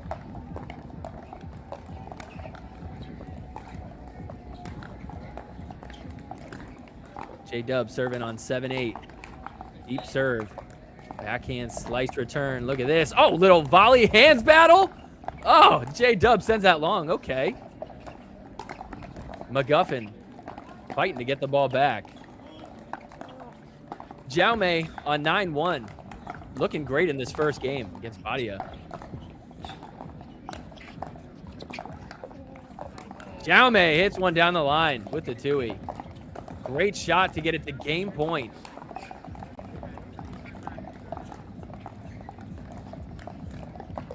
So we'll jump in full screen. We're going to watch J-Dub, or sorry, not J-Dub, Jaume. Timeout called by Badia.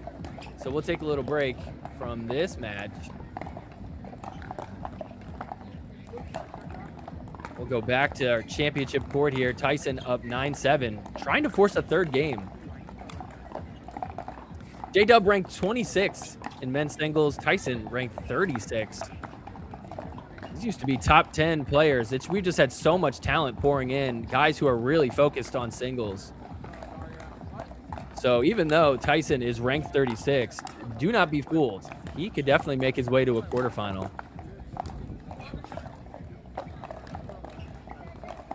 J-Dub serving on 7-9 in the net. Oh no. Rough stuff. Unforced error there on the missed serve. Sometimes that happens. You try to serve big. So we'll see if Tyson could take advantage of this here. 9-7. 2 points to close this thing out. Backhand comes up to the kitchen in the net again from JW. So we've got game point for Tyson. A chance to force a third. Over on the left side, Jaume took game one, 11-1. So here we go. We'll go full screen. Over on championship court. J-Dub trying to put a stop to this here. And that was out. Okay. So a little long from Tyson. J.W. Johnson. 3 points to tie this thing up. So some work to do. Totally possible. Tyson slow to get back to his position. It's hot out there. So let's see. J-Dub. Oh, that one's long. Return was long from Tyson. 8-10 now. So just a 2-point game. J-Dub serving on 8-10. Tui, cross court, comes in. Oh, can't land the drop from the midcourt. Tyson, another chance to take game two here. Excellent shades by J-Dub. What do we think of the shades? Loving those things. Gonna need them out here today. It is sunny. Championship court looking good, though. No shadows around. It's a good court. So let's see. Tyson on 10-8. Staying back at the baseline. Little slice. J-Dub coming up. Backhand. Tyson, nice defense. Oh, and that's in the net from J-Dub. Great drop from Tyson. He's going to take game 2. We're headed to 3 games. Okay. What a matchup here. This is a fun match. All right, we're going to jump around back to Badia and Jaume. Let's see if Badia can redeem himself here in game 2. He's got a 2-1 lead.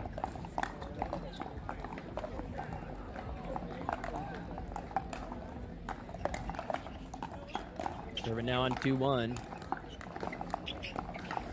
Baseline to baseline. Nobody's moving up yet. Staying back. We're going tennis style. Jaume comes up. Backhand get. Oh, sliding shot, but Badia can't get to it.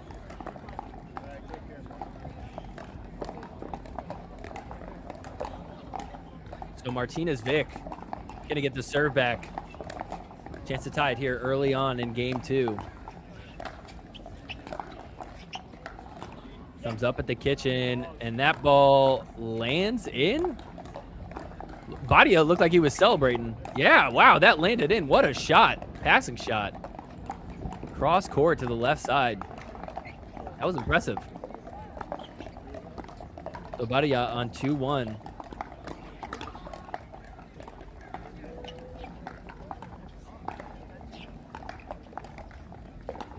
That one a little wide and a little deep in the corner there. Badia trying to dip the ball. Didn't quite get down like he had hoped.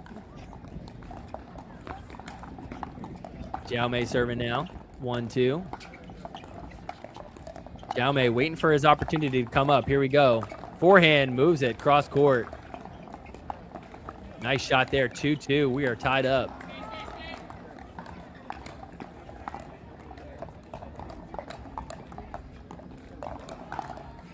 Chance to take the lead. Oh, and that's in the net from Badia. Tough return there. Great serve from Jaume. Gets it to 3-2. So working with a lead.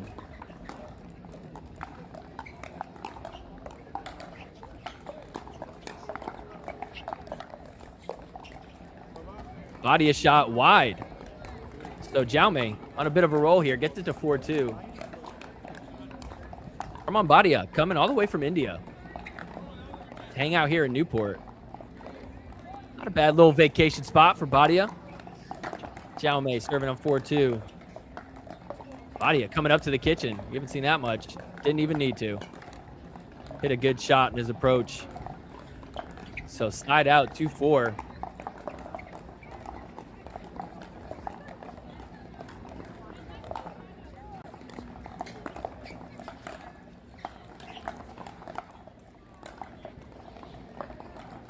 And so in the net from Badia, side out. Martinez Vic looking to increase his 2-point lead. Jaume, originally from Spain, ended up living in Hawaii for a while.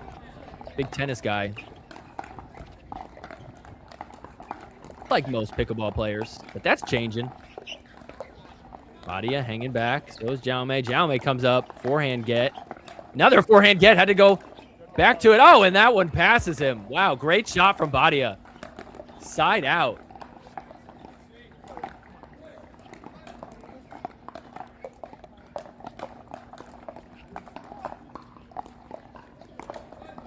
So let's see if he can.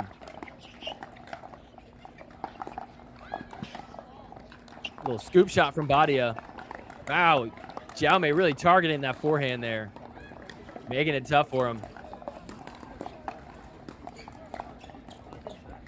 Looks like we might get a timeout. Badia, like, I need a drink. It is hot out here. Get me a water. Little water break for Badia. So we'll show some other action. J.W. Johnson up 1-0 against Tyson McGuffin over in that third game.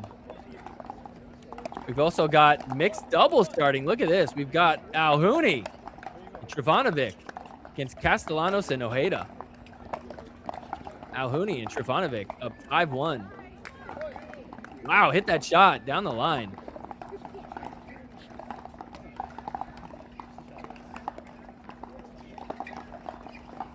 So 2-5 now for him. Love that we're getting mixed double started. Tyson McGuffin on the bottom left, scrambling around. Can't get that shot to land. Side out, J-Dub. Serving now.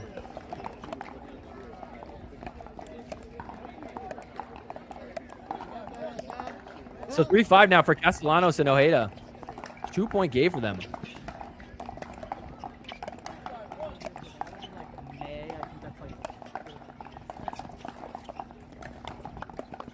Big drive, came in, tried to hit the shake and bake, didn't need it. The drive was too good.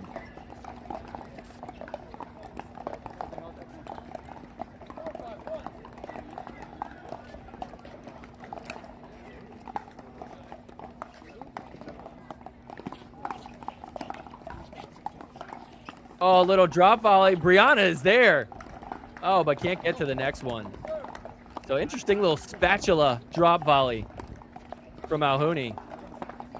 Tyson McGuffin sends that one wide. J-Dub up 4-1 now. How about this body at top left of your screen? Chance to tie it against Jaume. See if he can pull it off. Hanging back on the baseline. Thought about coming up. Stays back.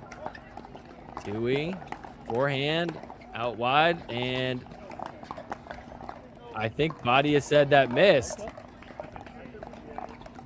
Looking to the crowd for help. Okay, so Jaume's ball was wide. We're tied up at 4. Tyson McGuffin looking to cut the lead from 1-4. Backhand gets up at the kitchen, moving around. J-Dub trying to drop it in. That's in the net. Tyson McGuffin gets it to 2-4.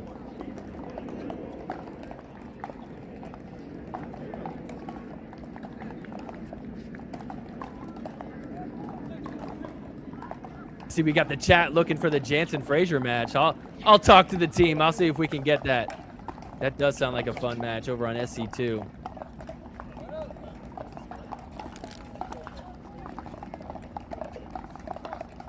J-Dub serving 4-2 now. Tyson.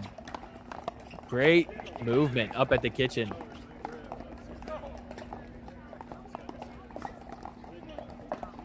Maddox Castellanos. 4-6. Brianna Ojeda. Speeding up. Nice thinking. ATP. Oh, and Maddox can't defend it. Wow. Trifanovic with the ATP there.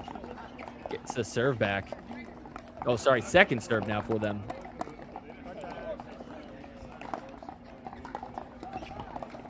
Jaume serving on 4-5. 1 point game for him. Bottom left of your screen. Gonna tie it up. Adia does not want to come up to the kitchen. He is just playing his game from the baseline. Seems to be working for him in this second game. Ojeda and Castellanos trying to tie it up. 5-6 here. Second serve. Can't pull it off, so side out. Alhouni and Trivanovic looking to increase the lead. 6-5. How about the right side of our screen? J-Dub against Tyson. Goes down the line. Hits the winner. Wow. 6-2. Time for the end switch. J-Dub looking good in this third game. Let's see that one more time. Watch this shot. Woo! Looked like DiMico inside out. Just went right down the line.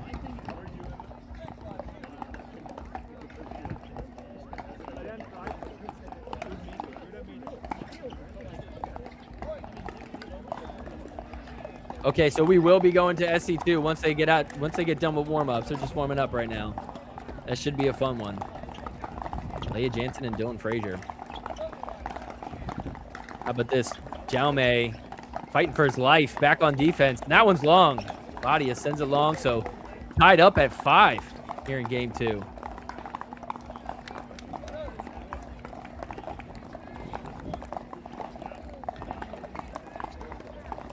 All right, Castellanos and Ojeda. 5-7, 2 point game. Working their way up. Dropped in. Nice volley with the backhand from Castellanos.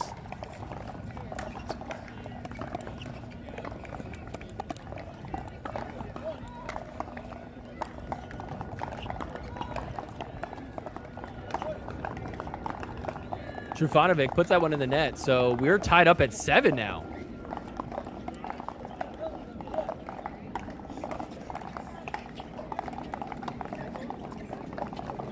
drop.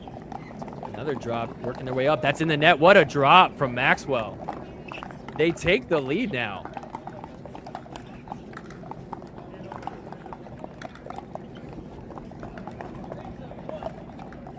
Oh, sorry, I called him Maxwell. It's Maddox. wrong name there. Maddox Castellanos, looking good here. He is a local from OC, California, Orange County.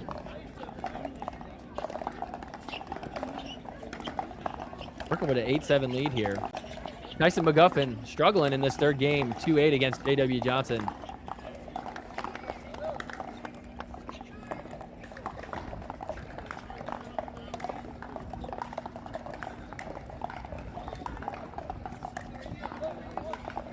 Let's see if J-Dub can seal the deal here. I believe that one was wide. No, it was in. Wow, what a shot from J.W. Gets it to 9-2. McGuffin up at the kitchen. Oh, so J-Dub drives that one in the net. McGuffin gonna put in some work here, trying to come back from a big deficit. Ahuni and Trivanovic, 8-8 against Castellanos and Ojeda. So let's see if Tyson can do anything here. Backhand gets up at the kitchen. Okay, so point on the board, 3-9 for him. All right, and look at this. We've got Leah Jansen and Dylan Frazier taking on Walzak and Protzek. All right. This should be a good match. Leia and Dylan, very fun mixed doubles team. Well, we'll see if the underdogs can take them. That one in the net. All right, we got match point for Jaume against Badia. Second game a little closer, but Jaume looking too good here. Badia comes into the kitchen. Oh, and that one in the net. Great drop, though, from Jaume. So he's going to get it done. Takes game 2, 11-5. Moving on to the round of 32. How about this one? Match point for J-Dub. ATP winner! Are you kidding me? Wow. That was crazy. You can't hear it, but the crowd's going nuts. Whoa, that was a great shot from JW to win this match. 11-3 against Tyson McGuffin. That was crazy. All right, so we'll jump over to this. Leia and Dylan.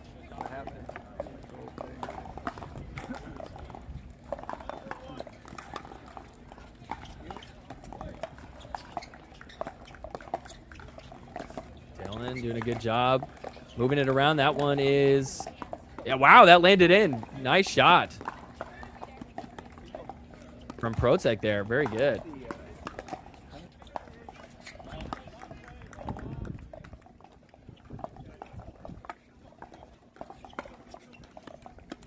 So 2-0 lead for him to start us off here in game 1.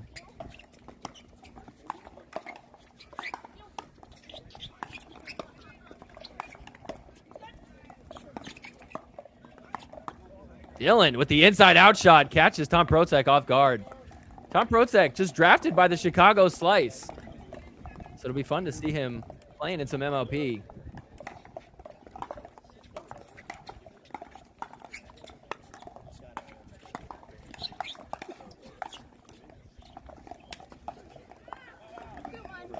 Everybody here on this court moving around in MLP. Leia Jansen over to the Texas Ranchers, as well as Dylan Frazier over on the Texas Ranchers. So look at this. So Dylan Frazier going to be playing with his mixed doubles partner and his men's double partner in MLP. He's going to be playing with Eric Onsens. Dylan Frazier dropping in. That ball is right through the middle. Couldn't get up to the kitchen.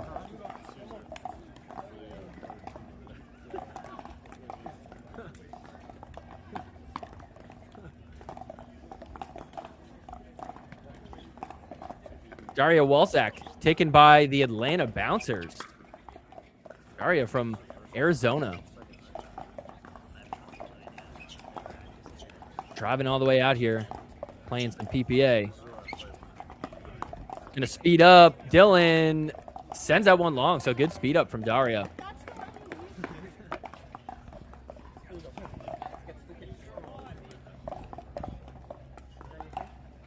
Let's see if they can keep going on the run here. Tom dropping into Leia. That's off the net. And that is wide. It's tough to change up when the ball hits the net. Might be right in front of you, but still, you didn't know that that's what was going to happen. Daria dropping in. Leia with a nice ball, but Daria hits that shot through the middle. Gets it to land. Up 3-0. Wow. Dylan Frazier and Leia Jansen, the 14th seed to mixed doubles. Look at that. Leia can handle the volley. 4-0 now for them to start this game off.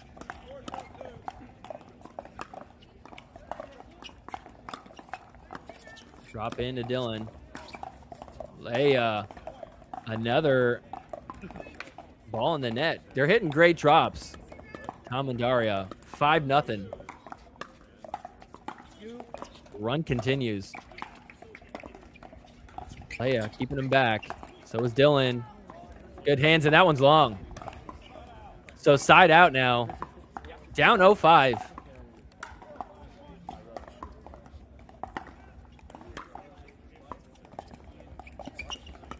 Drops middle.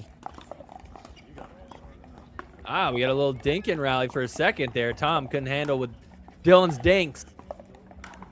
1-5 now. Finally a point on the board.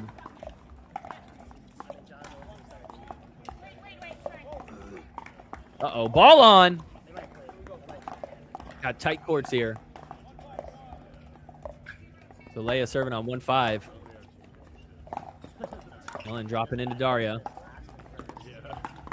Leia speeding up. Good choice from Leia there. Tom spins that one long. So 2-5 now. I wouldn't be surprised if that's the strategy for him. Leia and Dylan both have great hands.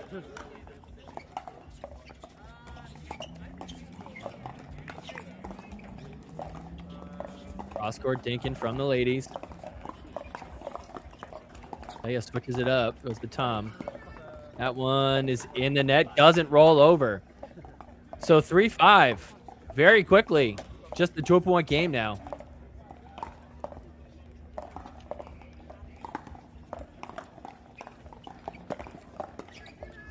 Tom coming over to take that drop. Speeds up down the line. Hits the winner. Great shot from Tom off the bounce there. Second serve.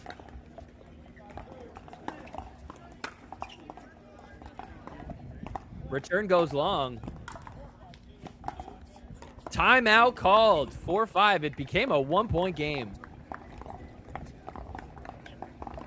Big lead erased. Look at this. We got Connor Garnett against Rand.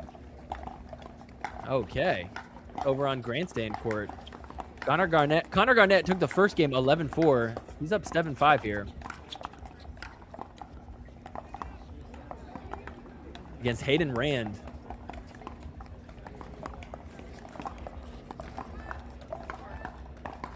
Tries to go down the line. Connor Garnett up at the kitchen. Backhand. Goes the other way. Wow, we're still going?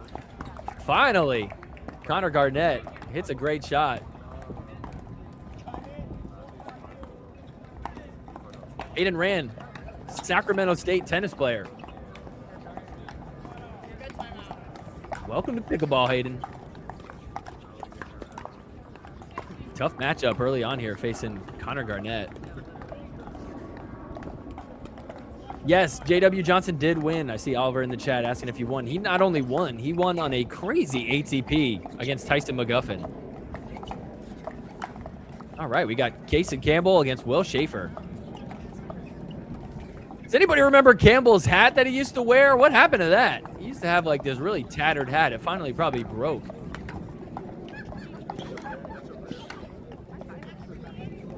Campbell hits that one wide. Campbell, the brother of Kaylin Campbell. Another pro pickleball player here on the tour. Go back to Leia and Dylan against Tom Protzek and Daria Walzak. The side out, a chance for them to tie it.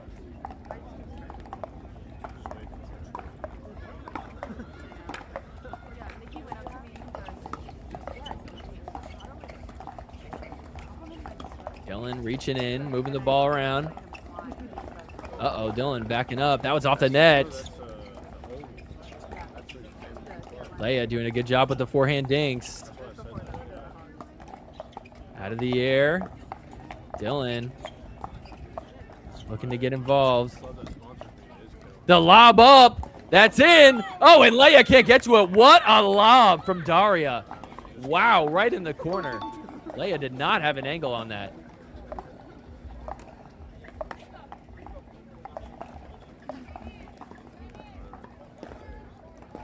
So here we got Connor Garnett, match point, 10-5 against Hayden Rand.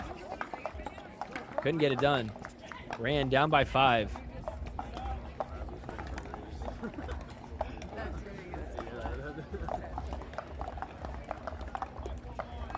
Daria and Tom, 5-4 here. Chance to increase the lead. They didn't let the lead slip. I don't think you can say that. Got some dinking. Dylan getting big in the middle. Leia holding it down with that forehand dink. Really just going after Daria. Switches it up, goes to Tom. I think she's waiting for a ball to speed up at Tom. Daria doing a good job. Not giving it to her. Dylan blocks that. Oh, and can't handle the next one. Daria, great combination there. 6-4 lead for him.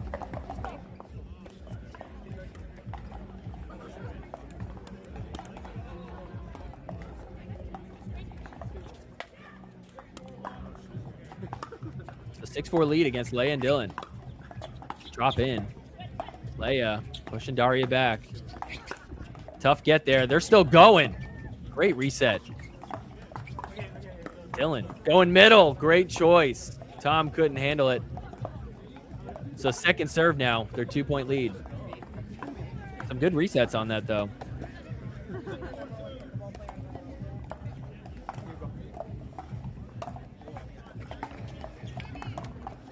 Daria dropping into Leia. Little high overhead. Oh, and that was long. Wow. So the overhead sails long. It's a 7-4 lead for Walzak and Protek.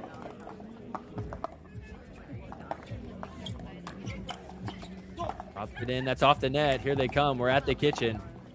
Tom taking that middle ball. Daria moving it. Poke. Forehand. We're still going hands battle. Let's go.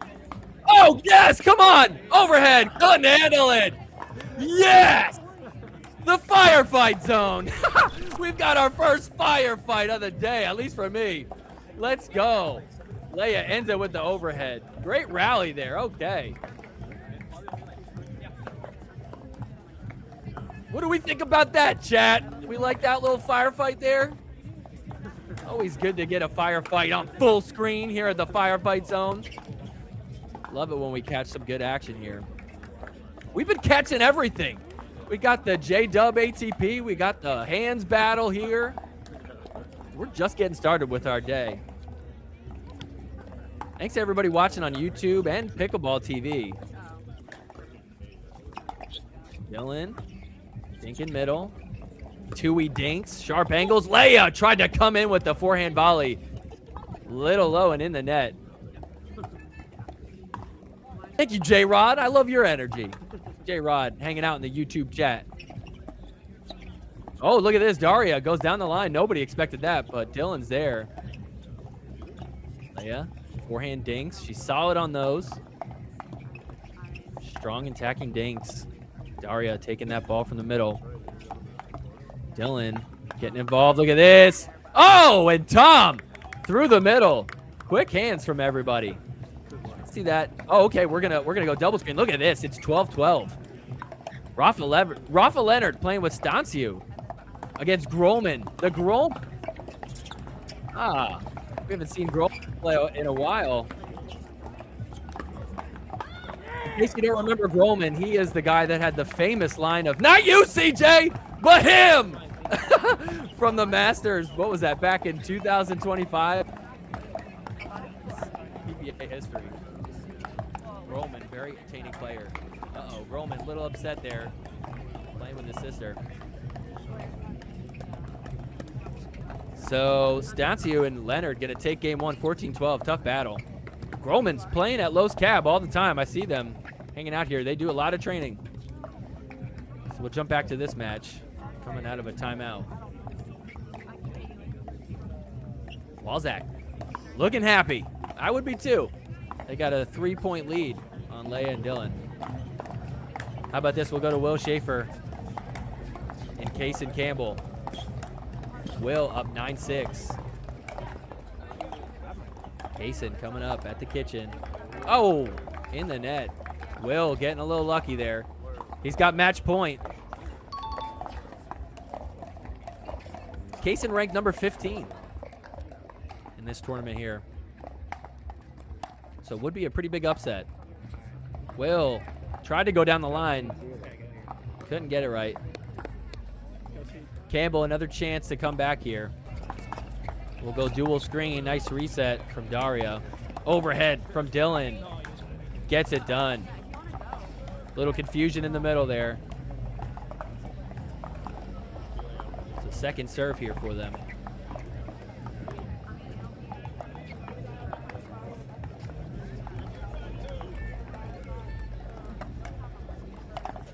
Campbell, 4-point game. Comes up to the kitchen. Oh, how about this on the left side? We got a little 360 shot from Tom. Oh, and look at that volley from Daria. 9-5 lead. 2 points away from a pretty big upset here in game one. Oh, and that drop was wide. A little unforced error. They've been hitting some great drops all game. So side out. Leia and Dylan, 5-9. Leia with the drive. Dylan coming in, trying to crash. Couldn't hit the volley right. So second serve.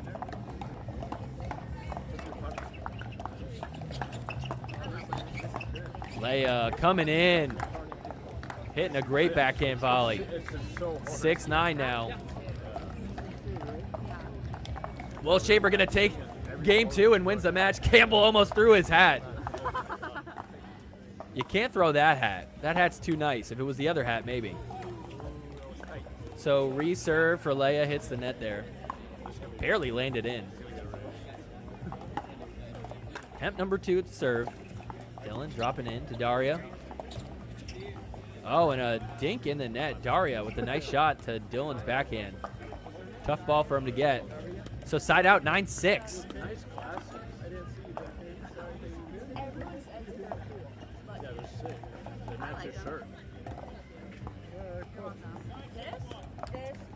What's up, Casey Clancy? Good to have you here, too. And yes, we love the chat. Drop in from Tom. Daria hanging back, setting herself up for these things. The ATP from Leia, defended by Tom Prozac. Dylan speeds up, and wow, what a counter from Tom to get it to game point. Unbelievable rally. Tom holding it down, defending ATPs, countering speed ups. Wow, that was impressive. So let's see if they can pull this first game off. Timeout called by Leia and Dylan. We'll keep our eye on that while they're in timeout. Let's see who else we got. We got a game upside down. That's okay. You can watch upside down. Oh, we got Mercado, one of my favorite players. Great kid, young guy from Arizona. Playing with the Proton Flamingo. Teamed up with Simpson. They're taking on Morris and Cosma, up 7-6. Mercado dropping in. Up at the kitchen. ATP attempt. She's running into the wall. Look at that, Simpson. Watch out for that wall there. Man. It's like a UFC fight, just bouncing off the wall over there. Okay. Anyways, we're back from a timeout. Game point here. Tom thought about reaching in for that. Leia speeds up. Tom can't handle it. Okay. So second serve now. All right, we got Kieran in the chat. Thank you for that, Kieran. Appreciate that. Glad you're here, man. Game point, 10-6. Dropping it in. Falls short. So another chance to come back here for Leia and Dylan. Let's see if they could do it. Only down by 4.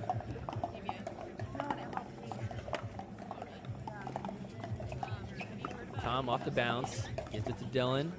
Uh-oh, little high from Daria. Nice counter, though, from Tom. Daria. Forehand. Dinks out of the air. That one's a little high. Wow, and countered perfectly from Tom. Gets him to second serve. He's doing great with these backhand counters. So Dylan serving on 6-10-2.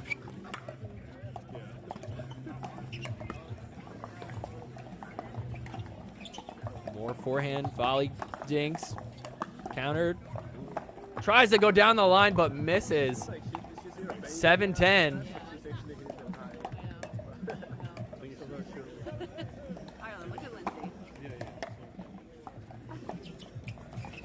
So drop in. Dylan. Backhand get.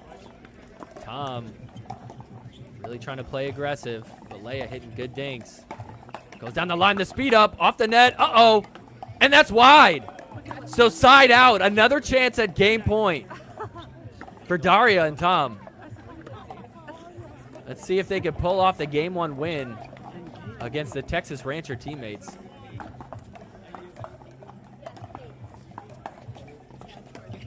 Daria backing up, hitting the drop. Dylan moving him around. Backhand. Forehand in the middle. Good defense, drop volley. Uh-oh, not good enough. They're working their way up. Oh, and can't get back. Dylan went back door on Tom. Feet were a little shuffled. So another game point attempt. So let's see if they can pull it off here. The drop in. Dylan hits it in the net. Oh, wow. So look at this.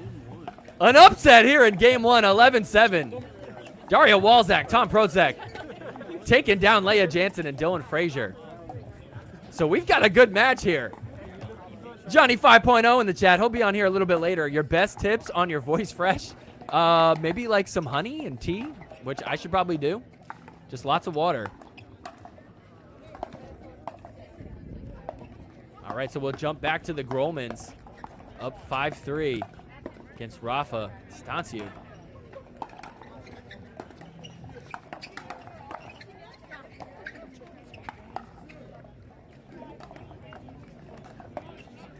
Unforced errors in the chat. Great podcast. Tom and Daria are them. That is right. They are them. Parker's here. Let's go. What's up, Parker? YouTube chat's popping right now. Rafa Leonard serving on 3-5. Tries to drive down the middle. Look at this. Oh! Leaves a wide open hole down the middle. Good hands from the Grolmans.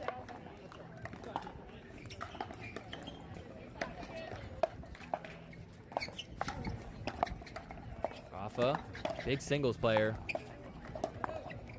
Dinkin. Rafa, a lot of movement. Fakin coming over, stays on his side, and gets it done. Okay, so 1 point game here, 4-5.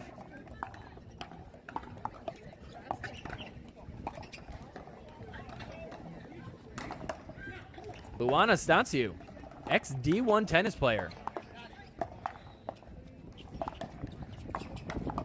Mixed doubles, whole different ball game. Uh-oh. Ball goes right through the middle there. So side out, Grolmans. Chance to increase the lead on 5-4.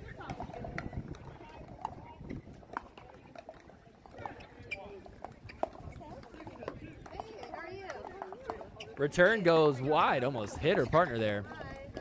6-4 now.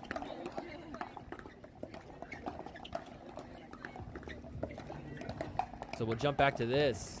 It's match point. Oh, they fought off a match point. Castellanos and Ojeda trying to stay alive here.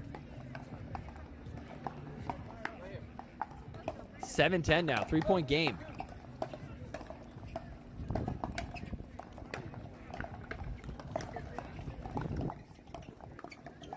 Alhouni gonna take the overhead. Gets it done. So side out, match point now for Alhouni and Trivanovic.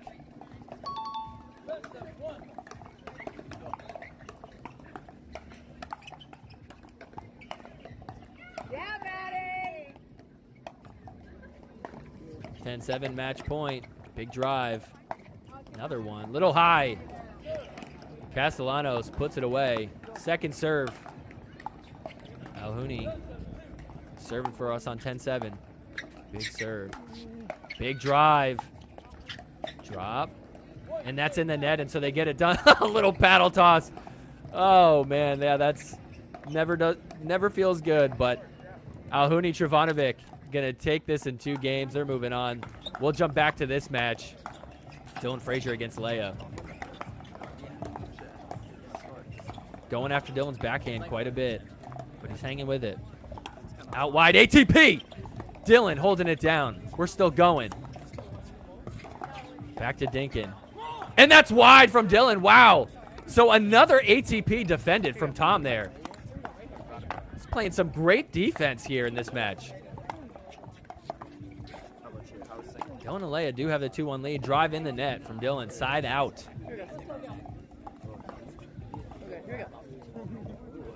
Value Robot and Ernie King in the chat. Not you, CJ, but him. Yes, that is that guy. That's what we know him for. But he's also really good at pickleball. We should know him for that as well. Dylan's backhand getting tested here. He's got a passing grade. Going to Tom. Moving. Great movement. Leia rolling. Forehand dinks. Goes to Tom. The speed up in the net from Dylan. Great speed up from Tom. Looked like he was ready for the next one, too.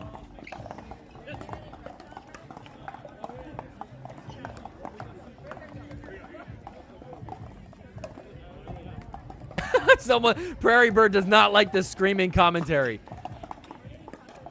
Dylan in the net from there. Another drop hitting the net. Okay, so look at this. It's a 3-2 lead for Tom and Daria. Nice return in the corner, keeping Daria back. Speeds up at Daria's head, but she's there with it. We're still going. Great resets. Leia dropping in. Dylan holding it down off the net. Wow. Great rally. How have we come back down to Dinkin? Dylan coming in. Oh, and Tom couldn't handle the speed up at his chest. Great rally there from both sides. We jump back to the Gromans. They've got game point here, and they get it done. We're headed to a 3rd game. 11-4 is our score. So we'll see who's going to advance here in the 3rd game. Return is long from Dylan. 4-2 lead.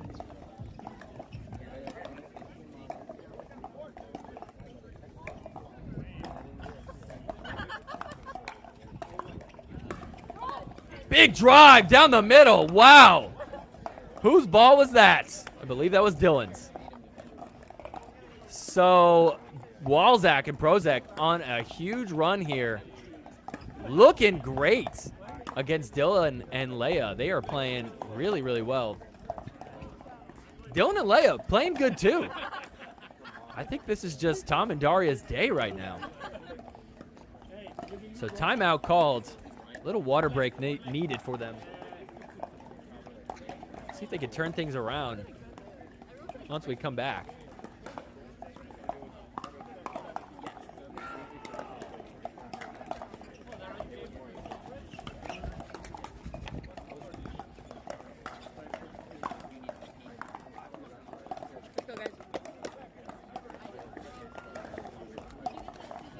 All right, so here we come back. We'll go double screen. We got Wang Wang up 9-3 against Pearson and oh, I'm sweating. Venkatesan. I can say that. There you go. That's easy. First time I've ever seen that name. Big overhead. Wang couldn't handle it.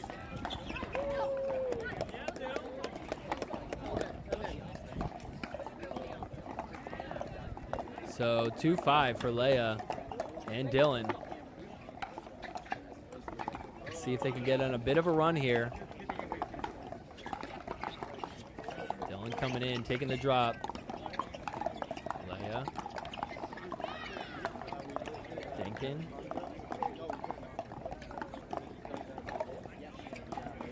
Daria just staying posted in that corner, taking all of her dinks. Look at this, an ATP. Oh. We have some controversy. I don't know. I think they originally called it out. They're going to say it's in. Okay, so that ATP was in. Nice shot from Leia. There's like no room to hit an ATP over there. Ref's in the way. Cooler's in the way. Somehow got it to land. Dylan coming in, speeding up through the middle. Leia and Dylan Frazier on a roll here. 4-5, just a 1-point game.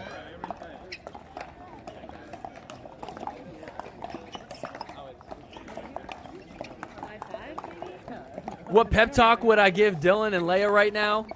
Well, if I'm Dylan, I'm going to look at Leia right in the eye. And I'm going to say, listen, you are MLP champion. You can do this. Round of 64 is nothing. If you can handle the biggest pressure in New York City against the GOAT Annalie Waters in the finals, you can handle this. And then Leia would look at Dylan and be like, look, I know you could do it too, Dylan. Leia wouldn't even say anything. She would just look at him and he'd be like, okay, I could just tell by your look. That's motivating. All right, some other matches getting started here. Kaden Nemeth, Rachel Summers against San Forsorier. I hope that's how you say it. Nemeth and Summers up 10-5. Couldn't pull off game point. Wall and Huang almost got match point. Let's see if they can get a side out here. 5-5 for Leia and Dylan. Tied up. Thinking Dylan. Wow, ATP for Dylan. We're still going in the defensive ATP. Wow. Defended and put right through the middle. We have been seeing a ton of ATPs defended in this match. Crazy stuff. Wow, and good movement over there against Kaden. All right, so Huang and Wall. Match point here, 10-5. Let's see if they can get it done.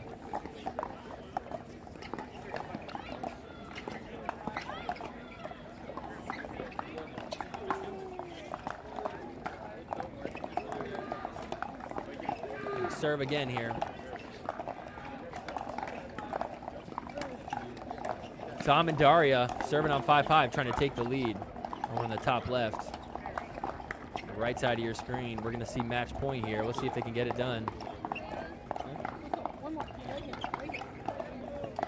Wow, look at that. Putting a stop to it.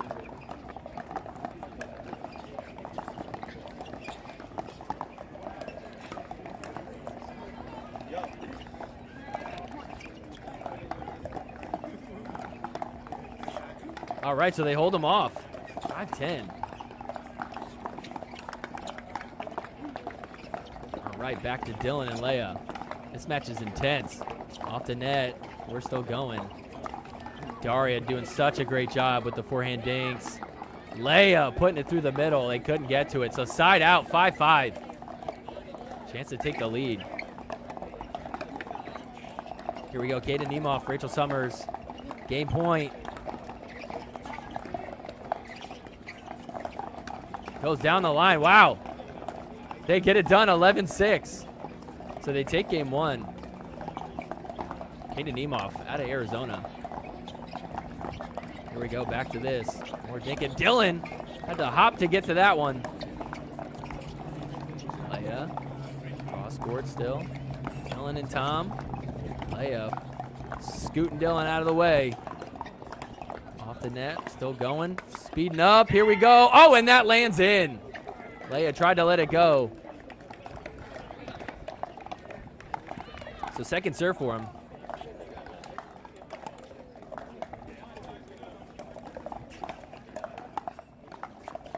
Let's see if they can take the lead here. Dylan dropping in.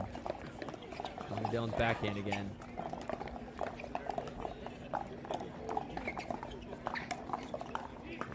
Leia trying to create something with these dinks. Dylan getting involved, coming in, going to Tom to switch it up. And that is wide, I believe, is the call. So they take the lead, 6-5.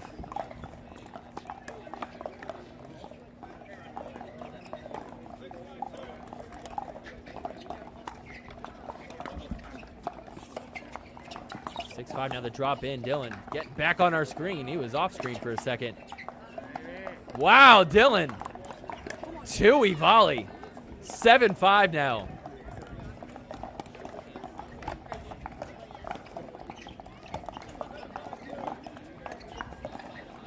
So 2-point lead for Leia and Dylan. Dylan dropping in over to Tom. Tom goes down the line. Forehand dinks right on the line. Leia is a sniper with him. Look at that. Dylan going right at Tom. 8-5 is our score.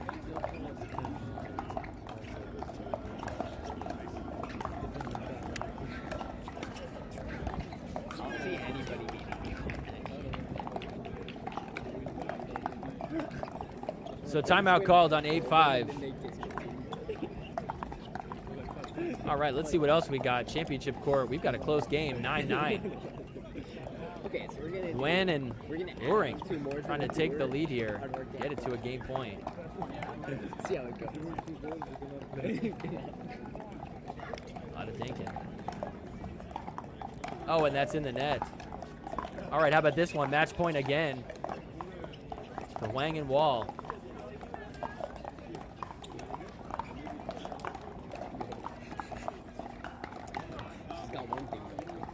Lot of dinks out wide. ATP defended, and it's wide.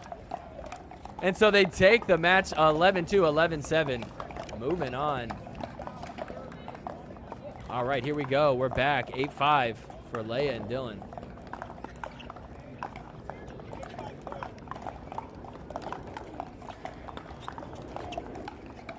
Leia with the drive. Dylan coming in. Tried to do the shake and bake, but defended. Still going. Another volley. Backhand. Wow, great defense from Daria and Tom. But eventually Dylan gets it done. So 9-5. Dylan and Leia starting to wake up.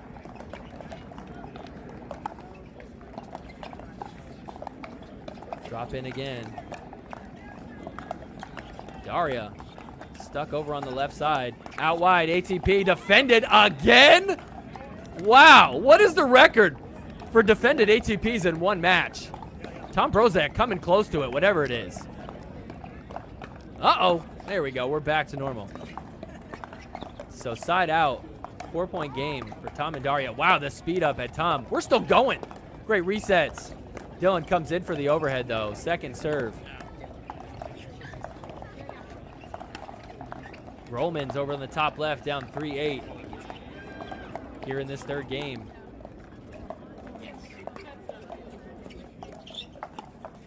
So 5-9 for Tom and Daria. Leia speeding up. Great get from Daria. Dylan coming in to take that. Leia. Forehand dink again. I predict an ACP defended. I'm just playing the odds here. The lob up. Wow. Oh, and finally Dylan gets it done. So nice get from Leia. She learned from that first lob. Took it right out of the air.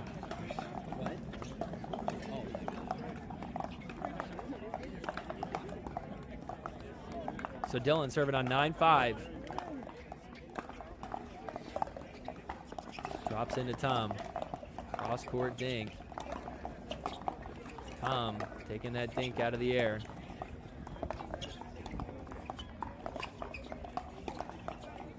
Oh, goes back door. Wow, look at that. Leia just walked away. Was like, I know you're not getting that. Smart move from Leia. Saw Tom itching to get in on those dinks. Went behind him and it worked. So game point for Dylan Frazier and Leia Jansen. Dylan couldn't handle the backhand. Second chance here.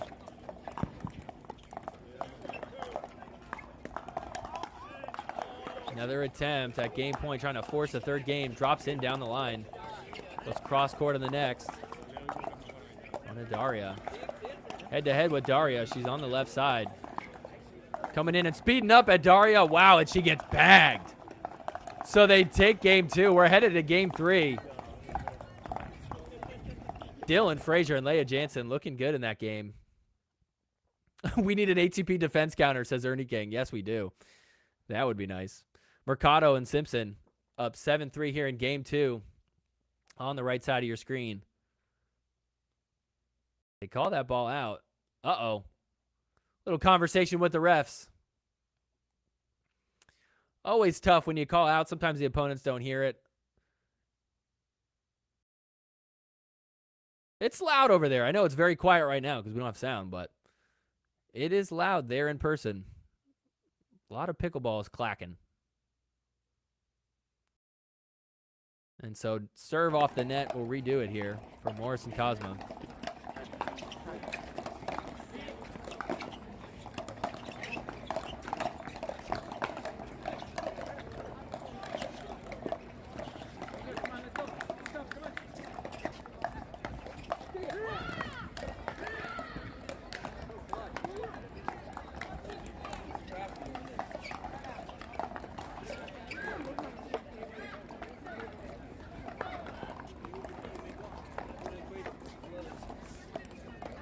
Ella Cosmo, just 16 years old. From Vietnam and Romania. Lived all over the world. Lived in Washington State. Mikado and Cosmo. Or sorry, Mikado and Simpson. Getting the serve back. 7-4 now.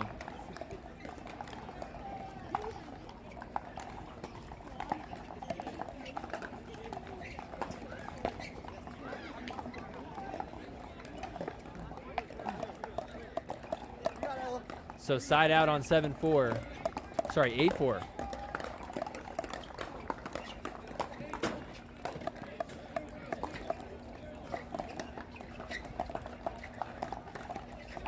Dinkin back and forth aggressively. Look at that, through the middle. That's Morris. Over on the left side, Stancio and Leonard. Up 9-5 against Grohlman. Grohlman and Grohlman.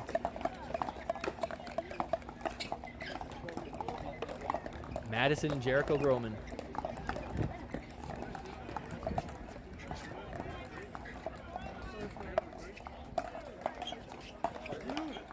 So let's see if they can get to a match point here. Rafa dropping in. Jericho, backhand get. Puts a stop to it, second serve.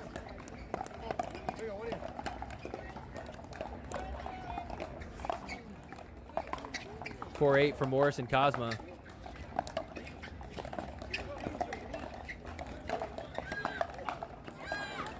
Oh, and look at that. Counter down the line. Did I hear a scream? Wow. Okay. Sorry, I keep getting baited. She said, sorry, I keep being baited. She's getting me. Jace Morris out of Arizona.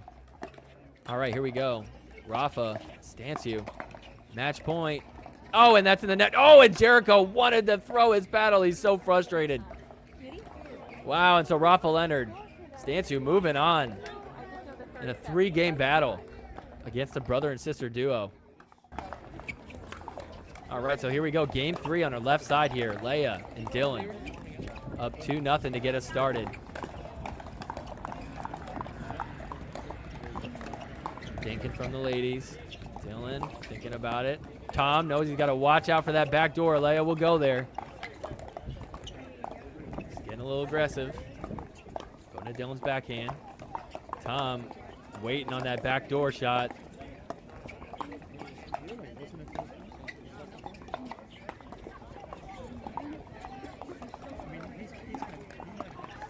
Out of the air. Uh-oh, here we go. Hands battle in the net, though.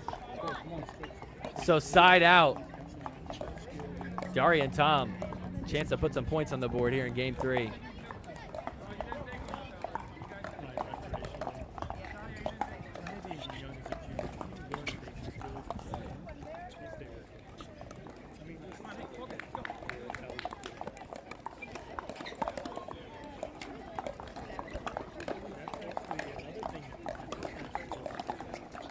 Hey, handling the drop. Look at Tom coming in. Wow. Oh, and couldn't get it done. Kicks the ball. I think he hit a fan. Watch out, Tom. Oh, my gosh.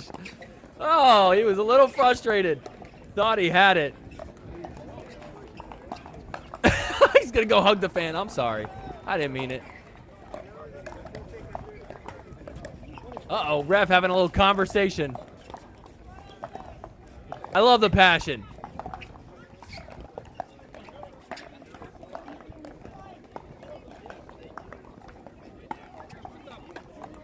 so here we go. 2-0 for Leia and Dylan.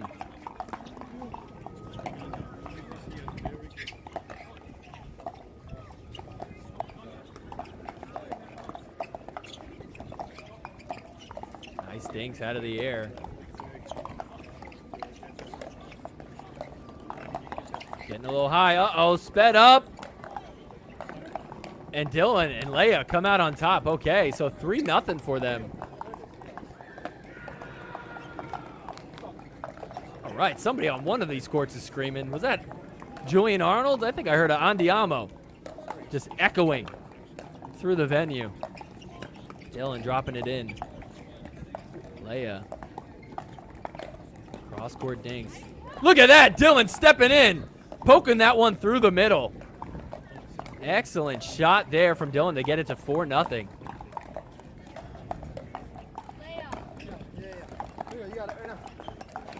All right, so timeout called, 0-4.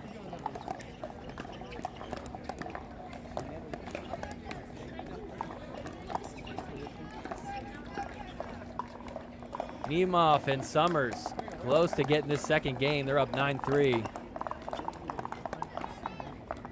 Jace Morris and Cosma down 6-9 against Simpson and Mercado.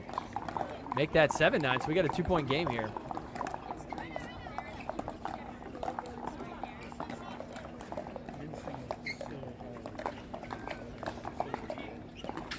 Jace dropping it in.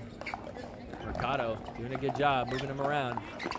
Mercado stepping up, couldn't get it over the net. So 1-point game for Morris and Cosma.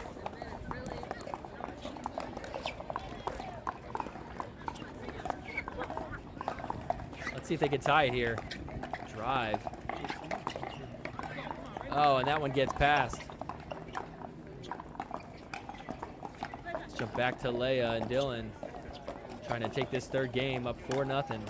Daria speeding up, but she's backed up. And that one's wide. Wow, so a 5-0 run for Leia and Dylan here in game 3.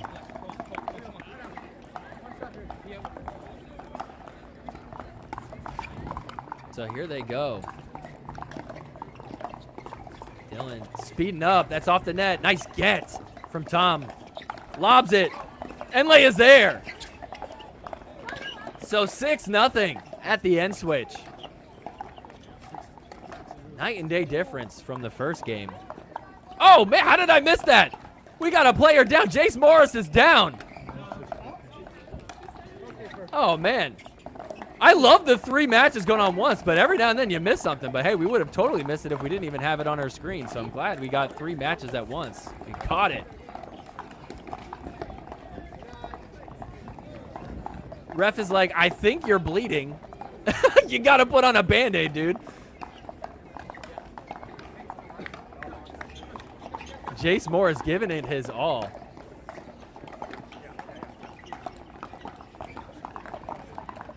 So I think he's okay. He's not bleeding. Misinformation by me. We're still going. 1-point game for Cosma and Morris. Jace dropping it in. We got some dinking going.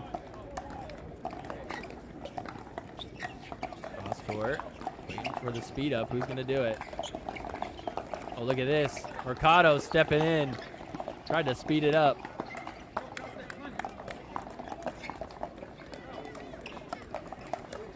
So 9-9, looking to take the lead now for Morris and Cosma.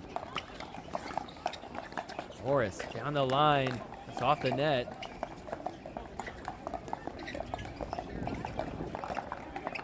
Cross court dinking. Uh-oh, had to come up. Get it off the net.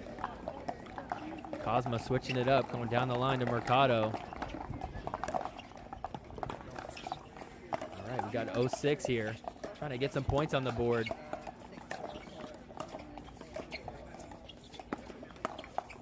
Dylan countered. Look at this. Defense to offense. Nice job from Dylan Frazier there. Gets it to second serve.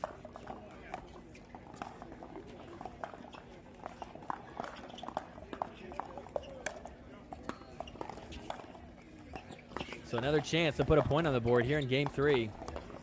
Struggling so far. Good angle dinks. Dylan taking over the middle. The lob up, lands. Tom dropping it in. Nice get off the lob. Dylan giving it to Daria. It's on the left side now. She's trying to reset and then attacks. Wow, great defense from Tom and Daria to get a point on the board. Handled the lob. Daria stayed patient. Reset, and then attacks. So 1-6 now. 5-point game for him. Inside out drop. Tom, Tui dinks. Going to Dylan's backhand. They're going to stay there. Tom tried to go down the line, but missed it. Whoa, look at this rally over on the right side. How are we still going? My goodness! I would scream at that too. Jace Morris and Cosma take game 2. We're headed to a third game. Back to this one. 6-1 now. Dylan and Leia. Big lead. Trying to increase it. Dylan, nice gets with the backhand. They're going to stay there. Leia giving it to Daria. Daria just taking him out of the air. Little high. Leia able to really put a lot on those dinks. Oh, except for that one in the nets. So Daria wins the dink battle there. Second serve here, 6-1. Drop in. Tom takes that one in the middle. He's loving Dylan's backhand right now. Oh, and then we got a ball on court. So we'll try that one more time.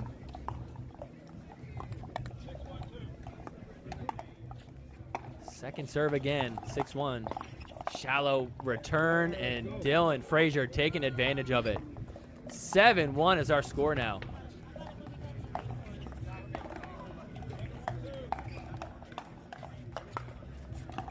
Six-point lead. Backhand drop. Tom going there. ATP defended. Oh, and it's wide. Wow. Thought we had another ATP defended in this match. We've had at least 4, right? Is anybody keeping track? I tried to count them on my fingers. I don't have enough fingers. More dinking. Dylan's backhand. They really seem to have switched their strategy to go to Dylan's backhand. I don't know if it's working, though. Another ATP defended by Tom again! He keeps defending them! How is he so good at this? Oh, and they couldn't finish the rally with it. Excellent defense on the ATP. But Dylan and Leia holding it down. So second serve for Daria and Tom.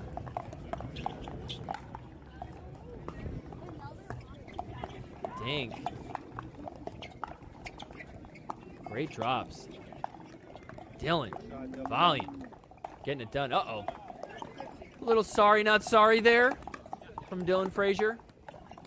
Hand up. Not my favorite thing to do, but that's okay. I like Dylan. Dylan says, get out of the way, Leia. I'll dink this. Cross court. Oh, and another dink in the net from Leia. So second serve, 7-1 here. That serve is long. So side out. 1-7. We'll see if Tom and Daria can take advantage of this.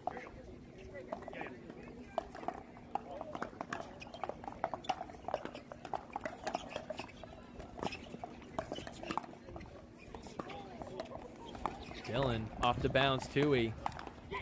Oh, Daria coming back with the quick hands. 2-7.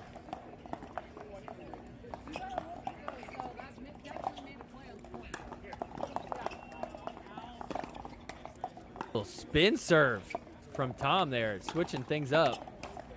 Leia off the bounce, great shot. Daria couldn't handle it. So second serve now.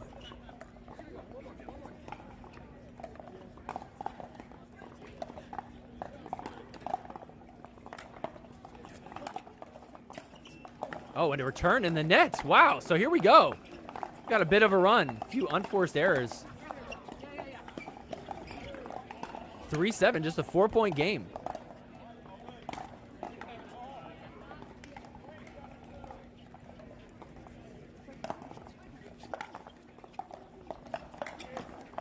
Oh, and a missed drop from Daria. Side out, 7-3. So 3-point run, nice job from Tom and Daria. Make this a little bit closer. Dylan coming all the way over to the right to take that third. And it works in the net. 8-3 is our score now. Uh-oh, ball on.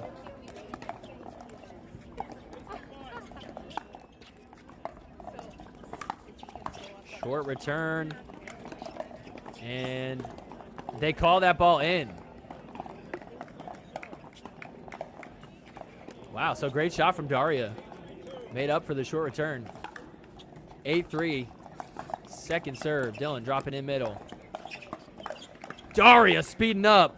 Oh, and Dylan hits it in the net. Almost found the open space there. Tom and Daria, 5-point game.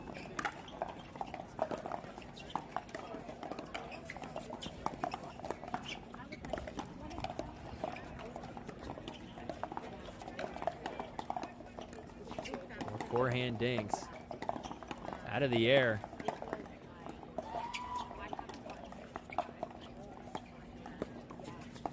Dylan coming over. Almost got into trouble there.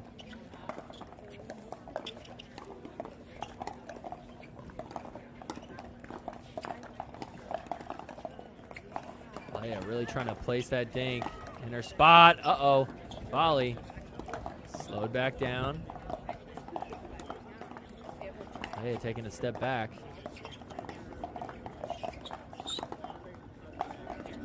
Aggressive dinks against Leia. Good. I was just talking about your match with Cindy against. Oh, yeah. Leia going with the backhand. Uh-oh, left up. Hands battle, let's go. Reset from Leia. And we're dinking all over again. Speed up from Dylan. Look at that. What a rally. Let's go.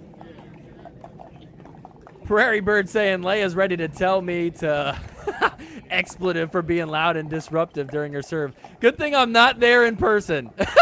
I would not be this loud in person. They would all look at me like, bro, you are hindering my shots. Why are you screaming? I am in my comfy chair at home, thankfully. I will be there Saturday, though, so if you guys are in town, gonna check out Newport, come hang out. I will be there Saturday. Come say hello. Wide from Dylan Frazier. 4-point game, 4-8.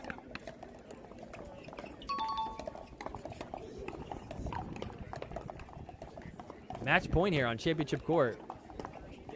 See if they can pull it off. Nice reset, and that's in the net. So Luring and Wen gonna advance. Moving on. Leia getting Dylan pumped. 8-4 is our score. Nice drip from Dylan.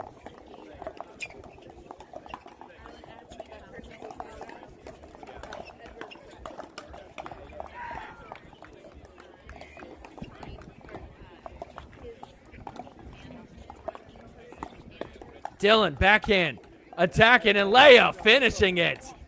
9-4 now.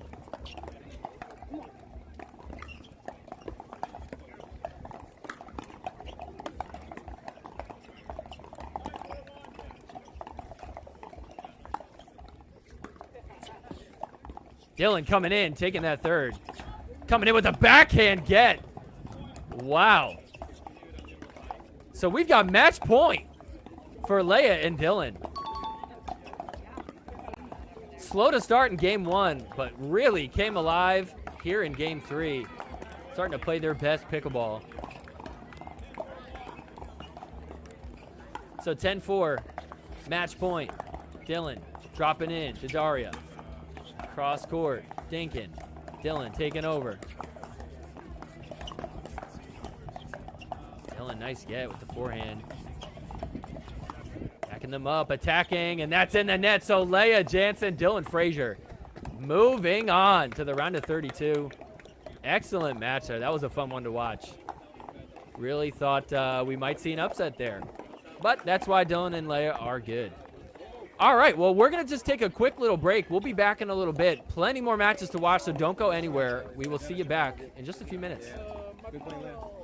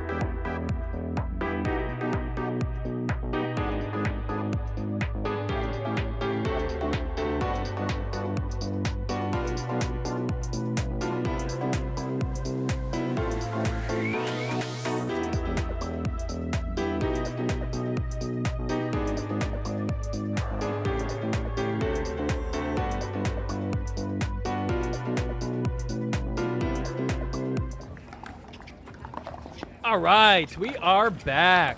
Some more PPA Firefight Zone. Welcome back, everybody. If you're watching on YouTube, watching on Pickleball TV, thank you guys for joining in. I'm your host, Chris Cali, the Sorry Not Sorry Pickleball Show. Today we're hanging out in the Firefight Zone. So we've got some good matches today that we've been watching. We'll jump back in on the action. Let's see what we got here. Featured on your screen, we've got Jay DeVilliers and Jesse Irvin up 9-2 against Will McKinnon and Kennard. So we'll see if they can pull off the win here. Will McKinnon playing some good pickleball as of late. Playing with Riley Newman. Going to be playing in MLP this year as well. Jesse Irvin just got sent to the bouncers. No longer on the Phoenix Flames. Nice counter from Jay DeVilliers there. Gets it to match point.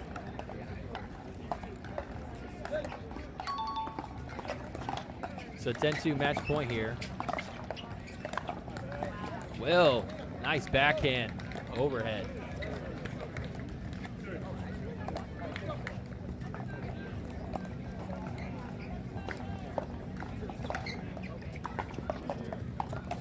So 2-10, quite a bit of work to do here.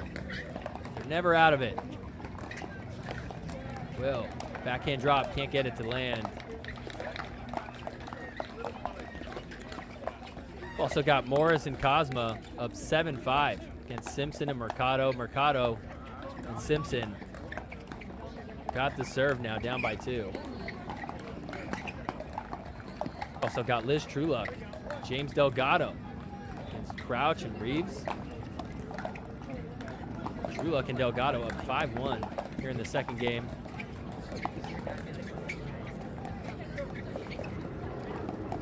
So 3-10 now. Will, Kennard. And get side out to another match point attempt for Jay DeVilliers and Jesse Irvin.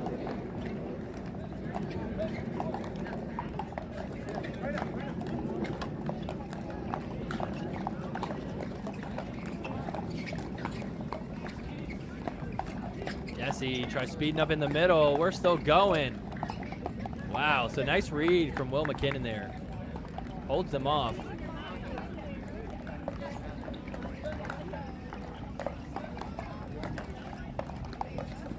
Jay DeVilliers, big drive.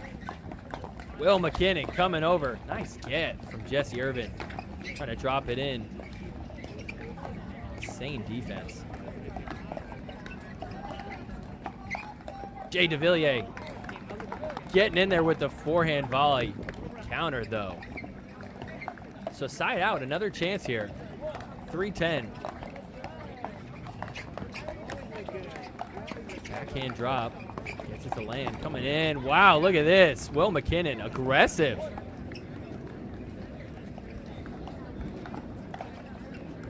See that one more time. Look at this. A little backhand scoop of an overhead. Can't get that shot to land. So second serve here, 4-10.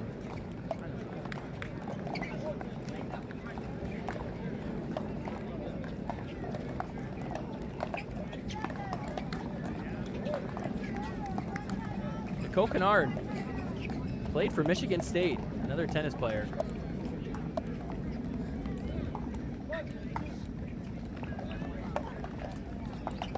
Trying to make the comeback here. Their partner, Will McKinnon. Jay DeVilliers reaching over, giving it back to Nicole. Wow, great hands from Nicole. Gets it to 6-10. Okay, just a 4-point game. Bottom left, Mercado and Simpson. Trying to hold off Cosma and Morris. 7-7 over there. Nicole backed up, trying to drop one in. Doing a good job of keeping her back, but here she comes up at the kitchen. Jay speeds up, goes right back at her. So side out, another match point attempt. See if Jesse and Jay DeVilliers can pull it off here. Drop in, Will all over it. Second serve, another attempt at match point.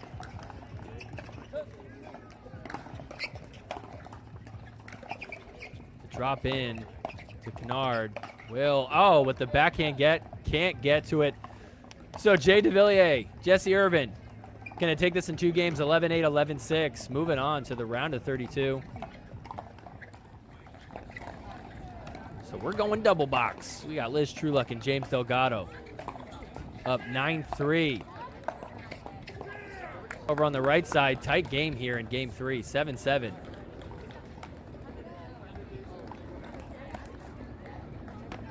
Jace Morris with the serve here, trying to take the lead.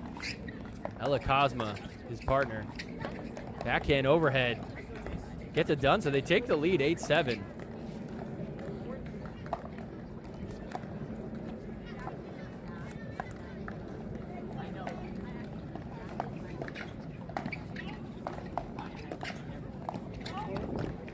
Backhand, that one goes long.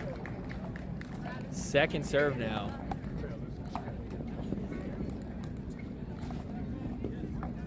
Over on the left side, James Delgado played for the Las Vegas Night Owls last year, was in the championship. Very fun player to watch, very energetic, aggressive. Look at this defense from Morris and Cosma. We're still going. Mercado coming in. Overheads. Back up at the kitchen. Nice get. Dug it out. Short hop. Speeds up and gets it done. Wow, Jace Morris coming alive. Him and Cosma holding it down.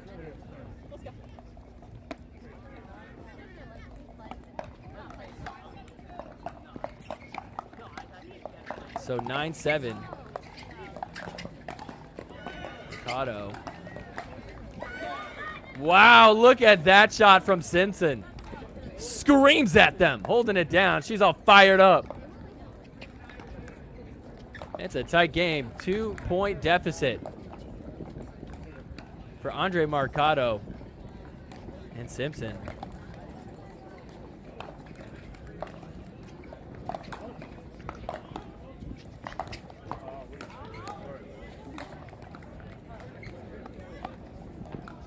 So 8-9 now, just a 1-point game.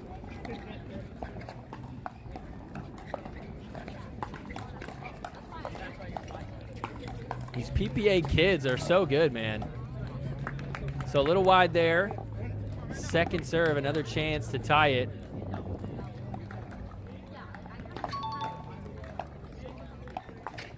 Andre coming in, trying to drop it in to Ella.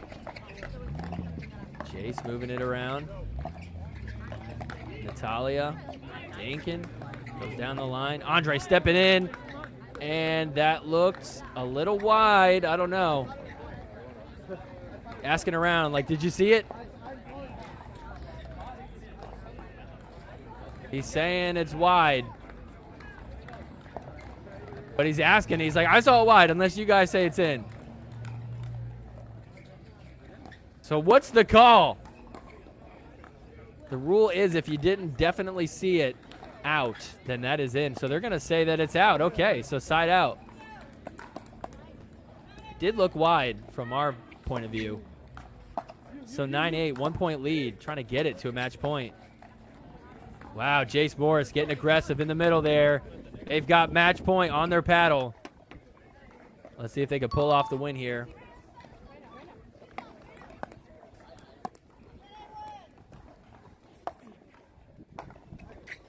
Mercado returning. Jace Morris with the hands in the net, though. Natalia screaming. She's so pumped.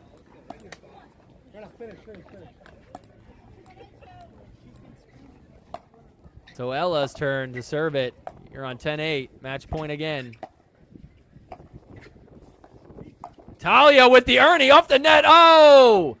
Sets up Jace Morris with the put away. So Jace Morris, Ella Cosma, they're going to get the win in 3 games. Moving on to the round of 32. Fun match there. All young kids playing.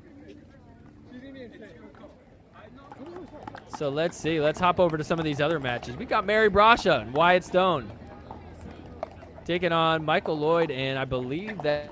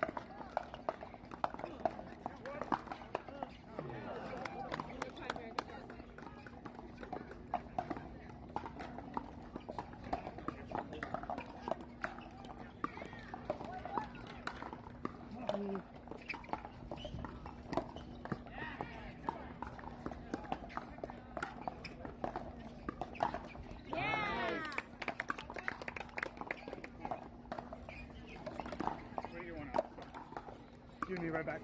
Yeah.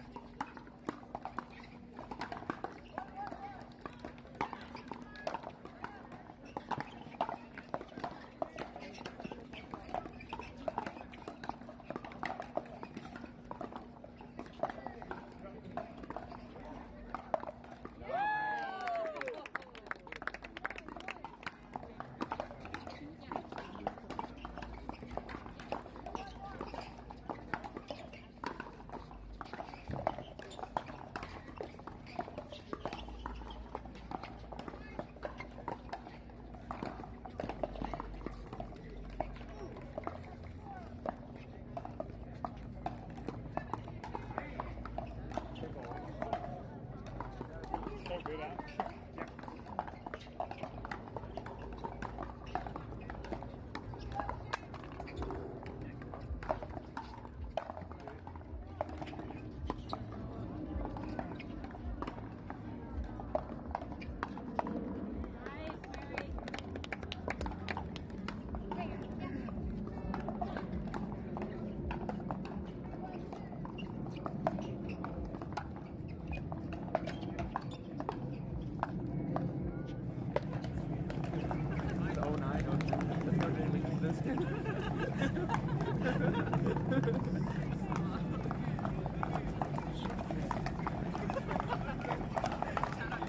Shout out Jane. Hi Helen.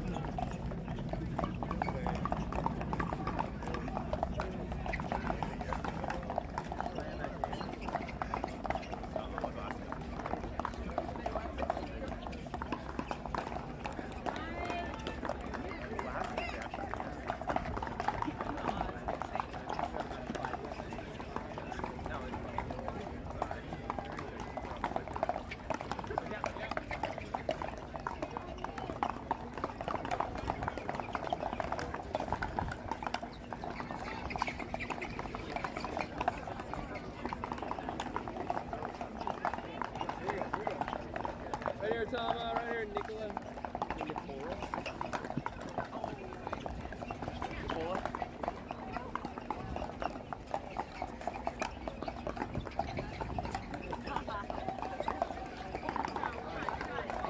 Use it.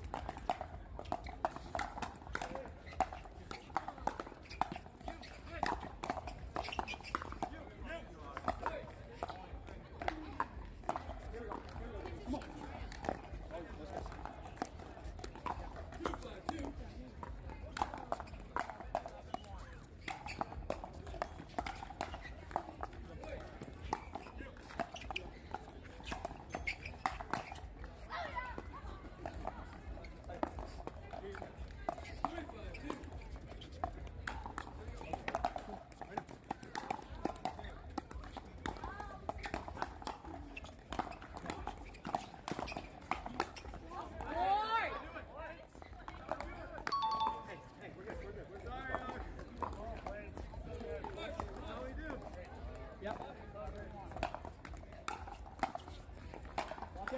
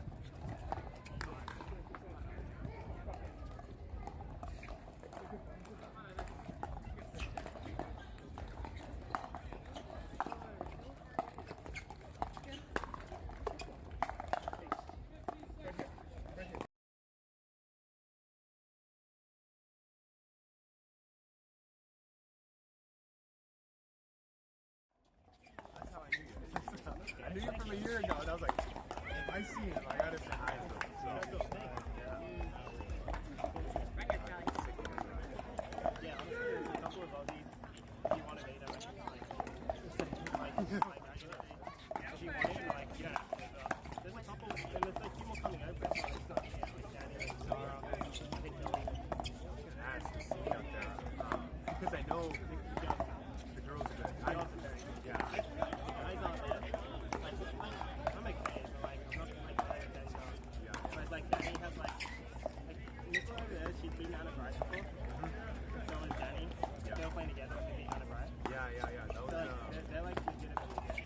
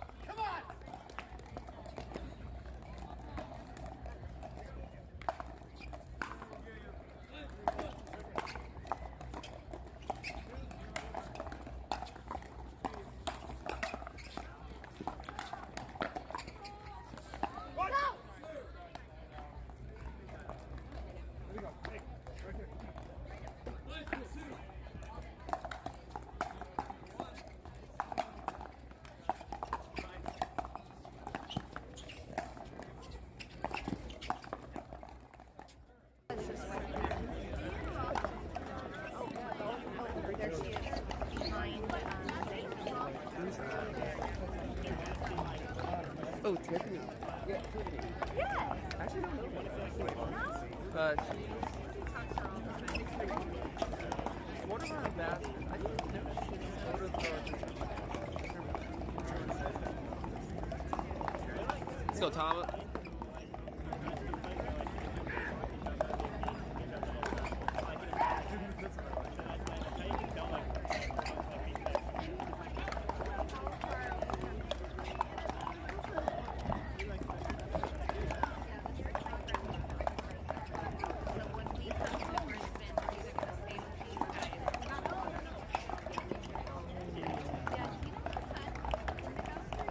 Nice.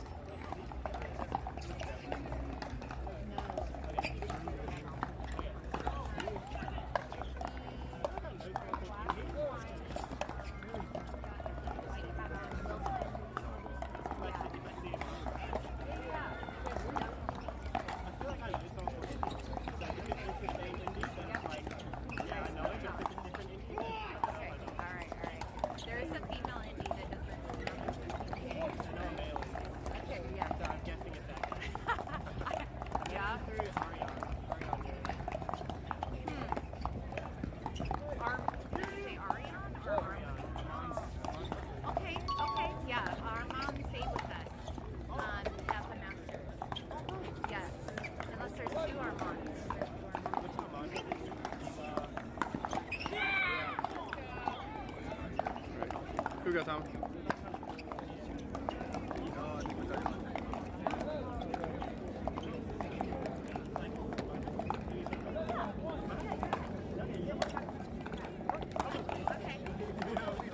Okay. I didn't know he had a brother that played.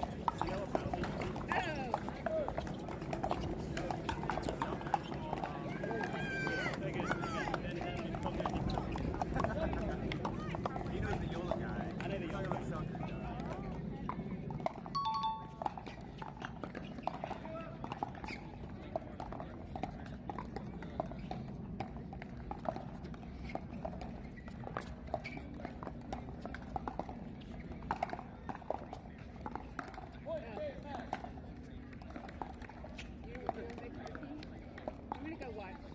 Cover for me if you want, okay? Okay. Yeah. All right. I'll be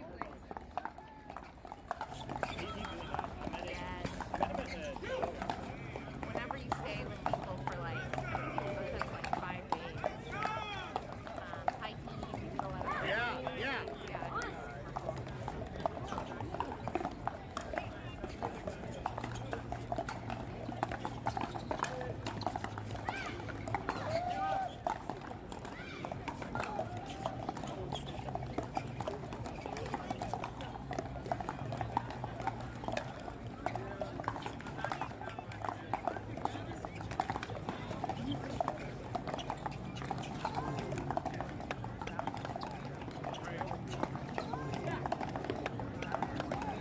Right here, Tom.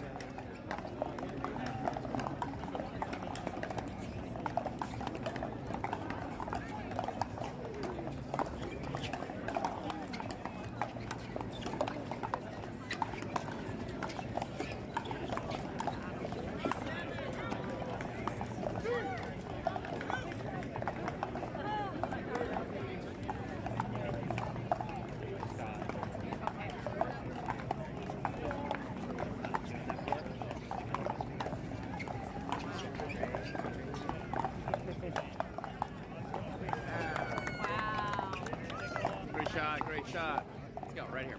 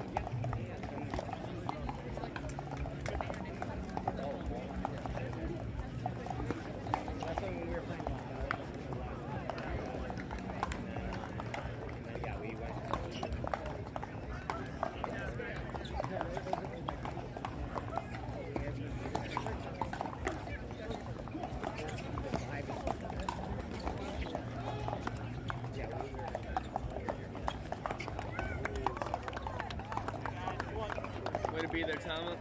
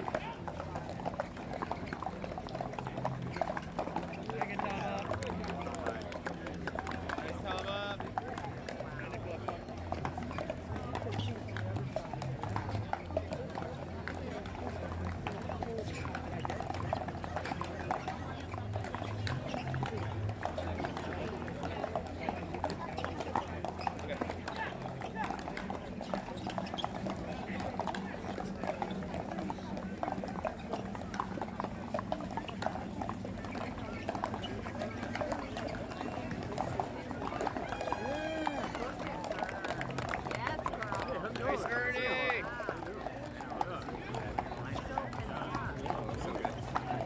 Here we go, right here. Oh, really?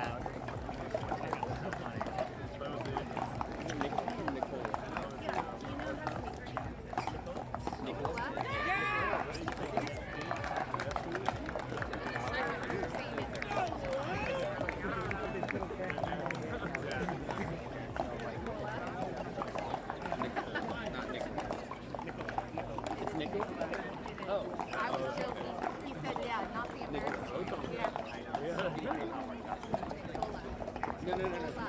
No, Nicola. No. Nicola. Let's go, Nicola. Let's go, Tama. Just say it quick and it doesn't matter. Third game. What? I mean, I didn't know. Everyone, they saw me. Okay, sorry about that.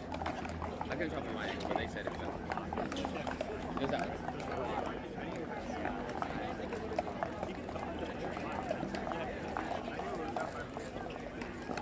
Here we go.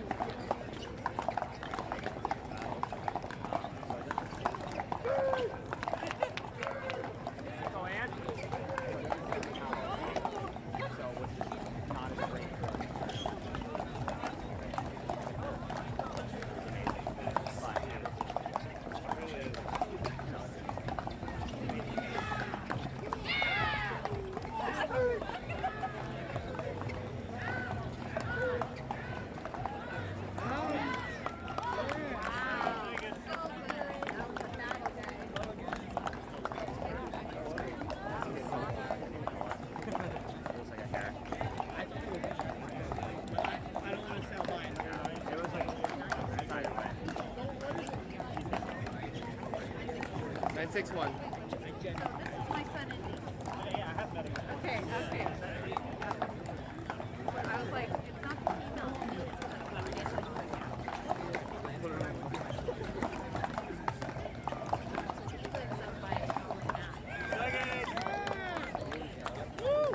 Go, right here.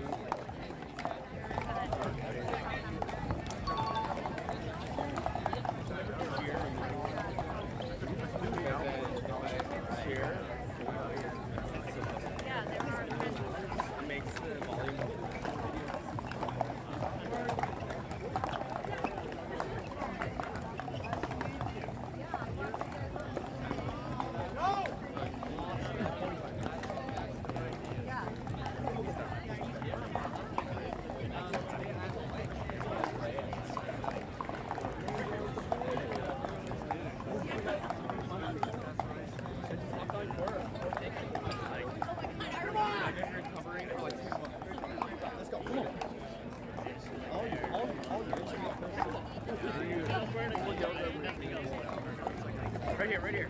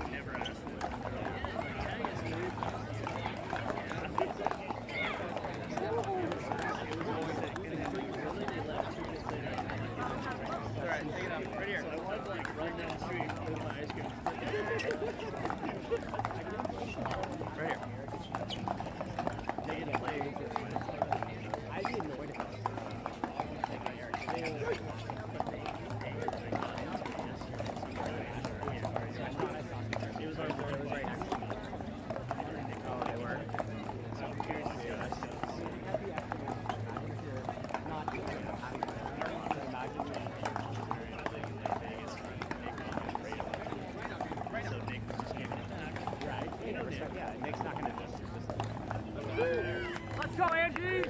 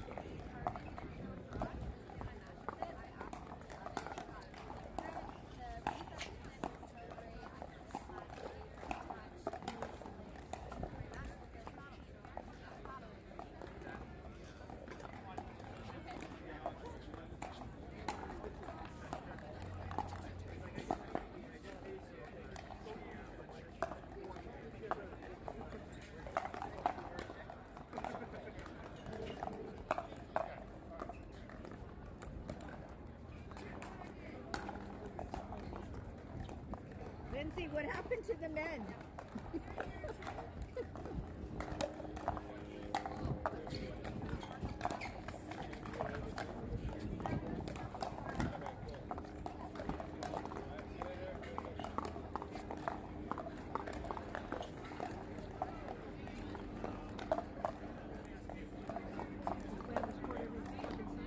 Yeah, I know. This is my court.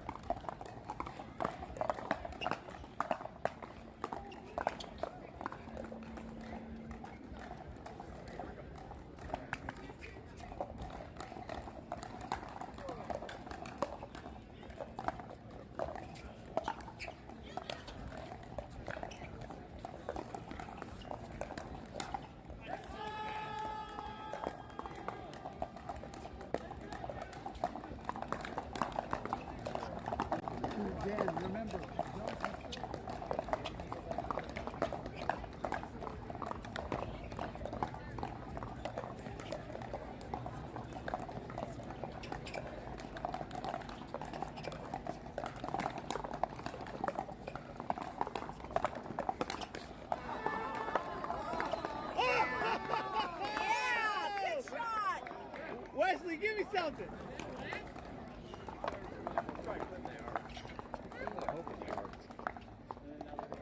Bro, I got the video.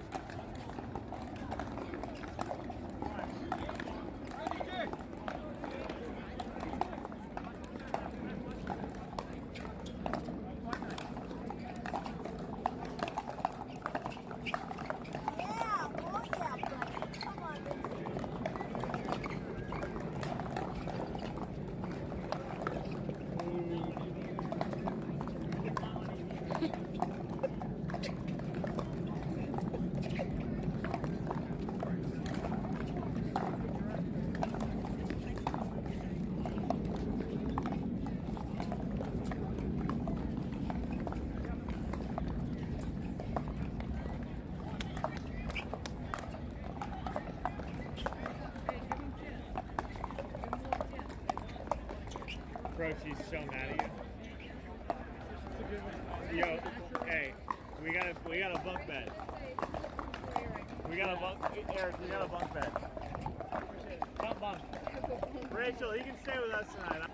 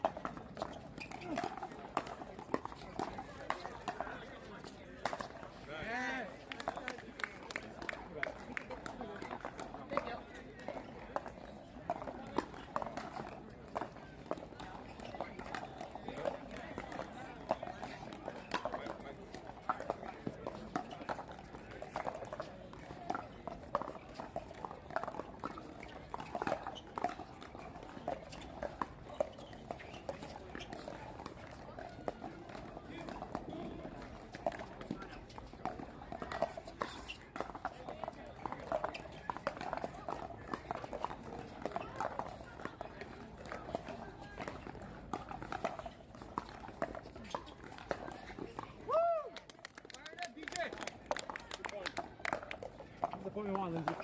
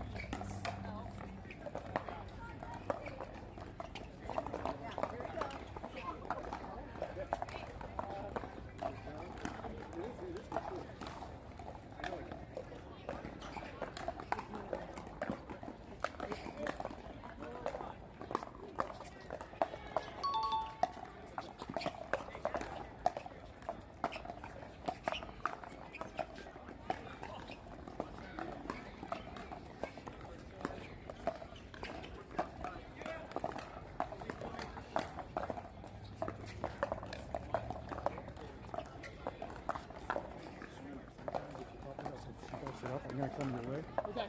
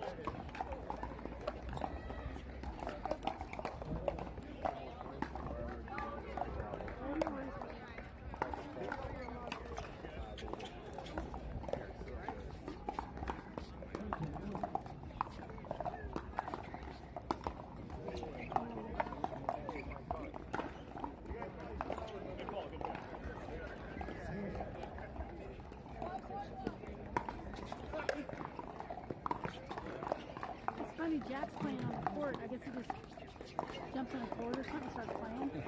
Huh.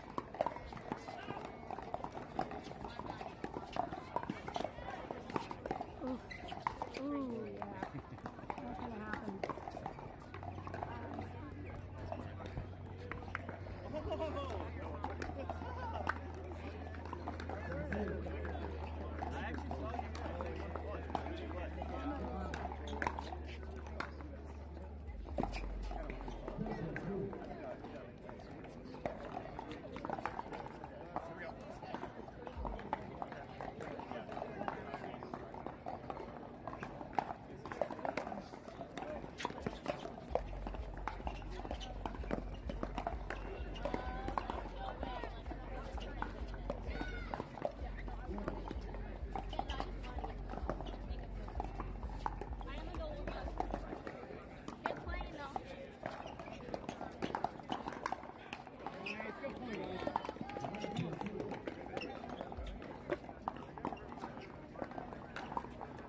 Oops, that didn't work.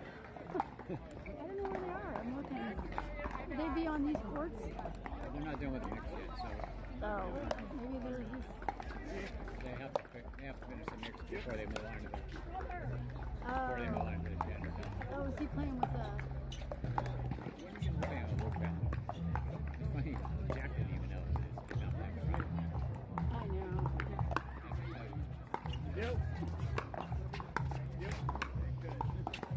What's his name? Here even playing? I wonder. Oh.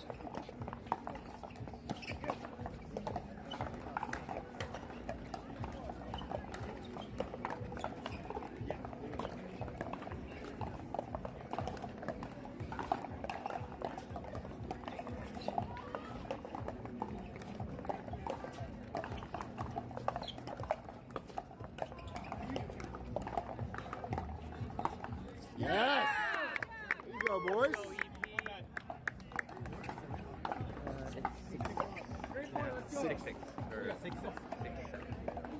6, 6 or 6. It's okay.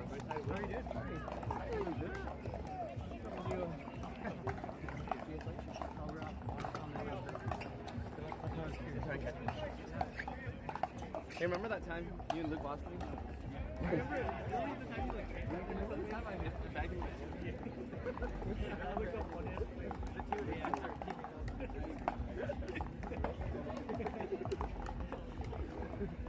You guys know if this is the first game?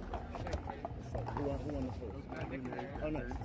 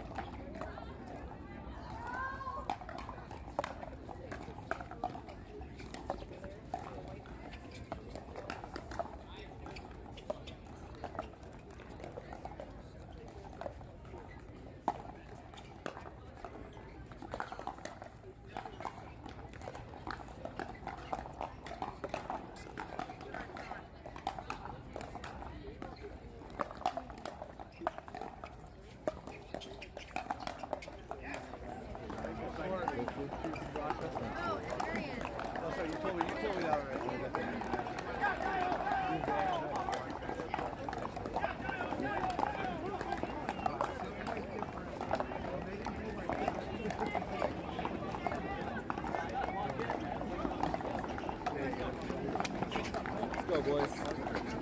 Let's go.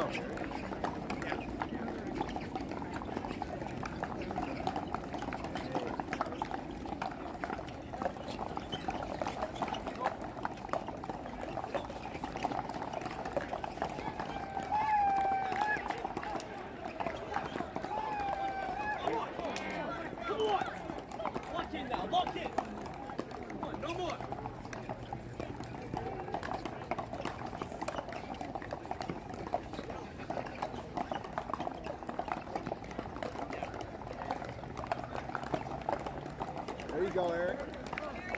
Six for days. Good shot, Eric. Right here. Come on, Armand. Go back.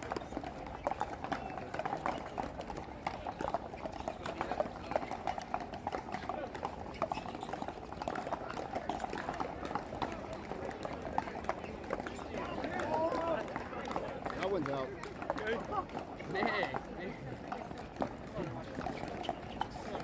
I think there's an opening right there. I know. There's a hide.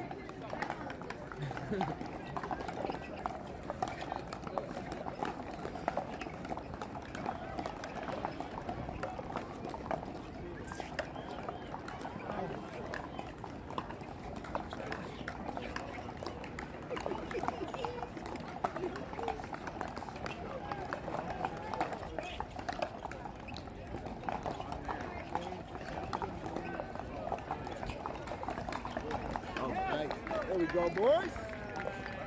There we go, boys.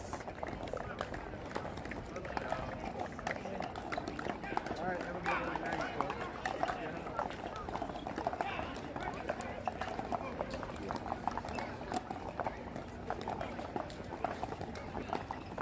Ben, thoughts on Eric and Nick's play?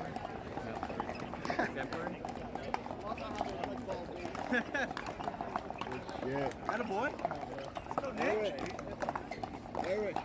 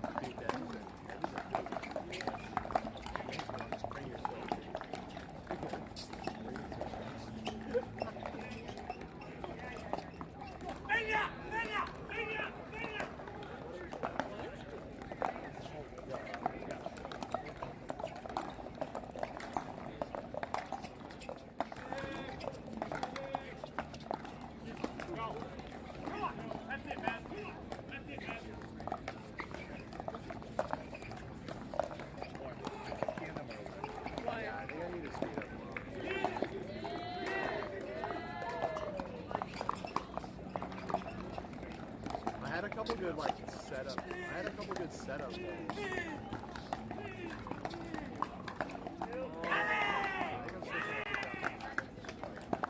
Just like what's available, like the judge was not out, right?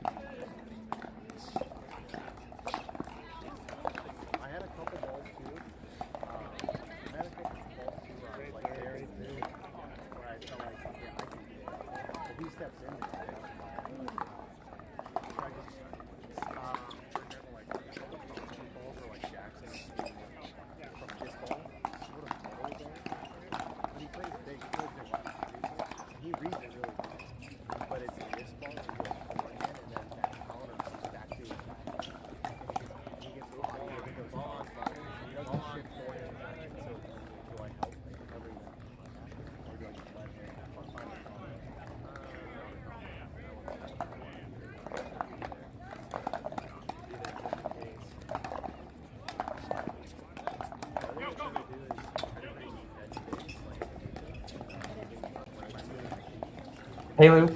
Hey, Graham, what's going on? Here we are. Where are we? We are at St. Pete Athletic, your new pickleball club.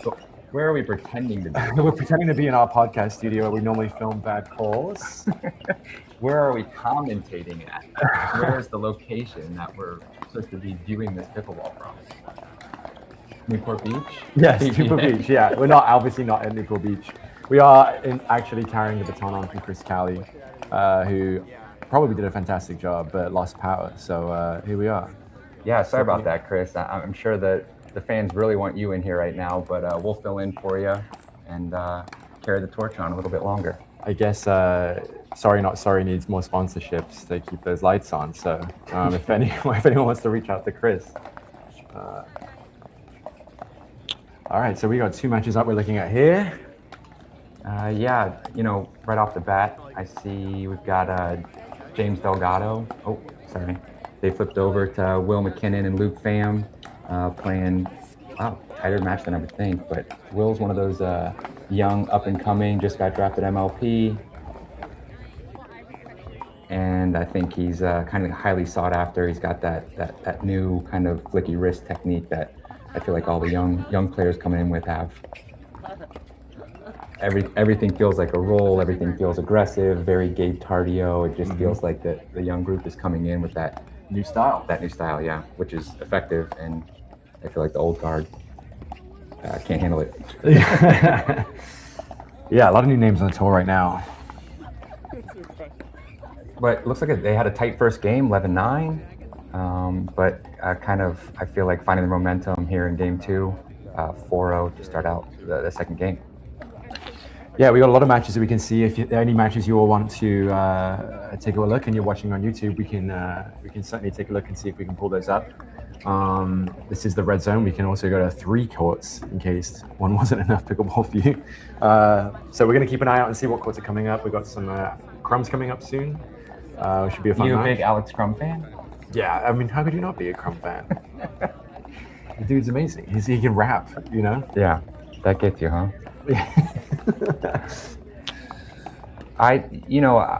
Just starting out right away on Showcase 3 here with Luke and William kind of dominating the second game. I feel like that happens a lot in pickleball. You have a really tight first game, and whoever wins that first game typically has a blowout second game, right? Do you think that's even for the case for people who play each other a lot? I mean, some of these players that are new to the tour haven't got the opponent's strategy down quite like some of the people that are more seasoned on tour. So do you think that that's the case where they're learning the opponents that they're facing and how to beat them? Yes, I think that when they go best of 5 and it's a medal match and it's teams see each other 100 times, yes, then it's tight kind of every game or back and forth game for game. But I think when it's like this, there's just such a mental defeat of barely losing the first game, and there's an adrenaline rush for the team that won. And I think that the momentum, just a huge momentum, and you're seeing it here at 5-0. Yeah, I wonder how many times the teams change their strategy and actually works out worse for them. They're like, okay, we didn't win that one by a few points, so let's change it up and do something different. Actually, it makes it more detrimental. But yeah, in the chat, if you guys have a match that's on one of the other live feeds currently for the Newport Beach PPA, let us know. We'd love to switch over and watch some of those as well. I think Julian Arnold might be playing right now. Perhaps Mary Brasha, let's look through these different matches here. Yeah. But do you know anything about Will McKinney? No. You don't? He's pretty new to me. I don't know. Yeah. What do I have you here for? Well, listen, I support you and your endeavors, and there is a lot of new faces on the tour, especially since Challenger Series came out. A lot of people climbing up and making it on the tour, people getting signed more. So yeah, I don't know. How long have you known him? Since the draft. So. Okay. 4 days. Okay. Well, great. let's say 2 weeks. I had to do a lot a analysis for the draft for the Florida Smash. Okay. And he's definitely someone that I knew was going to go higher than what we were willing to pay, because a lot of teams drafted young, trying to build a team for next year or the year after. Sure. And he was right up there, probably in top 3 or 4, youth players that has a lot of potential upside. Okay, got it. So he was on your kind of like list of potential people if he was going to go for less money, or? He was on my list of people I knew I wasn't going to get. Sure. Yeah. Okay. Right along Anna Bright. Yeah, right. And Georgia Johnson. Yeah. Got it. All right, who else we got? Now we're seeing Michael Lloyd and Delora versus Draxler and Anderson. Again, some more people that I'm not sure I've seen these guys play before either. Have you seen these guys before? I've definitely seen Michael Lloyd. How'd you know his name if you've never seen him play? Well, I know Michael Lloyd. Yeah, I mean, he's a rival to Travis's, He's Benson Boone, right? He's Benson Boone, basically, a pickleball. And Carlos Delora went from GM of a team, an MLP team, to professional player that now plays on the tour full-time and picked up. But he used to be a team owner? He was not an owner. He was, I want to say, coach or GM for the Chicago Slice. Wow. Yeah. So I knew him as that before I knew him as a player. Wow. But I think he's playing that good enough. He played for his own team, and now he's on tour making a real run. Yeah, how many people can say that they started out coaching a team and then they become a professional player? Usually it's the other way around, right? Yeah. But Michael Lloyd's obviously tried and true, great player. I don't think that I know Traxler and Anderson very well. I mean, we are kind of in the early rounds of this progressive draw. But obviously they took game 1. And, this is an example I think you're talking about where this is probably, I would guess, the Laura and Lloyd are the better team. Mm-hmm. They lost the first game. It looks like they likely changed their strategy for game 2. That strategy worked, and they're probably still using it in game 3. And the results are showing that. Yeah, they figured it out. What do you think of this firefight zone format? I like this. I think this is a good thing. I think the PPA should do this. There's so many interesting matches, and I think that if sometimes I'm loaded up on Pickleball TV with six tabs open, and I'm trying to switch between them and see which ones I want to watch. So I think being able to watch multiple at the same time is pretty cool. Are you a fan of commentating in general while you're watching pickleball? Like, do I do it while I'm sat at home, you mean? No, like, you know how sometimes you'll watch a match and there won't be commentating? Oh, I see. And then you come on and, usually the weekend there's professional commentators, unlike us, they get paid to do this. I think it depends on who it is. I would say that my favorite commentator is Leah Jansen. I already knew this. Yeah, I think that... It's shocking to me. Why? Why is that shocking? Tell me what it is you love about Leah Jansen. Well, she's a pro player and she knows she's played against all the people she's watching. And so she speaks from a perspective where it's like, she knows what they're going to do, what they normally think, during the match. Unlike us. Yeah, I know you've had your pro pickleball days, but I mean, do you know what's going through the minds of these players right now?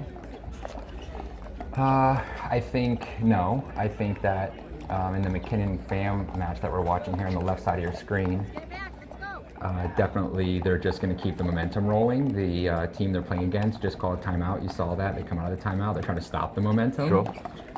So I think they're smelling blood and they're probably close to taking it. Yep.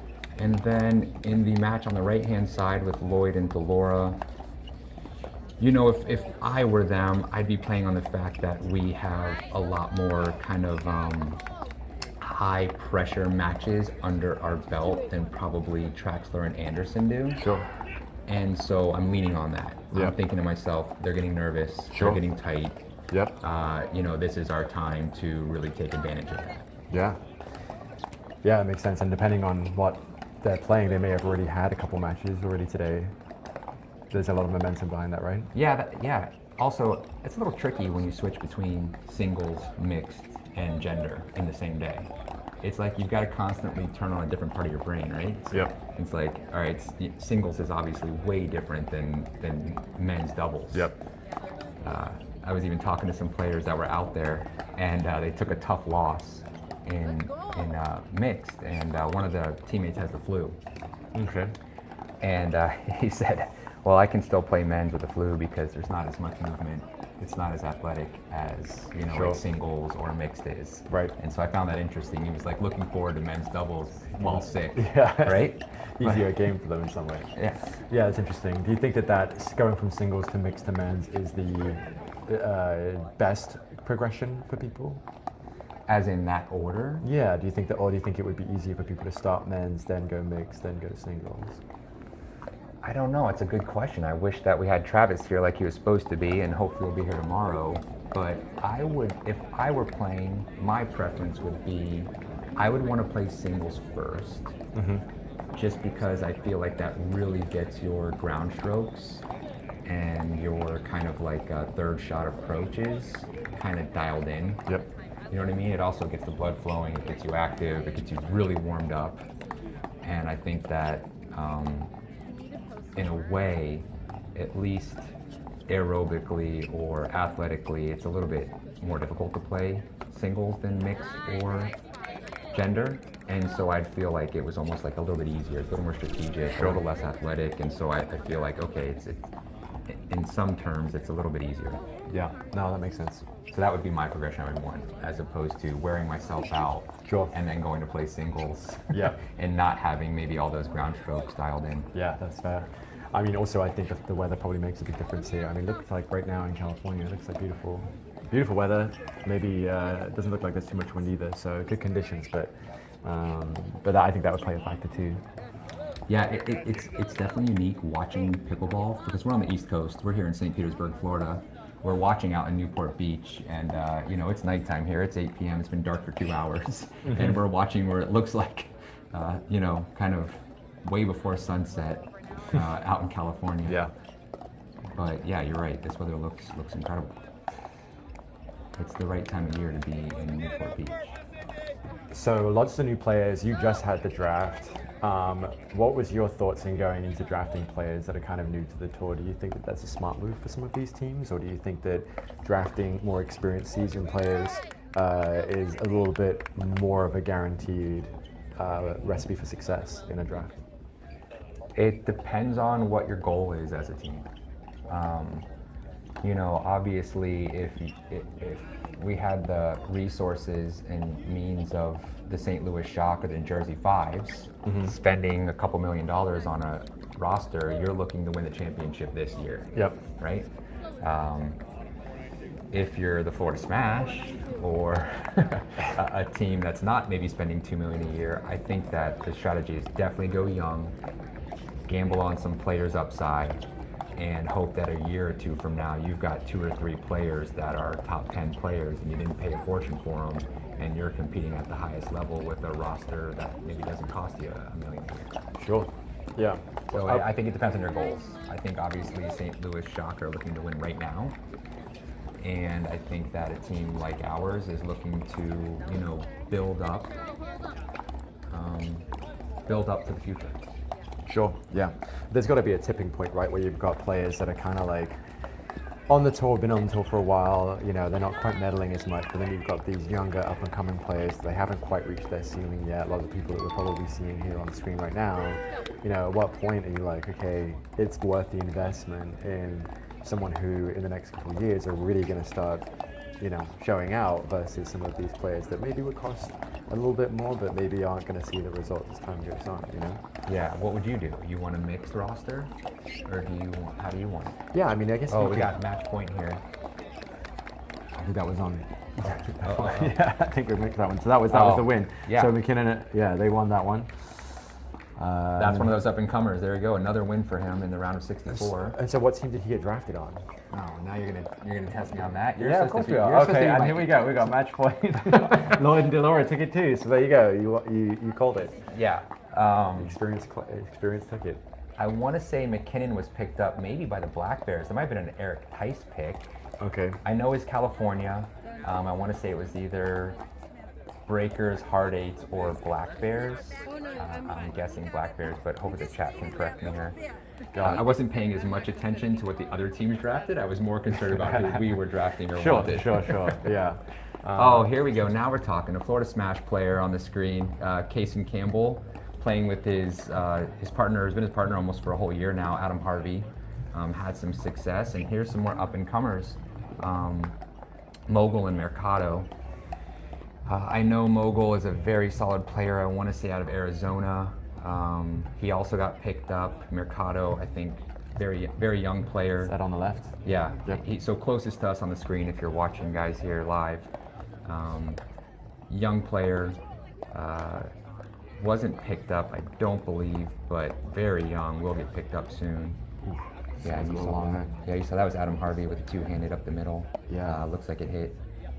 But you know, I've actually had Adam Harvey and Kason Campbell play on the Smash.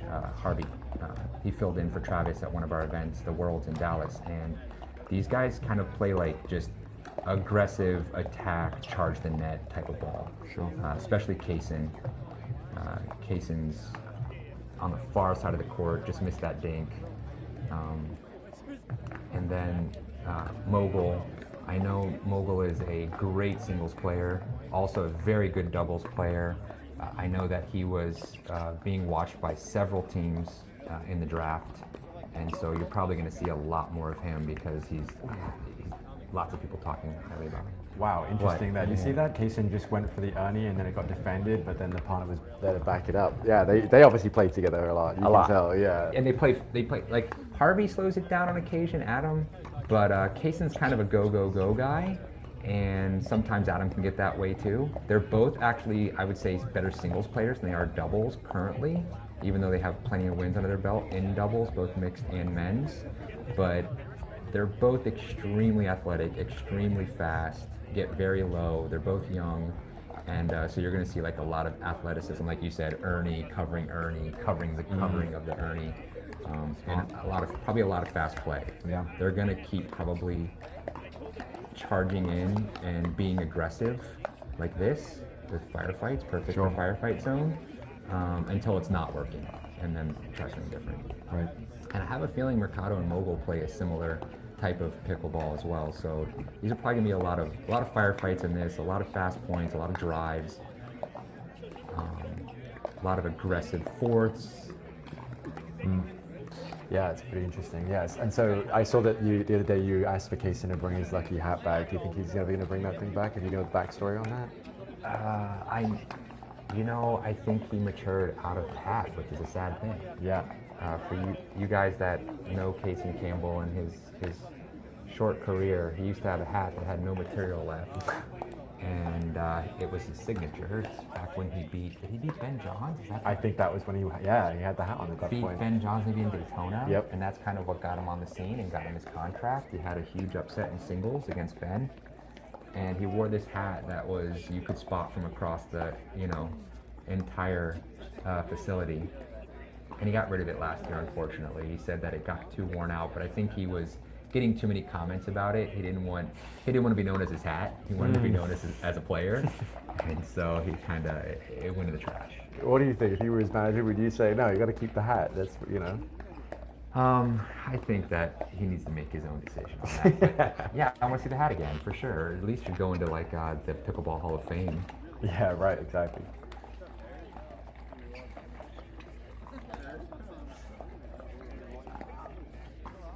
All right, let's see. A pretty tight game so far. I'm assuming this one just started.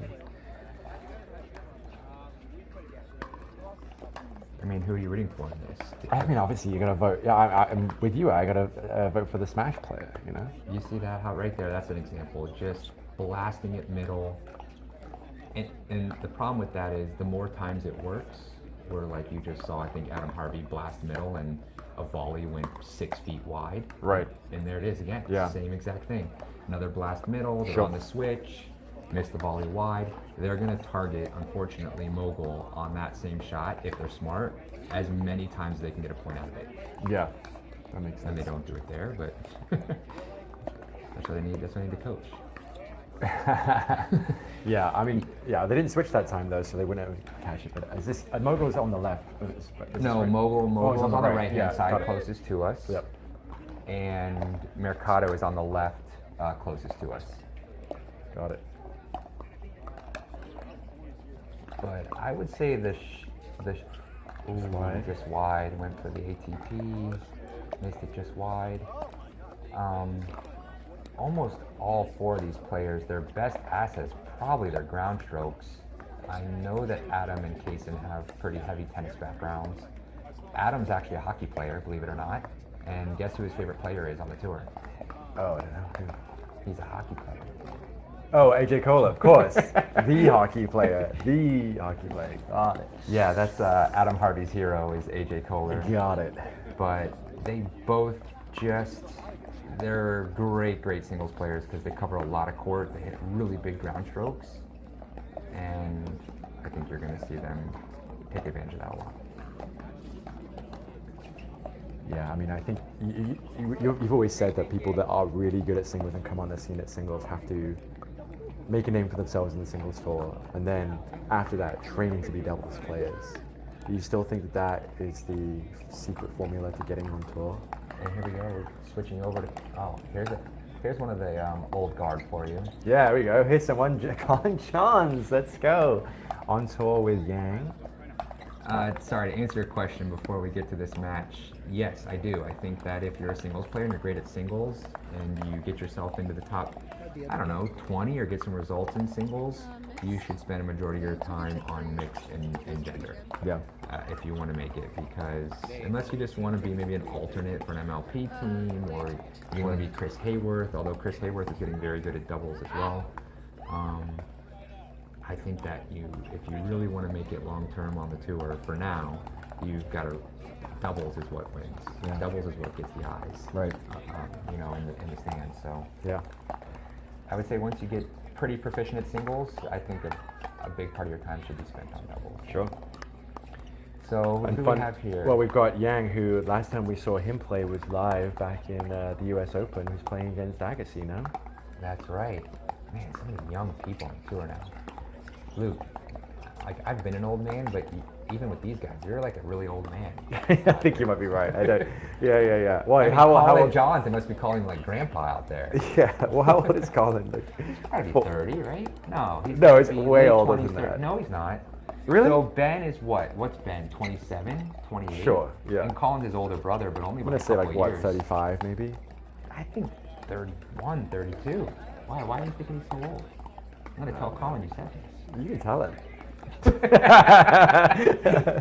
I think he just gives it kind of like a tired, defeated energy, you know. I'm surprised. I haven't seen him on tour in a while. Well, he's there. You're just not watching him. Oh, he just doesn't make it out of the qualies anymore, really? Is that why? No, he's not in qualies. He definitely makes it to rounds of 32 and 16 on occasion. But I don't know how much rounds of 32 pickleball you're watching these days, now that you don't work for the Dink anymore. Yeah, I guess you're right. Who do you have in this match? Who are you rooting for? Who do you think wins this? I mean, I don't really know the opponents here. We've got Shaker and In. Do you know those guys? I don't. Okay, so that doesn't mean they're not good. Weren't on your draft list? No, although Yang was. Yang got picked up too. Yeah? Who did you get picked up by? Stop asking that question. Why don't you pull up your phone and tell me where Len Yang got picked up? I want to say, I'm going to take a guess on this one too.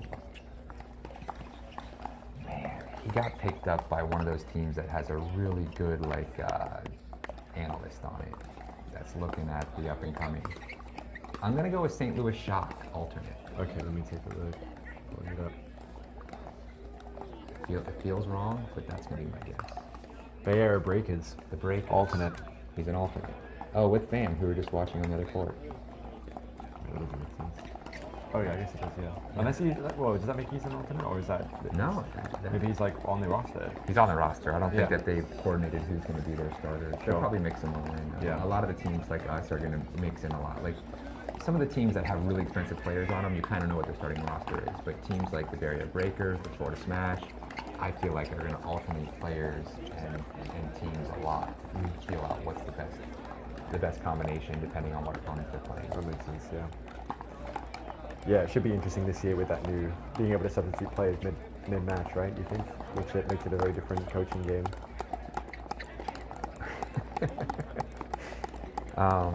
Here we got another one. Man, it's all Florida Smash players. Here we go, Chris. Here we go. Okay, Chris Crouch and Perez versus Hayworth. These are all your favorite players. You got Hayworth, you got Crum, you got Crouch, and Eddie Perez was also a local player back in the day, now in North Carolina.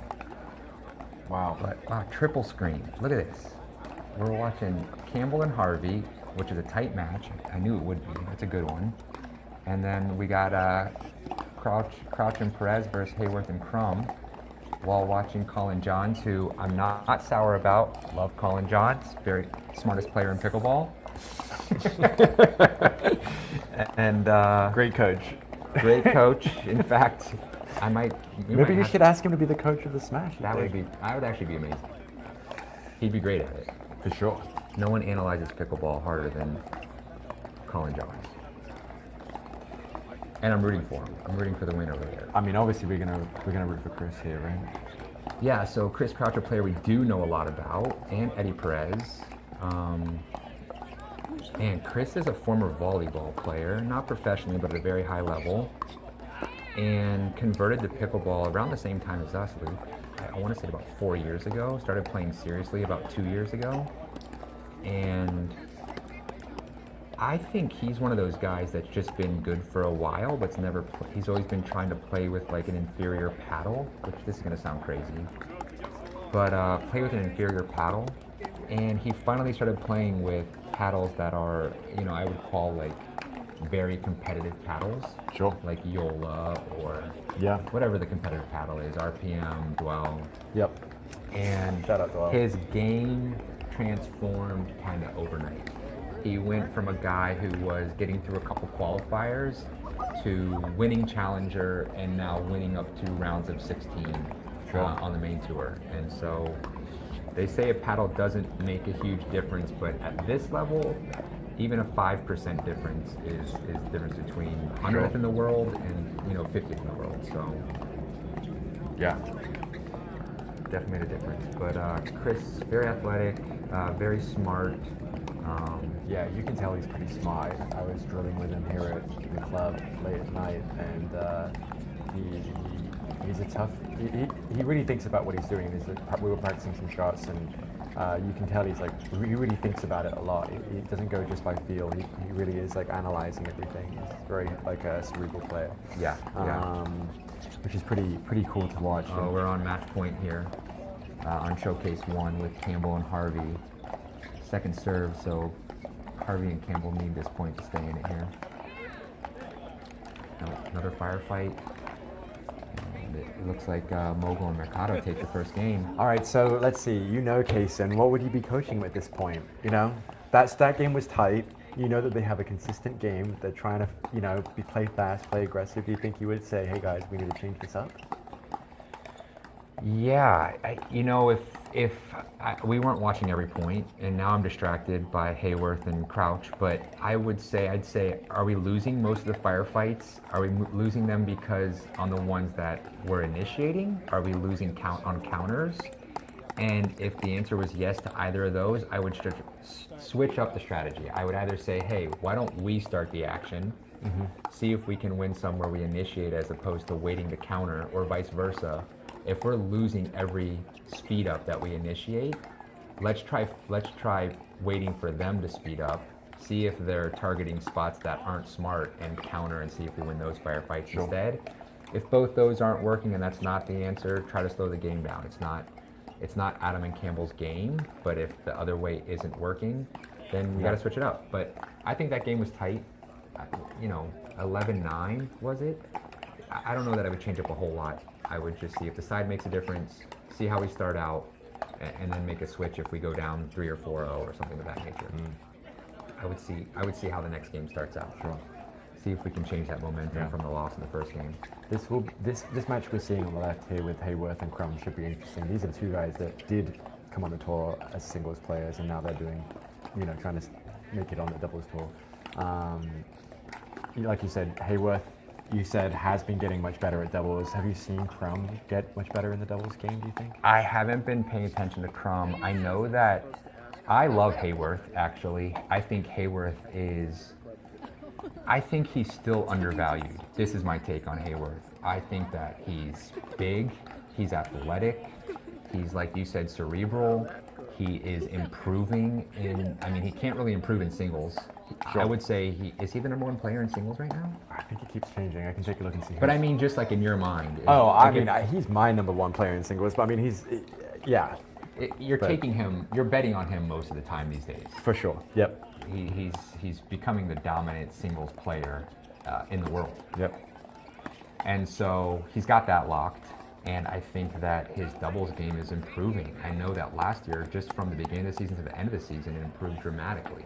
And so give him another year to learn these players, to get more big wins under his belt. If I was betting on Hayworth, I would say his stock is rising. Yeah. Even higher than it already is. And he got drafted this time to MLP, right? We haven't seen him play MLP yet. Yeah, what team did he get drafted to? Let's take a Luke. look. Let's take a look.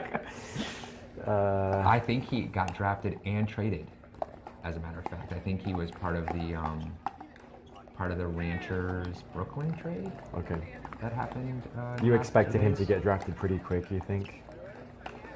I think he got drafted exactly where he should have been drafted. I think it was kind of end of the starter round. Okay. And that's right where I think he should be. Got it. You're not getting him for free. You're going to pay some money for him, but you're not paying $200,000. So he got drafted on the Black Bears. But was that part of a trade that recently happened, or? Unless that happened today? 4 days ago. Yeah, it could be. Okay, Black Bears. So, Eric Tice, he's their new GM over at the Black Bears. The guy knows players better than anyone. In fact, I wish he was commentating this for us right now. He'd be able to tell you about In and Shakar, Yang, all of these players, what their specialty is. And look on Showcase 4, Luke, 11-10. Colin Johns was up 10-8. They had game point twice, I saw. And they come on, Colin. Do you think that Colin's find your inner Johns? Is Colin's style of play just kind of outdated at this point? The answer is yes. I think everyone knows this take, that Colin created his game to fit his brother's game perfectly. Sure. And so for years, he trained just to be the perfect partner for Ben Johns. And after that partnership ended, he has to rediscover his game. How is he going to fit in as a player without Ben Johns? And I think he's still working on that. I think he's definitely gotten better. He's way better at mix than he was, I would say, a year ago. And he's going to always be an extremely solid right side player. I mean, just now we were just seeing he's just resetting those things over and over in front of him. He's not really creating the aggression. He's just kind of keeping the ball in play, it seems like. Look at this point. This point's crazy. The thing I'd say about Colin is... Oh, here we go. Chris Crouch with the game point. Let's go, Crouch. Let's go, Smash. And just back to this Showcase 4. These are some good matches. At the same time, we're overwhelmed here. Back to Colin. He is deceptively athletic. I don't know that everyone knows about him. He's actually extremely athletic. Really? I know that he kind of walks around, doesn't kind of move hobbles. too much. Yeah. If you watch this guy play singles seriously, he played professional tennis. He has 2 forehands. I don't know if you know this in tennis. He hits a right-handed forehand and a left-handed forehand. Wow. Which is very unique. He's equally as good. Nice speed up by Crumb there to finish that point. But he plays 2 forehands. He can do it in pickleball too. So if you ever watch him get in trouble when he's playing left side, he'll actually switch the paddle to his left hand to scoop up balls that are too wide for him to get. Okay. And he can hit just as good of a drive with his left as he can his right. And there went the first game. Wow, that's it. A tough loss to Shakar in game 1. I think they'll bounce back though. I think John's and Yang win that second game. But yeah, and he's ultra athletic. I mean, the guy doesn't look it, he doesn't show it, but if he needs to be, he can be. And I think he's just played right side for Ben Johns for so long, he's never used that athleticism. He's, trained his game to be kind of, you know, like, kind of sedative and defensive and plants in. But he's very capable of playing left side and playing mixed, and you can see it sometimes, flashes of it when he's playing left side. Wow. Yeah, I did not know that. That's pretty interesting. I wonder why we don't see more left-hand forehand for him in the pickleball court if he's so good at tennis, you know? Yeah. It'd be fun to watch him play singles with 2 forehands, right? Yeah. I don't think I'm sure there's some film out there. Go YouTube. Colin John's professional tennis. Probably see some clips of him playing 2 forehands. And if we had Travis here, I'd ask him. There's some young tennis player who's really good at his 2 forehands. Who's coming up as like a 14-year-old, but I don't know. I've just seen clips. All right. So what happened to Crouch? Why do we keep getting match points? And then people losing it. They can't close. Can't close. Nerves. Is that nerves? Possibly. Dang. Yeah. I mean, the mental game is more important than the actual physical game in pickleball. It really is. Has every match we've called as the winner so far been the opposite? God. All right. No more talking about match points coming up when our team is leading. We're just going to ignore those. Put that to the smaller screen, please, and let it ride out without us commentating. All right, who we got? Tight game again from Campbell. Yeah, Showcase 1 court here. Lost the first game 11-8. It was a tight game the entire first game, so I assume it's going to be a second tight game. And like I said, I don't know that they've switched up strategy, but I wouldn't until it becomes a problem. So there's an example of Mercado initiating the speed up. Sure. He took it from his shoestrings, sped it up at Kaysen's neck, and it got him a point. That's one obviously Kaysen should have got out of the way of. He should see that he's speeding up from such a low spot and get out of the way immediately, but he couldn't. And so if I were to see 2 or 3 of those, then I would say to Kaysen is, let's not wait for these guys to speed up on you, because they seem to be winning those attacks. Let's initiate the firefight and see if you can find a spot on one of them. And I would try to figure out what the weakest spot is. I'm guessing it would be probably, see that they're playing defensively. I don't like that. And that's not their game. It's not their game. Yeah. They need to be running downhill. And that's what I would call a timeout. They did. Great. Okay. They didn't need me to call that timeout. They did it themselves. And I would say to them, hey, we're playing defensively. We're playing on our heels. We're waiting for them to win the point. That is not your game. Let's get after it. Let's move our feet. Let's run downhill. Let's drive some balls to them hard and crash and see if we can get some points that way. Got it. All right, court 19 on screen right now. A mixed match. This must be one of the last ones of the mixed matches. We've got Mary Brasher and Augie Yeah. Eric Roddy, another good singles player. And Safdar, these are all, I don't know that Mary Brasher, I don't think she plays MLP. She would be on the team if she did. But the rest of these all play MLP or have in the previous years. Obviously, Augie is on the championship Dallas Flash team and still there. I don't think Eric's on the team either, right? Eric was last year. Roddy played. Also one of those guys that is a coach. and also player, current player. Oh, that's tough to watch. So you just saw that was Roddy, wanted to take that forehand overhead and bumped into his partner. And not even got it. I don't know if I know who Communication. Safdar is. You know this from this? Yeah, she played on the bench for the Orlando Squeeze, and I'm sure I'm gonna get some of this wrong. And I think that she was in the draft this year. I'm not sure if she got picked up. Can we check that? See if she's been picked up on an MLP team.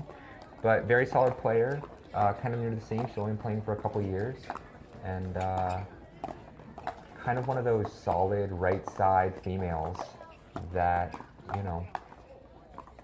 I don't think she was picked up this time. Is it very few players that are playing on the PPA tour that aren't playing in the on Major League? Not very few. You're talking about like signed UPA contracted players that are not playing MLP. Yeah, I feel like if anything, usually they try and go the opposite and try and play MLP. We should actually know this number. So there's 6 players per team. There's 20 teams, right? So what does that mean? There's 120 total players in MLP. Sure. But for those that are choosing not to, like you said, Mary would have been picked up for sure if she was wanting to play MLP, but is she choosing not to? And Brasha and Ga take that one in 2. Not unexpected. That's a very good team, Ga and Brasha. And then back to Campbell. Still a tight match at 8-6, but the answer is no. I want to say there's no more than 160 or 170 total UPA contracts, somewhere in that ballpark. It's definitely under 200, it's definitely under 180. And of those, at least 120 play. So there's no more than 40 or 50 players that have UPA contracts that are not on an MLP team. Okay. Whether they weren't drafted or their contracts, they don't want to play. A good example of that is Matt Wright, Lucy Kovalova. Sure. They don't do MLP. Arnold. I think the Brashas are in that as well. Julian Arnold. Yeah, it's a lot of couples and siblings, interestingly enough. Yeah. Is that a conspiracy we can start, you Wait. think? I think we could definitely spread that. So Campbell and Harvey tie it up. Look at that.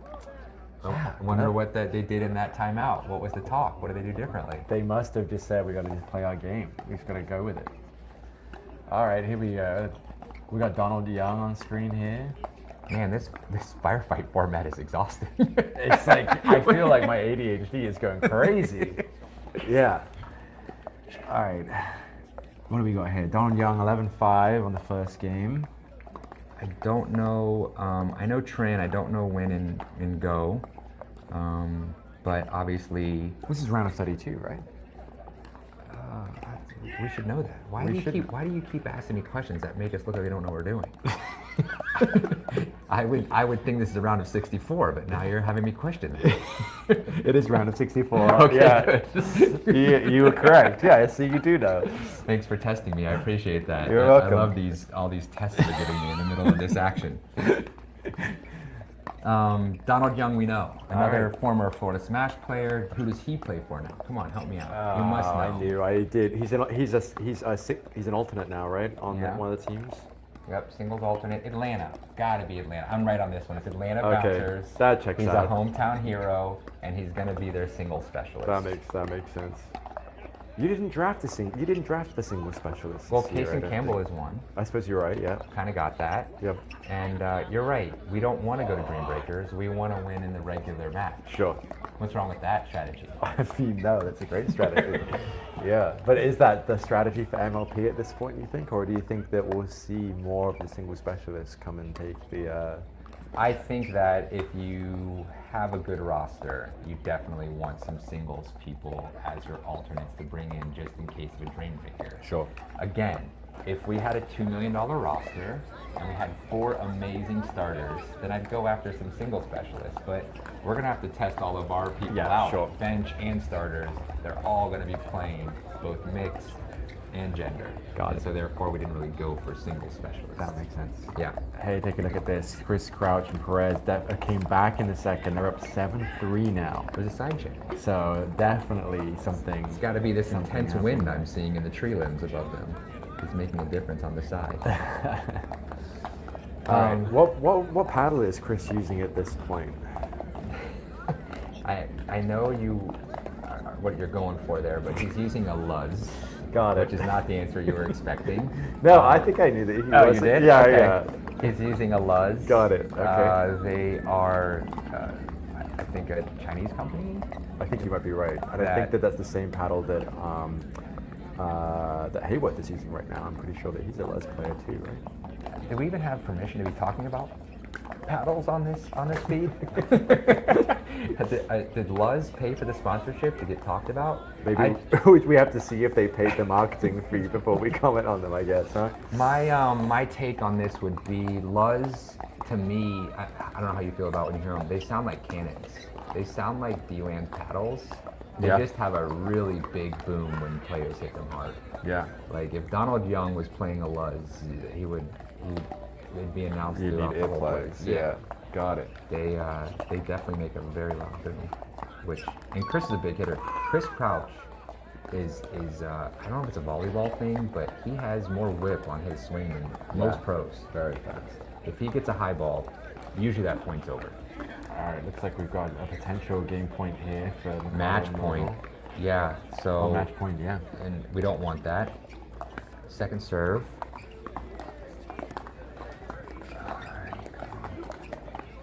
That's the other major weapon of these two guys. They both really work on their two-handed backhand roll dinks aggressively. It's pretty interesting to see them both doing it from both sides.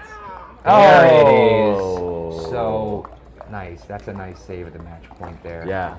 So that was basically Adam rolling cross court two-handed, got Kaysen a high dink, and Kaysen took advantage. Yeah, that was pretty smart play. They kept those dinks pretty aggressive and then waited for that to pull the trigger, and they were the ones that sped that up first, which is what you were saying before. Let's see if they can tie this up. Got him. There it is. Got Look him. at that. 2 good drops in a row off his back foot. Very nice. Tied it up. 10-10. Here we go. 10-10-1. Let's go, boys.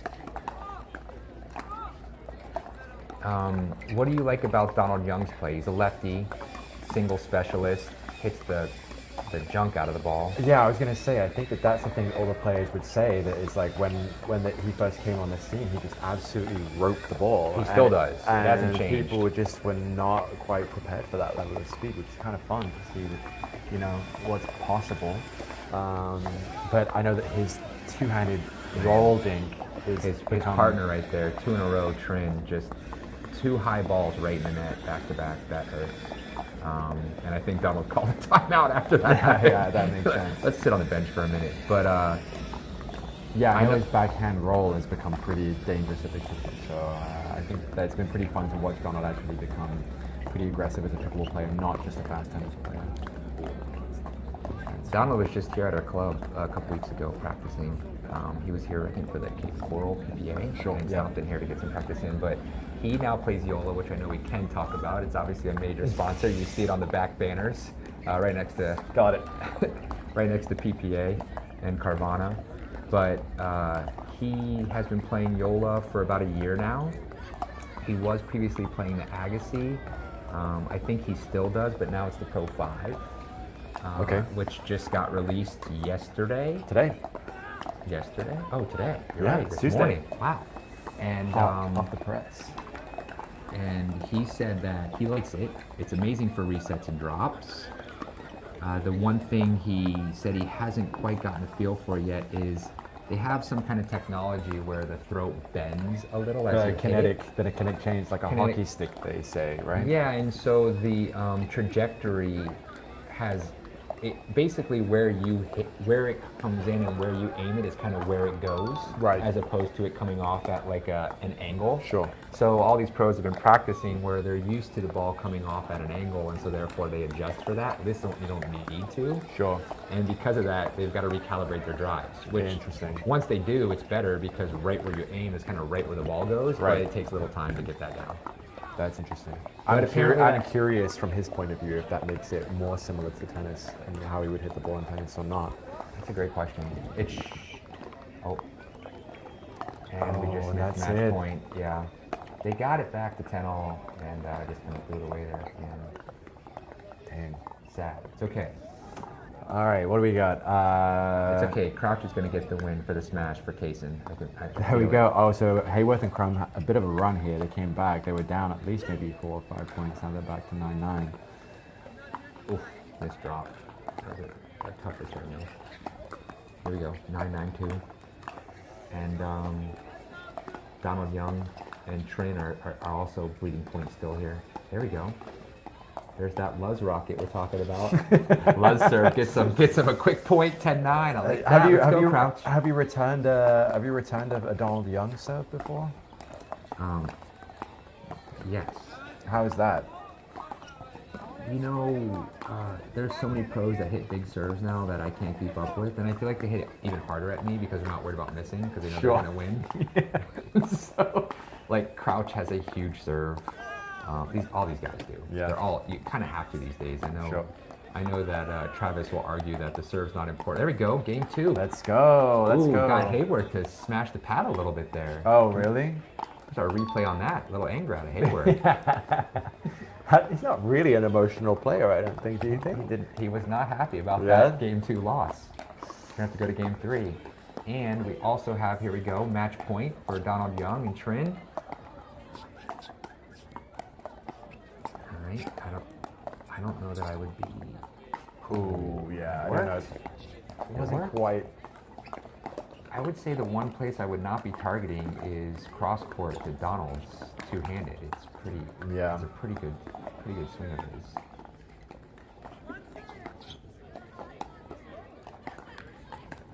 Well. Wow.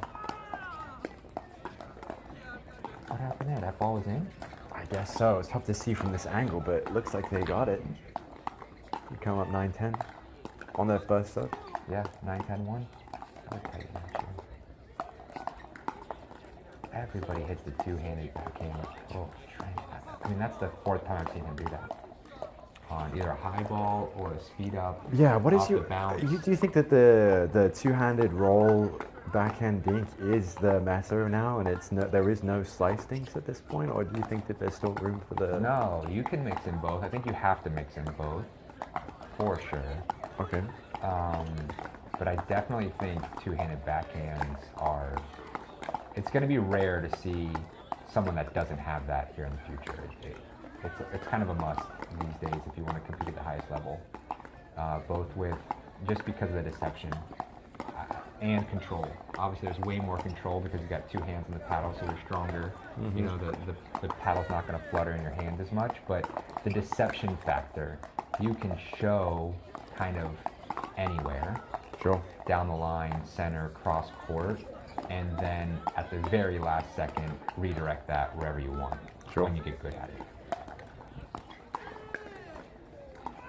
Ooh, right there's a great example. Yeah. So Donald there had the two-handed, they set him up, it was kind of a defensive dink. He showed line and then came across the body center, and it got there an easy point. That shot has become... Oh! Did I miss it? Missed overhead. Oh. He's laughing about it. Whiffed on an overhead, caught the edge guard, put some nasty spin on it, and created the miss there. That's funny.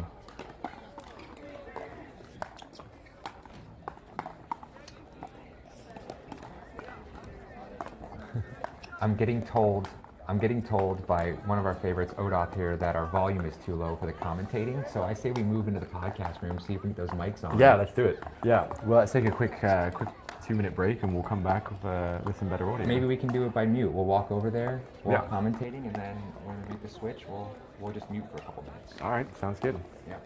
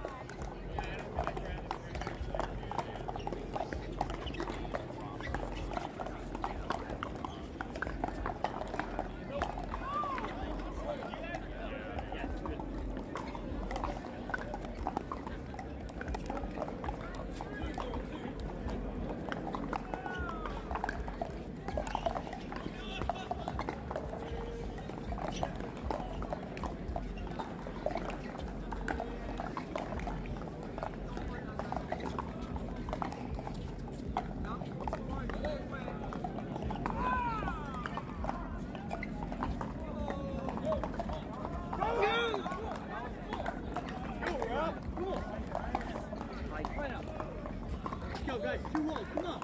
2 holes right now, Joel. Come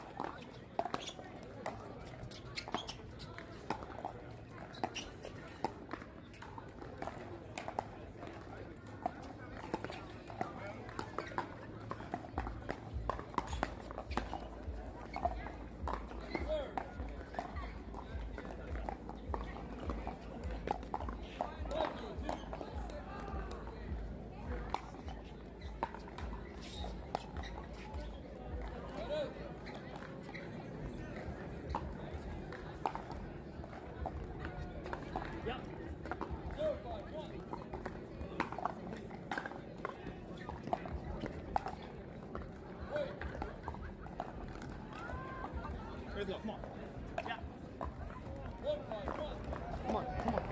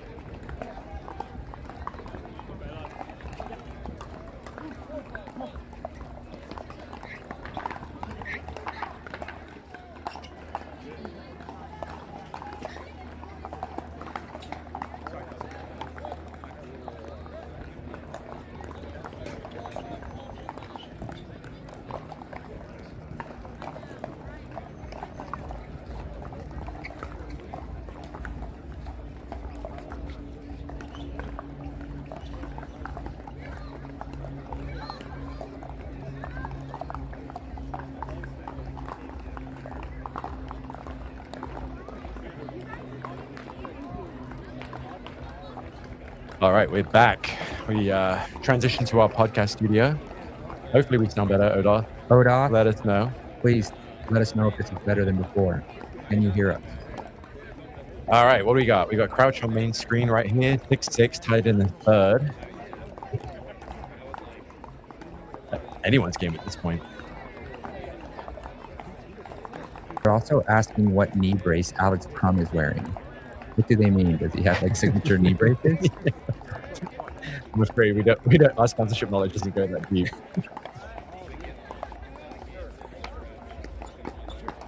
Also got Colin Johns in a tight second game, 9-all. Yeah, I know, in what situation would you be betting that in men's doubles Colin would be in a tight game in around 64 for the PPA? I think most days these days he is. Yeah? Even though they're down 9-10 at the moment, I'm still rooting on Colin Johns.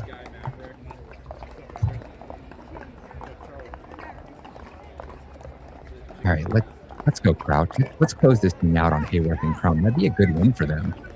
I don't know that Eddie's had a round of 64 win. Maybe Would you consider ever. that an upset? For sure. Yes. Yeah.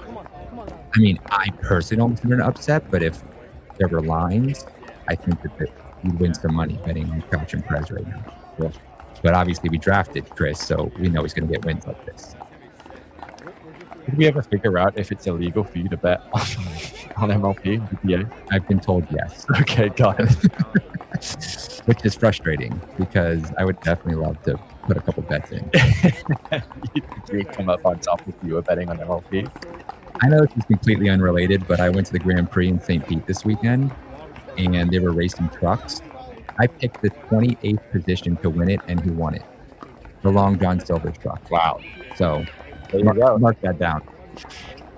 While you were saying that, we just saw an incredible ATP from Crouch there, just taking that point, bringing the serve back on their side. Do you get to play against Crouch a lot? Yeah, I do. He definitely... That was out. There we go. He's a very calm player. I think that Chris is smart. He makes the move around. He does not attack until he's got you on the move. But he's very, very fast. I mean, his counters are absolutely... Yeah, they're big. Huge. Yeah, don't speed up the Chris's backhand. You're gonna eat it. Yeah. But yeah, great drop there for another point. They're up 9-6 in the third, and here we got game point for Car and in.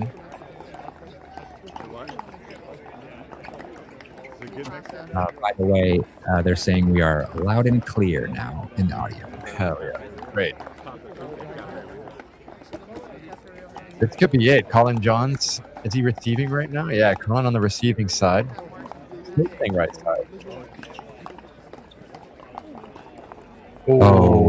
I gets away with one there.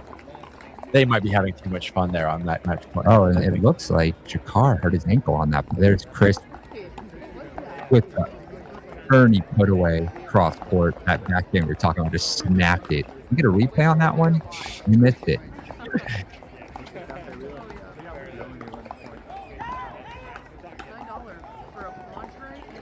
Really good two-handed backhand. Oh, yeah, that's what you got? I'd get it again. Oh, no miscommunication, but they figure it out. It's unfortunate they're being patient there, but it didn't pay off. What's in the bottom left corner? Can you? I see Pesa and Nemov, Kaysen, or Nemov and Fioni versus Johnson and Morris. Yeah, Craig Johnson, Jace Morris. I think it's Kaysen Nemov and Fioni. It's in the third game, but it looks like Johnson and Morris are just blowing them away in game 3. And who would you have had on that if you were allowed to bet? I wouldn't have been able to guess that one. I don't know enough about those 4 players to tell you what team's gonna. But they're all solid, kind of mid-tier pro players. Peony and Nemov, I would say, have a more experienced. Johnson and Morris are kind of the newer, more freshman team with that group. Second ATP there from Chris. Did it get them a point though? Or? It didn't look like it. It looked like Perez tried to deal with the defense and then ended up just going a little long. All right, let's close this one out, boys. Let's not let what happened in game 1 happen again. So have you seen them play together? What would you say their style is? Do you think they're pretty patient players when it comes to... This is what's great. Oh, there we go. Speed up, counter out. Got the ball back. No, this is a great thing about Crouch is he plays equally as well on the left and right side. One of the other reasons, besides him being local to St. Pete, that I like him a lot, he's probably slightly better on the right, maybe just more consistent on the right, and I probably play him there more often, but he has more weapons. They get match point from that. He has more weapons on the left, so he's not as consistent, but he's more dangerous. And so it's like you can kind of play him. He's the kind of guy I want to play straight up. Sure. But yeah, here we go. Match point. Oh, get in there and finish that.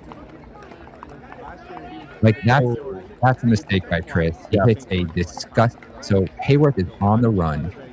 He hits a disgusting drop down the line, catches him at his feet on the run, but doesn't follow the shot in.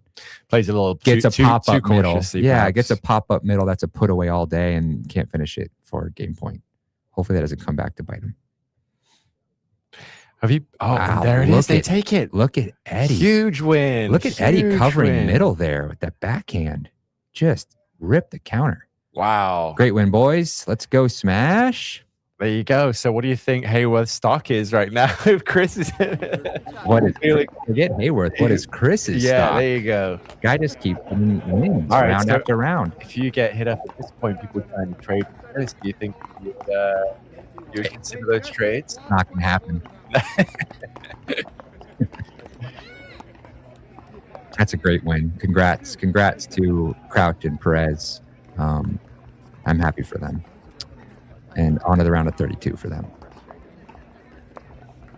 All right, so tell me about what you know about these players we're seeing right here. We've got match point for Johnson and Morris. I know Pesa is a hometown hero in Arizona.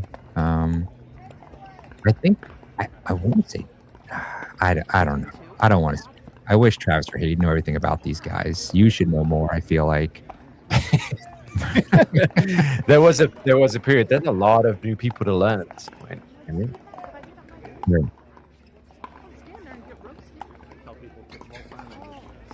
But it is match point. They're serving at 10-2-1. They're in a very good position.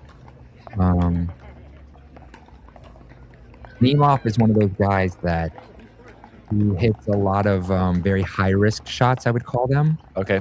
So when he's hot, and when he isn't, he's definitely not. And so you can get two totally different players out of him.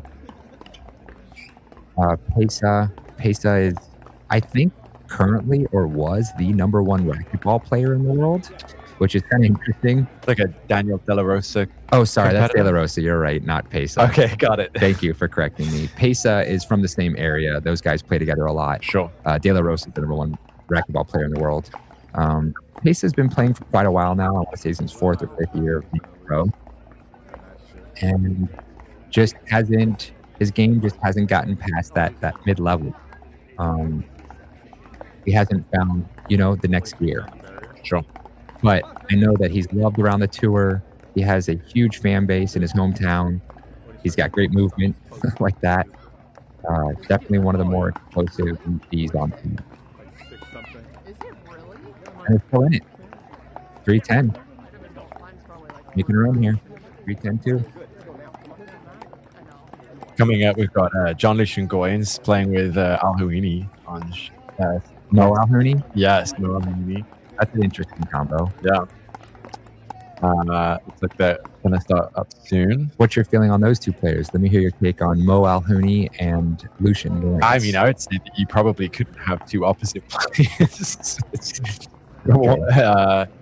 John Lucian, very, very quiet, a low dude, and then you've got Al Houini making probably the biggest name for himself as being pretty controversial on court. But I'm sure that Chris Cali would love to. Can we get Chris back in here for the Mo Alhouini match? Yeah, I think he would love to commentate that one for sure. Play with him and that Kyle guy a lot. Decent amount. Yeah, the one that makes videos.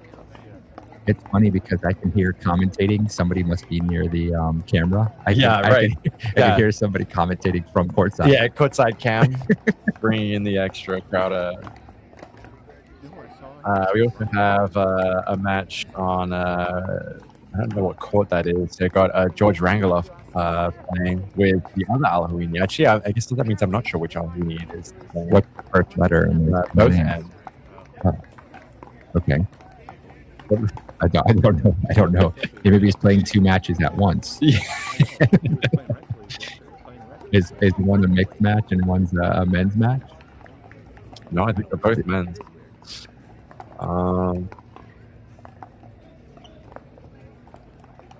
Look at this. Look at this. A little bit of a comeback here. Oh, here we go. Yeah, look at this. All right, here's George Rangeloff, George. Florida player, someone that we know pretty well here. Also made his way up the challenge before. Pretty good singles player. I think that's mainly where he's made most success. Definitely a single specialist. Very young. I want to say he's 18. Trains out of this area, Tampa Bay area, out of Bardmore. He's a student of Damon, who's also happens to be the pro that teaches Rachel Rohrbacher and Ashley Griffith. So he's a tennis coach. No one really knows him, but he's starting to teach some of the top pros on the tour right now. So if you're in the Tampa Bay area or in Florida, check out Damon at Bardmore for coaching. The guy obviously knows how to coach pickleball players. Have you been coached by Damon? Years ago. How was that? He's great. Yeah, he definitely puts you through the paces. Oh, you've gotten coaching from him too? Yeah, Rachel and I play at drilling with him, and he does not let you let up. I mean, it's just constant pressure. I think that's a lot of his tactic is he wants you to be cardio fit beyond even what you're expecting. So that way your mental game is strong even when you're winded. Yeah, and the biggest thing for him is you never focus on a lot. Because he feeds the ball immediately after you miss. He wants you to be able to forget every negative emotion. And I think that's what makes Rachel so resilient when she's playing. She's just on to the next point, Yeah. Yeah. Do you think that's something he's working on with her specifically, or just something he works on with all students? I think that's all students. Yeah. No time to dwell on those bad shots, and missing in the net is the worst thing you can do. Gotcha. Yeah, I don't know if that's Mo. I don't feel like it is. I'm going to have to see him turn around. Oh, yeah, maybe it is. I think it is Mo Alhouni playing with George. So George, like I said, I think he just turned 18. He looks like he's 30. He's, the guy is insanely athletic. Mo's a different character for sure. He's definitely got a lot of personality. He's, mixed love on the tour, but he's got wins. He knows how to win both singles and doubles. And I think he's going to be here for a while. Should we take this opportunity to talk about the new rules we've seen at the PPA?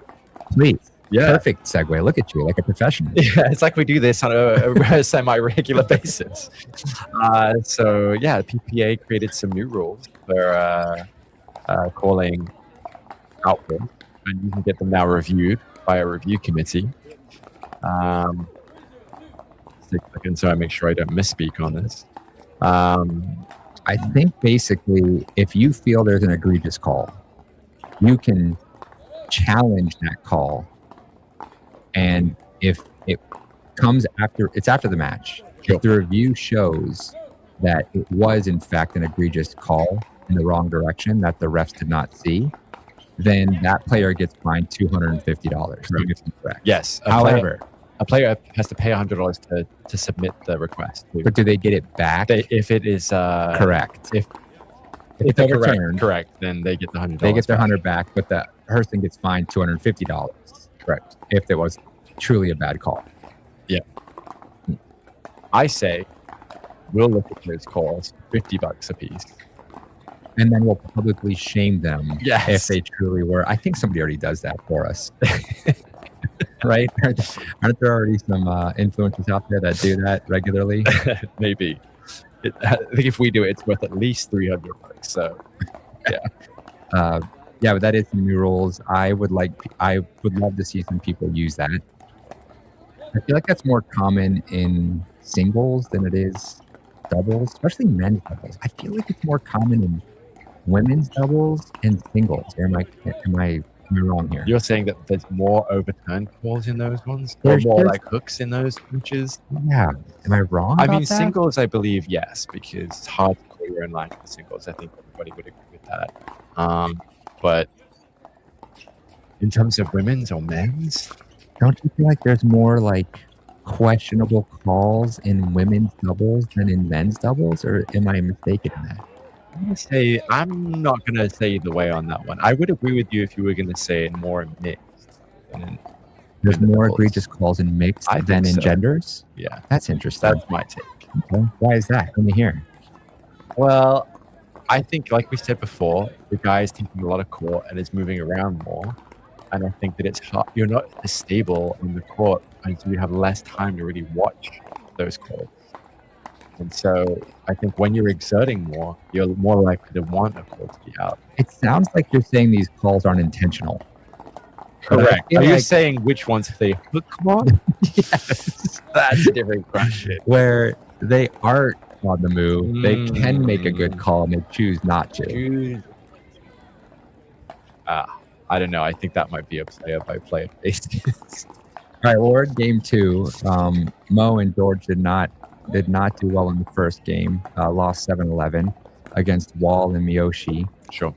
This is not a consistent partnership for them, though. So, I mean, this is maybe the first time they're really ever playing together. So, I'm not entirely sure of their opponents, how much they play, but...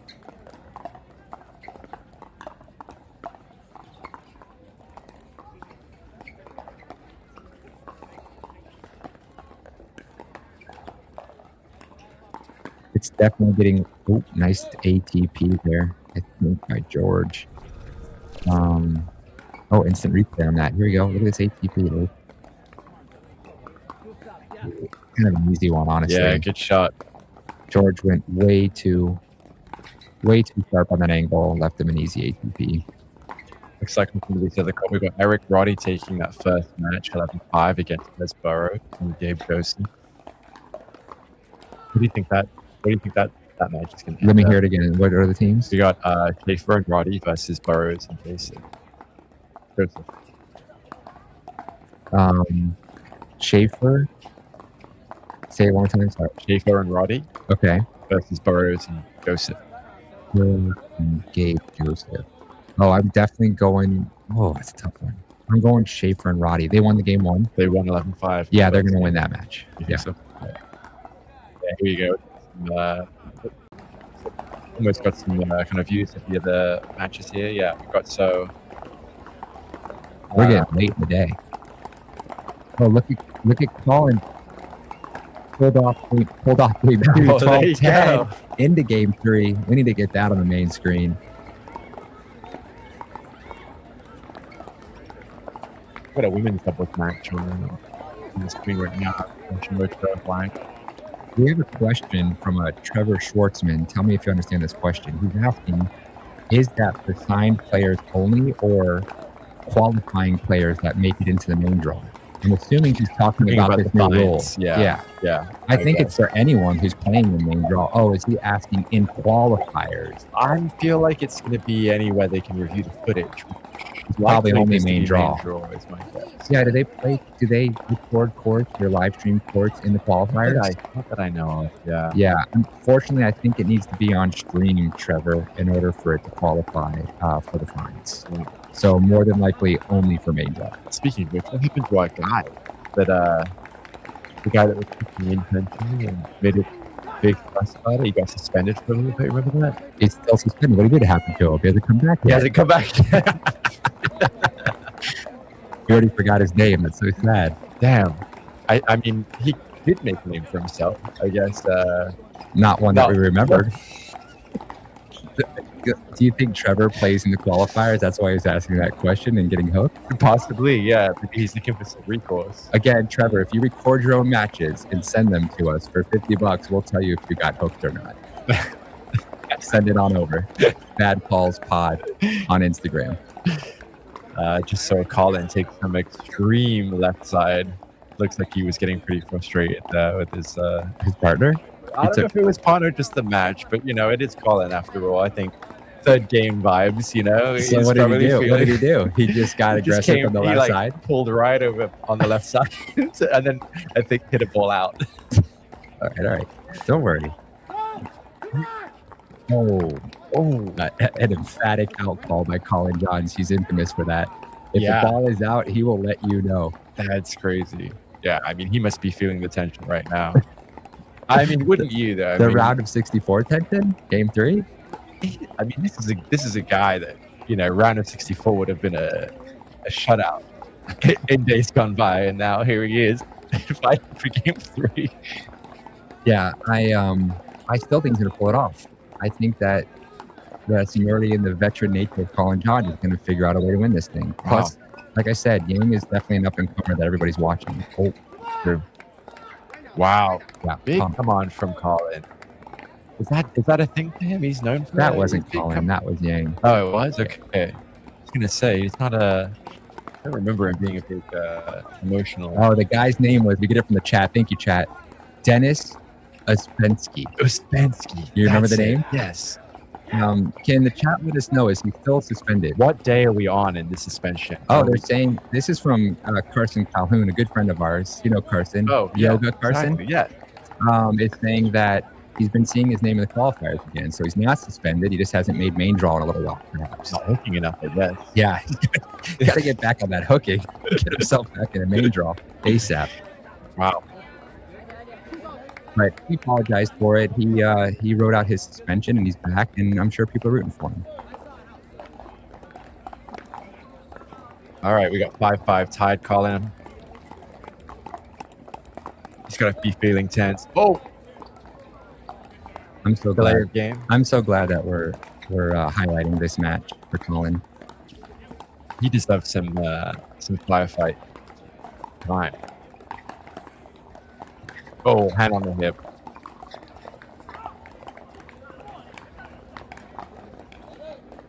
It's a long match. This has been on our entire time we've been commentating, hasn't it? Right. Look at the score. 10-12. 12-10. We're gonna get back to all. 12-10. I mean, you're big on Colin. You would put some money in this? 100%. Really? Yeah. Absolutely confident. Do you want to? This is a do you shutout. want to fake bet against me? Sure. You really do? I'll put a fake $10 on Shikarin. Take this. Okay, done. Okay, great. All right, make sure we leave that match on the screen for the. Yeah, if we could, producers can. Dan, can you leave the Colin Johns match definitely up here for us to watch? And if anybody in chat wants to be in on this, please bet deep pockets. He'll bet any of you $10. Yeah. I'm getting funded by the Sorry Not Sorry podcast. He's actually really jealous. Chris is saying he's jealous he didn't get to do CJ's game.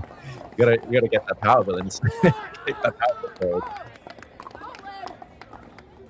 All right, so Mo and George on the left side of our screen here, a little bit closer to match here. 7-6, they're up.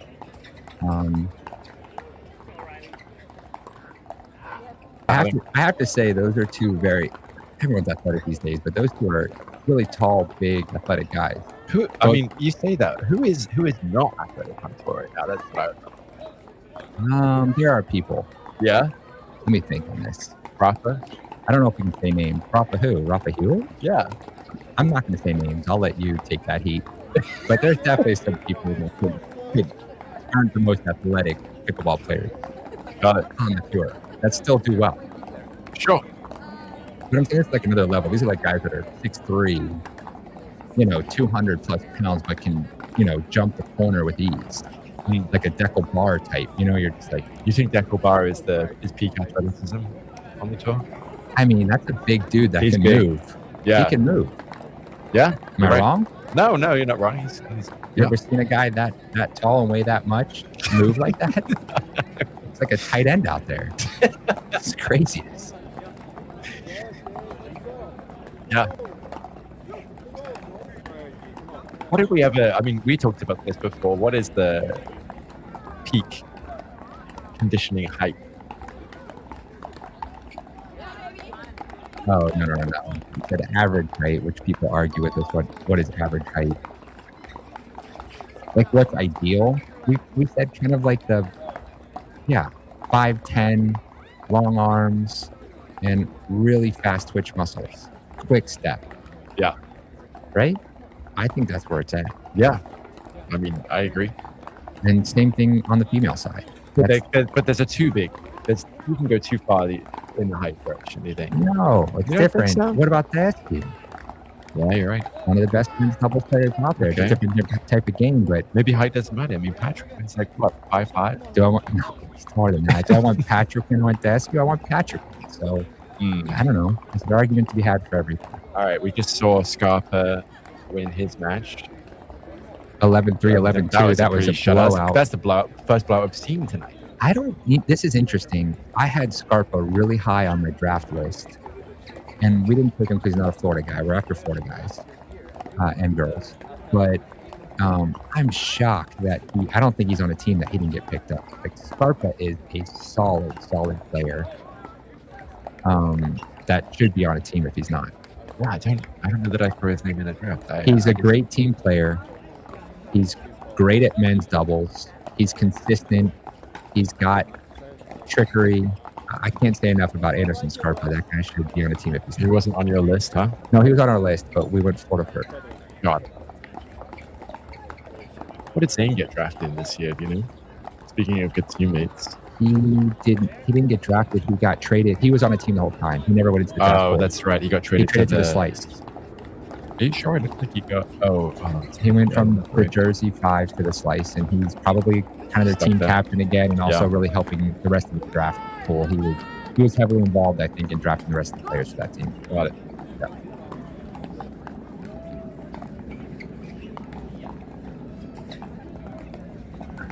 I'm being told Scarpa did not get picked up because they don't have enough jerseys for him to switch out of due to his excessive sweating. Scarpa does sweat, and he knows it. It's had it his whole life. Do we talk enough about the players that are sweating on tour? That I've heard about. I think we talk enough about how much players sweat on tour, Luke. Thank you. In this moment alone. I've heard that, sometimes it's a problem for teammates. It's a problem for teammates in what way? If someone sweats, usually gets a little smelly, No smell involved. They're just sweaty. That's just normal. That's you're not a professional athlete, so you don't understand. Okay, so the Schaefer Roddy Burroughs Joseph match tied in game 2 at 7-all. Calhouni and George are up in game 2, 9-8. And then Colin Johns has now got a lead at 8-6. Looks like my $10 is looking pretty good at the moment. Well, we'll see. Everyone that's been up for game point lost so far. So I'm hoping that Colin does get to match point, and then that way, guaranteed by our luck, it'll come back around. So Roddy, in this instance, we just saw him finish his mixed match, and now he's already playing his men's double match. No less than 20 minutes later. Speaking of people that have to come right back around and switch from one to the other.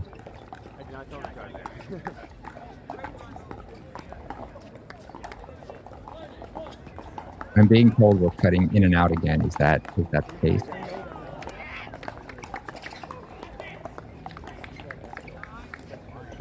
All right, let's go. It's 7-8-2. I need Colin to get the ball back here.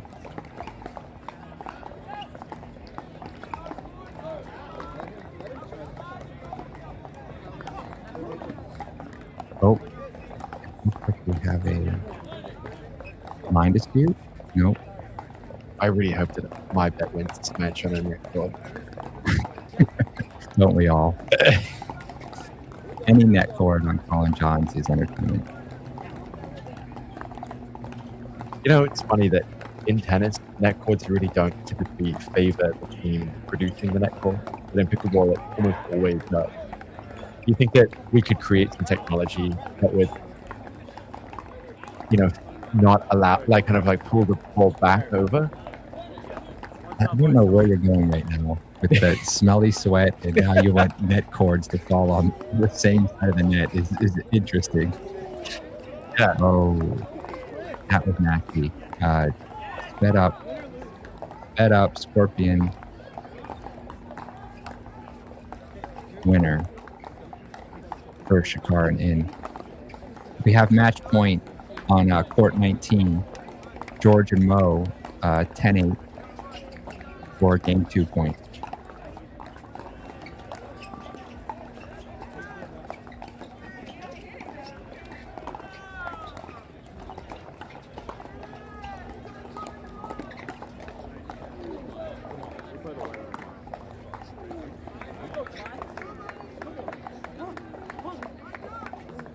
That's really good. That's really good.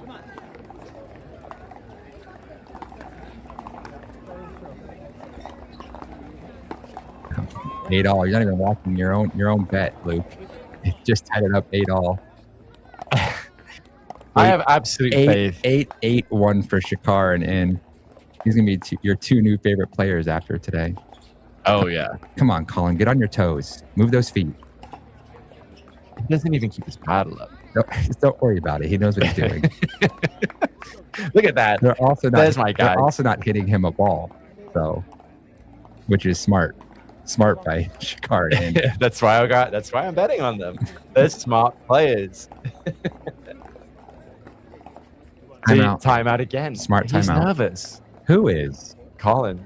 All right. You know that he's the one calling that timeout. All right. What else we got going on?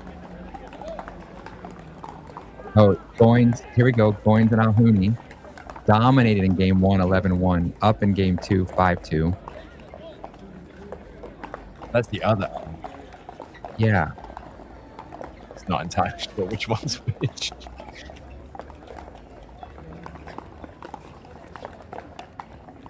What other games we have going on here? Pearl and Grolman, Goins and Alhuni.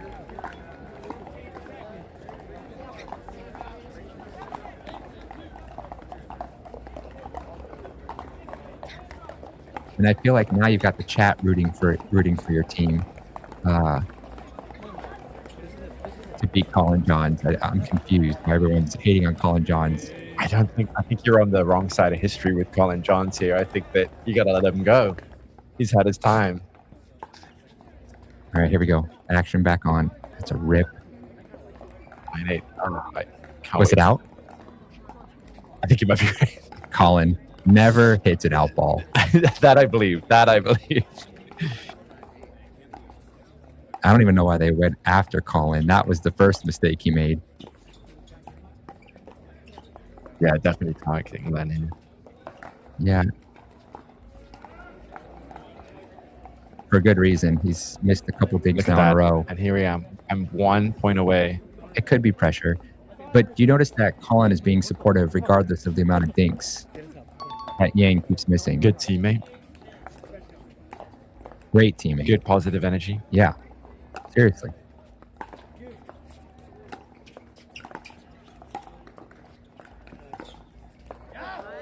All day. All day, Colin Johns. I don't know why they would target him on match point. That's Huge mistake. crazy. That could cost Down them the the match line. and you $10. That could be it. Let's look at that again.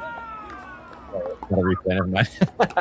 All right, we got 2 game point tap. Wait, we got game point for George and Alhuni. Yep, 10-8.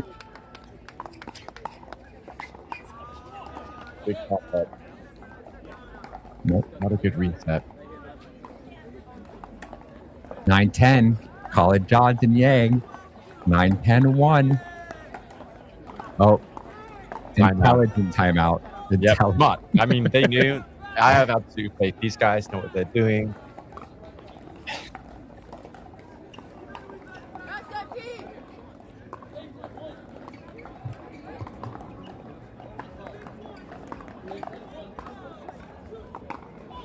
Side out for Aluminium Rangelov. Chance to come back to Wall and Yoshi. I wish we knew more. Can you look up some info on Wall and Miyoshi for me, please? Yeah, we need to course. learn more about these two. And if the chat knows anything about them, please chime in.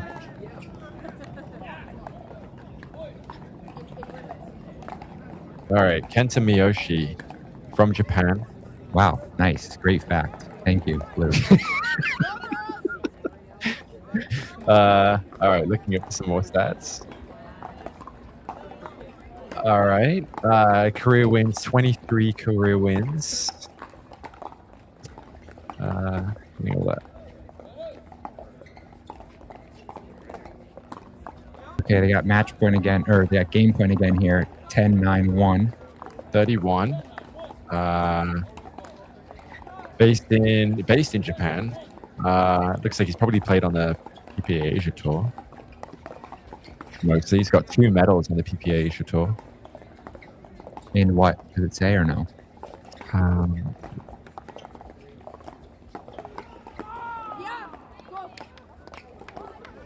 Both men's doubles. You got a silver. 10-all. I don't know if you heard that screaming in your headphones just now, but that was Colin and Yang pulling it to 10-10-1. This does trouble me because Colin knows how to close a game. Yes, he does. I am worried about that. He's got a couple of gold medals under his belt. He knows how to close it out. All right. Well, we're taking it to a second serve. Let's see. See if Lang can pull it up. 10-10-2. We got two match points at the same time. Well, not really. It's 10-all in the. Oh, sure. Yeah, John's one game point. Yeah. And then George and Mo have a game point. Oh, here we go. Right to the match everyone was waiting for. Well, I don't know why they hit it to Colin even once. Keep him on his side. Not that he's really taking over much, but they don't want him to poach backhand for the winner. For the win. We've seen it happen. They really need to target that net cord.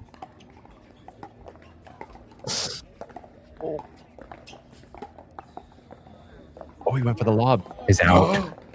That out of the lob call. Tried for the pressure release valve, but it didn't work. Oh, what's going on now? It was all that aggressive thinking by Colin. Oh, what a tough time. Do they even have a timeout? Looks like they do, and they're taking it. Smart, right? Yeah, I mean, that's a lot to deal with after that. You can't go into the next point with that. 11-10-2.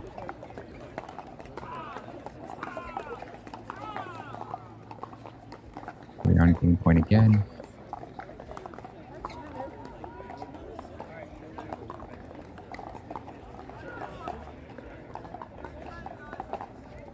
Yeah, I didn't get many facts about Miyoshi except for that he's from Japan. I mean, really, there's not much else to say. Okay, what about Wall? He's a professional pickleball player based in Saitama, Japan. March 26 is completing 12 professional tournaments. Played 51 career matches. What's his background? He's really fresh. I think tennis. He's only 31. His win rate is 45%. You know? Okay. So, yeah, up and comer from Japan. So this would be a big win for him. It would be huge for him. Okay, and what about Wall? Is it George Wall? Nobody in the chat seems to know either, so I think we're really helping him out with this info. You're talking about his playing partner. Oh, we're in a different. We're at match point here, 11-10. This is an important point for you. Do not hit it to Colin. Doing, guys. What? I will take my hypothetical $10 at any moment tonight. Don't hypothetically spend it all at once, Graham. What a win. What a win. Why would they hit it to Colin? See you in round of 32. I hope we get to commentate that match tomorrow as well, just for your sake. Hypothetically double or nothing on Colin's run in the PPA tour. Wow. All right. Damn.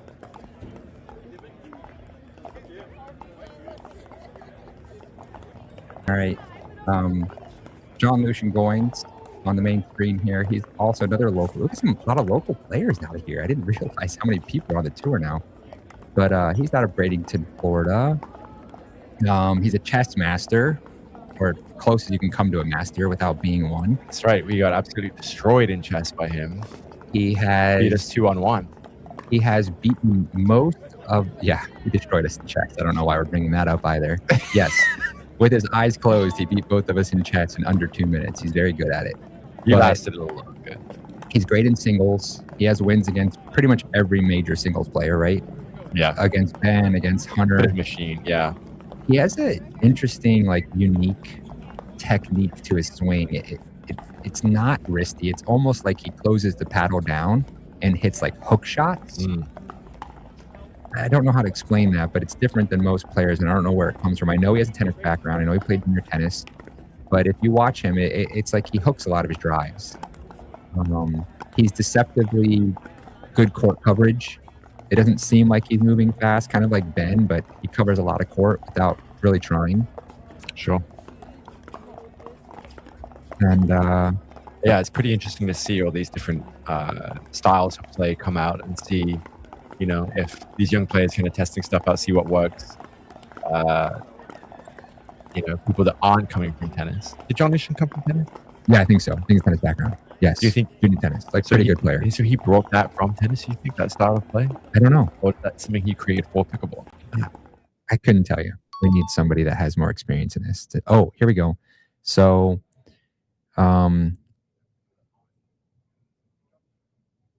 Shimabukuro. We lost. Is that how you say it? Shimabukuro? Yeah, pretty good. Bakuro. Big name on the draft this year. Yeah, he's another one of those young MLP junior players. Just proved it. Greg Dow. I mean, I don't know the other guys they were playing, but that was a pretty big blowout for them. Everyone is huge on Tama. He's one of probably the most sought after players on tour. Came up with PPA Junior. That was how he came on. Probably the first player PPA Juniors to really come up with. No, there's like 4 of them now. Oh, really? Yeah. Wow. Girls and guys. So yeah, there's a lot of. They're currently still juniors. They graduated from this. Be now on the full-time MLP tour. Damn. Yeah, that's crazy. Yeah, I think that we're going to start seeing a lot of players between the ages of 12 and 15 that get their pro career started and probably, you know, hitting stride no later than 18. Kind of the Annalee Waters model. You're going to see a lot more of that. Sure. Yeah, it makes sense. And we have match point here for Goins and Alhouni already, 10-8-1. And Pearl and Grolman hold off the first one, 10-8-2.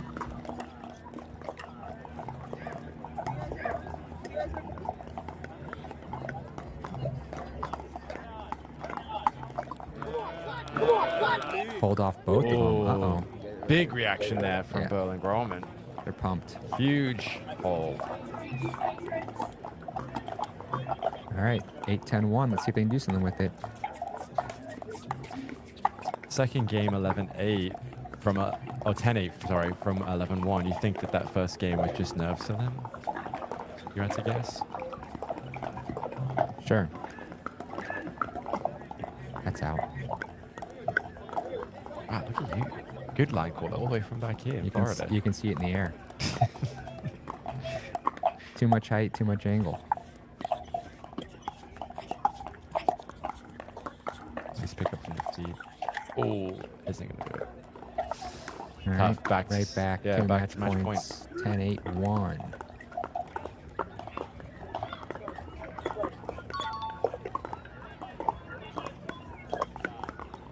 Alhouni serving.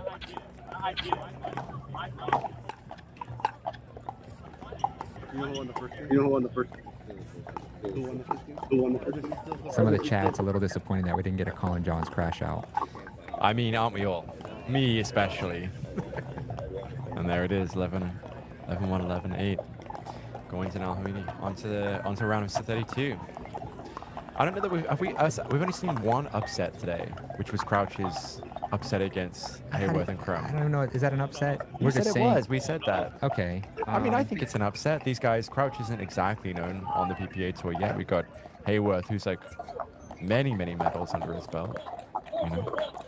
Chat, we're getting to the end of our commentary in our live Firefight Zone stream here. Are there any matches we want to run to here? I think we should definitely be watching Tama since. What court is Tama on right now? Since he's become such a big name, or he already won that match. Yeah, Josh. Yeah, Josh.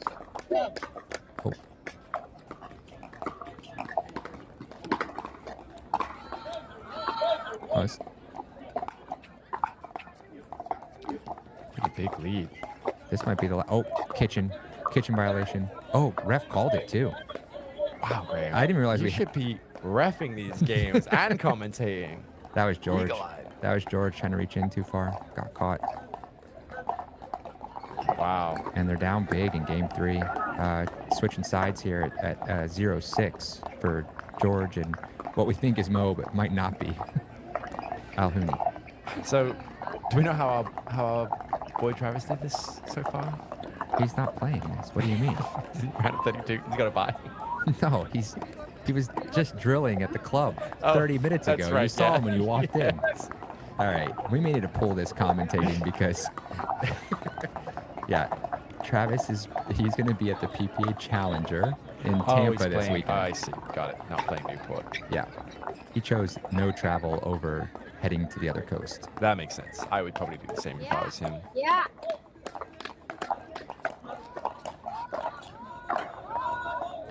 Man, I can't believe I actually made money doing this commentating. Thank you, Luke. Hypothetically, I thought this of was course. going to be a really cheap 2 hours, but now I've made it worth my time. Do you want to bet on this match at all? I'll take Miyoshi and Wall just because Miyoshi's from Japan. The guy that you only just learned about 5 minutes ago.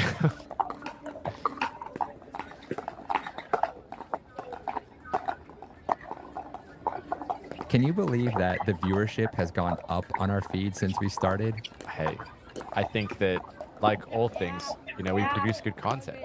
There are some diehards in here that are watching Round of 64 at 9:30 at night East Coast time.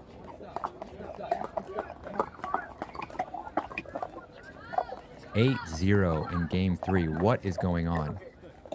Absolute collapse in the third game. George needs his coach right now. He would tell him to forget about the last 8 points Yeah, he and would, try to yeah. win this next one.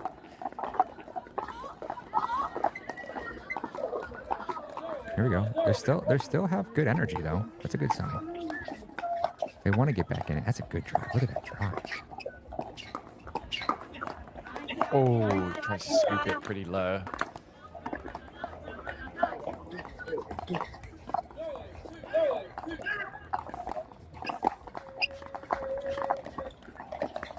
It sounds like they want us to put on the Davis Diskin versus Volt and Lou match as well. If we can get that on a split screen, that'd be great. Which court is that to help us out? Oh, look at that. Wow. Ask and you shall receive. Oh, got some women's doubles match. Nice.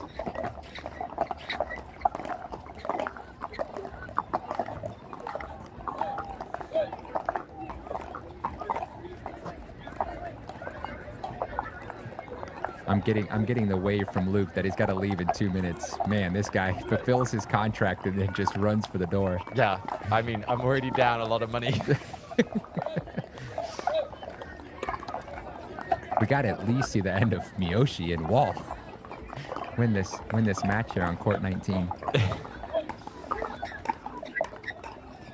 I wouldn't take a bet on this one, but I think that if I was, I would say Wall and Miyoshi probably have this one at 8-2. I already took them. You unfortunately have George and Ahuni in this one. I thought you were all about the Florida people. I was until I saw the score of the third game.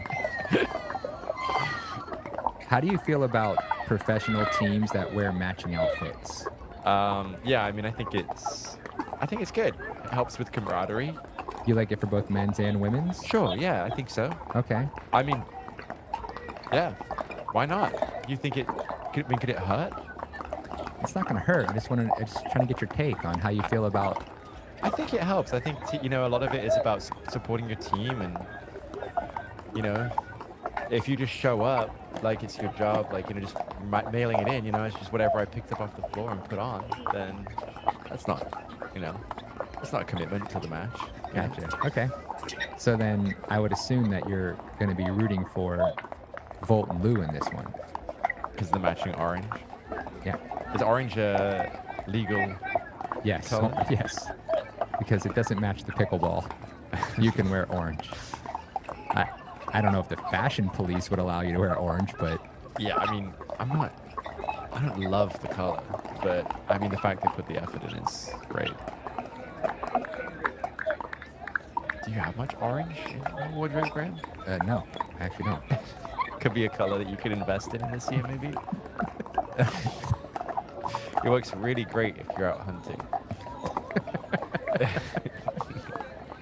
Gotcha. So I guess then they're hunting for a win right now. Exactly. Gringalov and Alhuni are making a little bit of a run towards it here. They're now at 4-9-1, so this match isn't completely over. And like I said, they still have good energy. Maybe it's rare you see a team down 8-0 that's still feeling like we got to get this. You got to fight. Yeah, I mean, they're fighting. Yeah.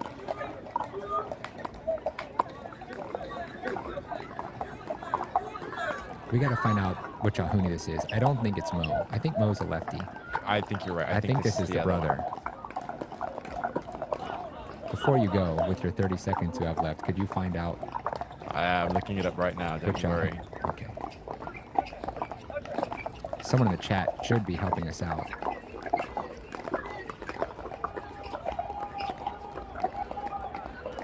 Matassim. That's Mo. That's his full name.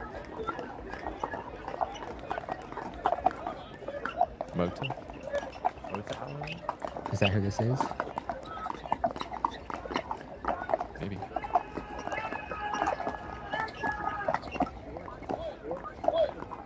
Mota. I'm getting it from Yeah, Carson there we go. Calhoun. Thank you. Mota and Mo. Hey, Value Robot, we don't even know which screens they're going to put on for us. There's 16 matches going on simultaneously. I can't know which match we're going to be watching. Yes, we are the most prepared commentary duo. You know? That's what we have the chat for. When it's Ben John's playing. In the finals. Okay, so now that you know it's Mota Alhuni, your life in this spectatorship has been saved. And they're fighting back. Luke, it's 6-9. That is an impressive comeback, I will say. Down from It was 8-0. Yeah, I mean, kudos to them. They definitely, whatever they said to each other when they switched sides. Didn't you say you put 10 on Miyoshi, though? I did not say it. In this, I'm quitting while I'm behind on this one. This would have been a one to bet on, though. What a comeback. I could have rinsed you with an 8-0 down. Do you have any matches you're looking forward to at this PPA? Are there any players that you've been wanting to see that you haven't seen recently? Any teams that have been under or overperforming that you want to see that change? I mean, I'm really looking forward to seeing Rachel get somewhere with Catherine. I think that they've had a bit of a tough run recently. But they were here practicing the other day. What is a tough run? What does that mean to you? I mean, they're just not really making it into like the semis or finals right now, right? Okay, and you think they should be there week in, week out? I think they should at least have a fighting chance. And I feel like right now they've been kind of shut out. Right now it's really just a case of Annalie and Anna, the Kawamotos, and Georgia and Tyra. Gotcha. So where do you rank them as a team? Where should they be? Are they 3? Are they 4? Are they 5? I mean, there's a difference where I want them to be versus where I think they are. But I think, you know, with a little bit more training, I mean, they... Oh, we've got match point here for Wall Miyoshi, 10-6-2. Let's see if they can... Oh, fight it off. Easy. Just a simple speed up middle. Countered long.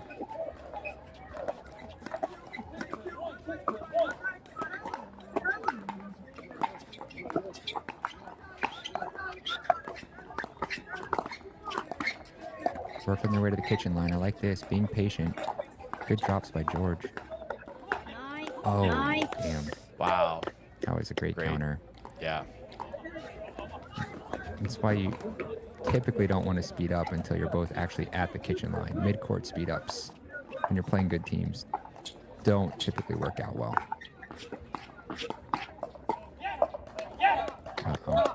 Uh-oh, that was a quick side out. Momentum definitely favoring Wall Miyoshi here at 10-6-1. Match point on court 19. think this is one of the final matches of the night here. Nice save. See if they can do it one more time. See, much better. Speed up from the kitchen line.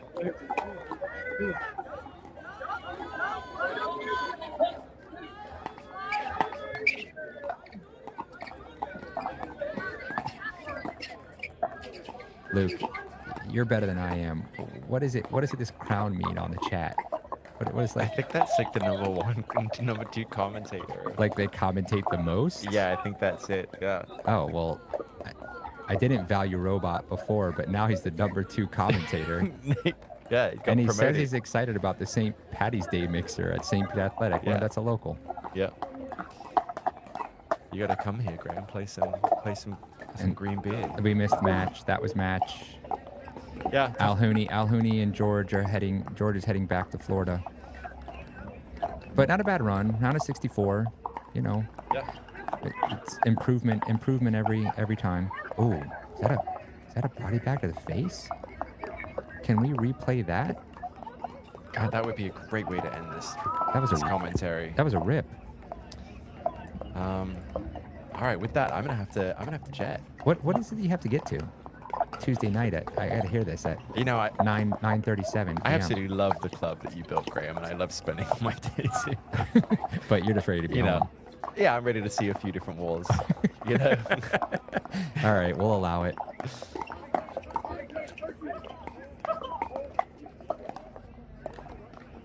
I think it might be both of our time here. Yeah.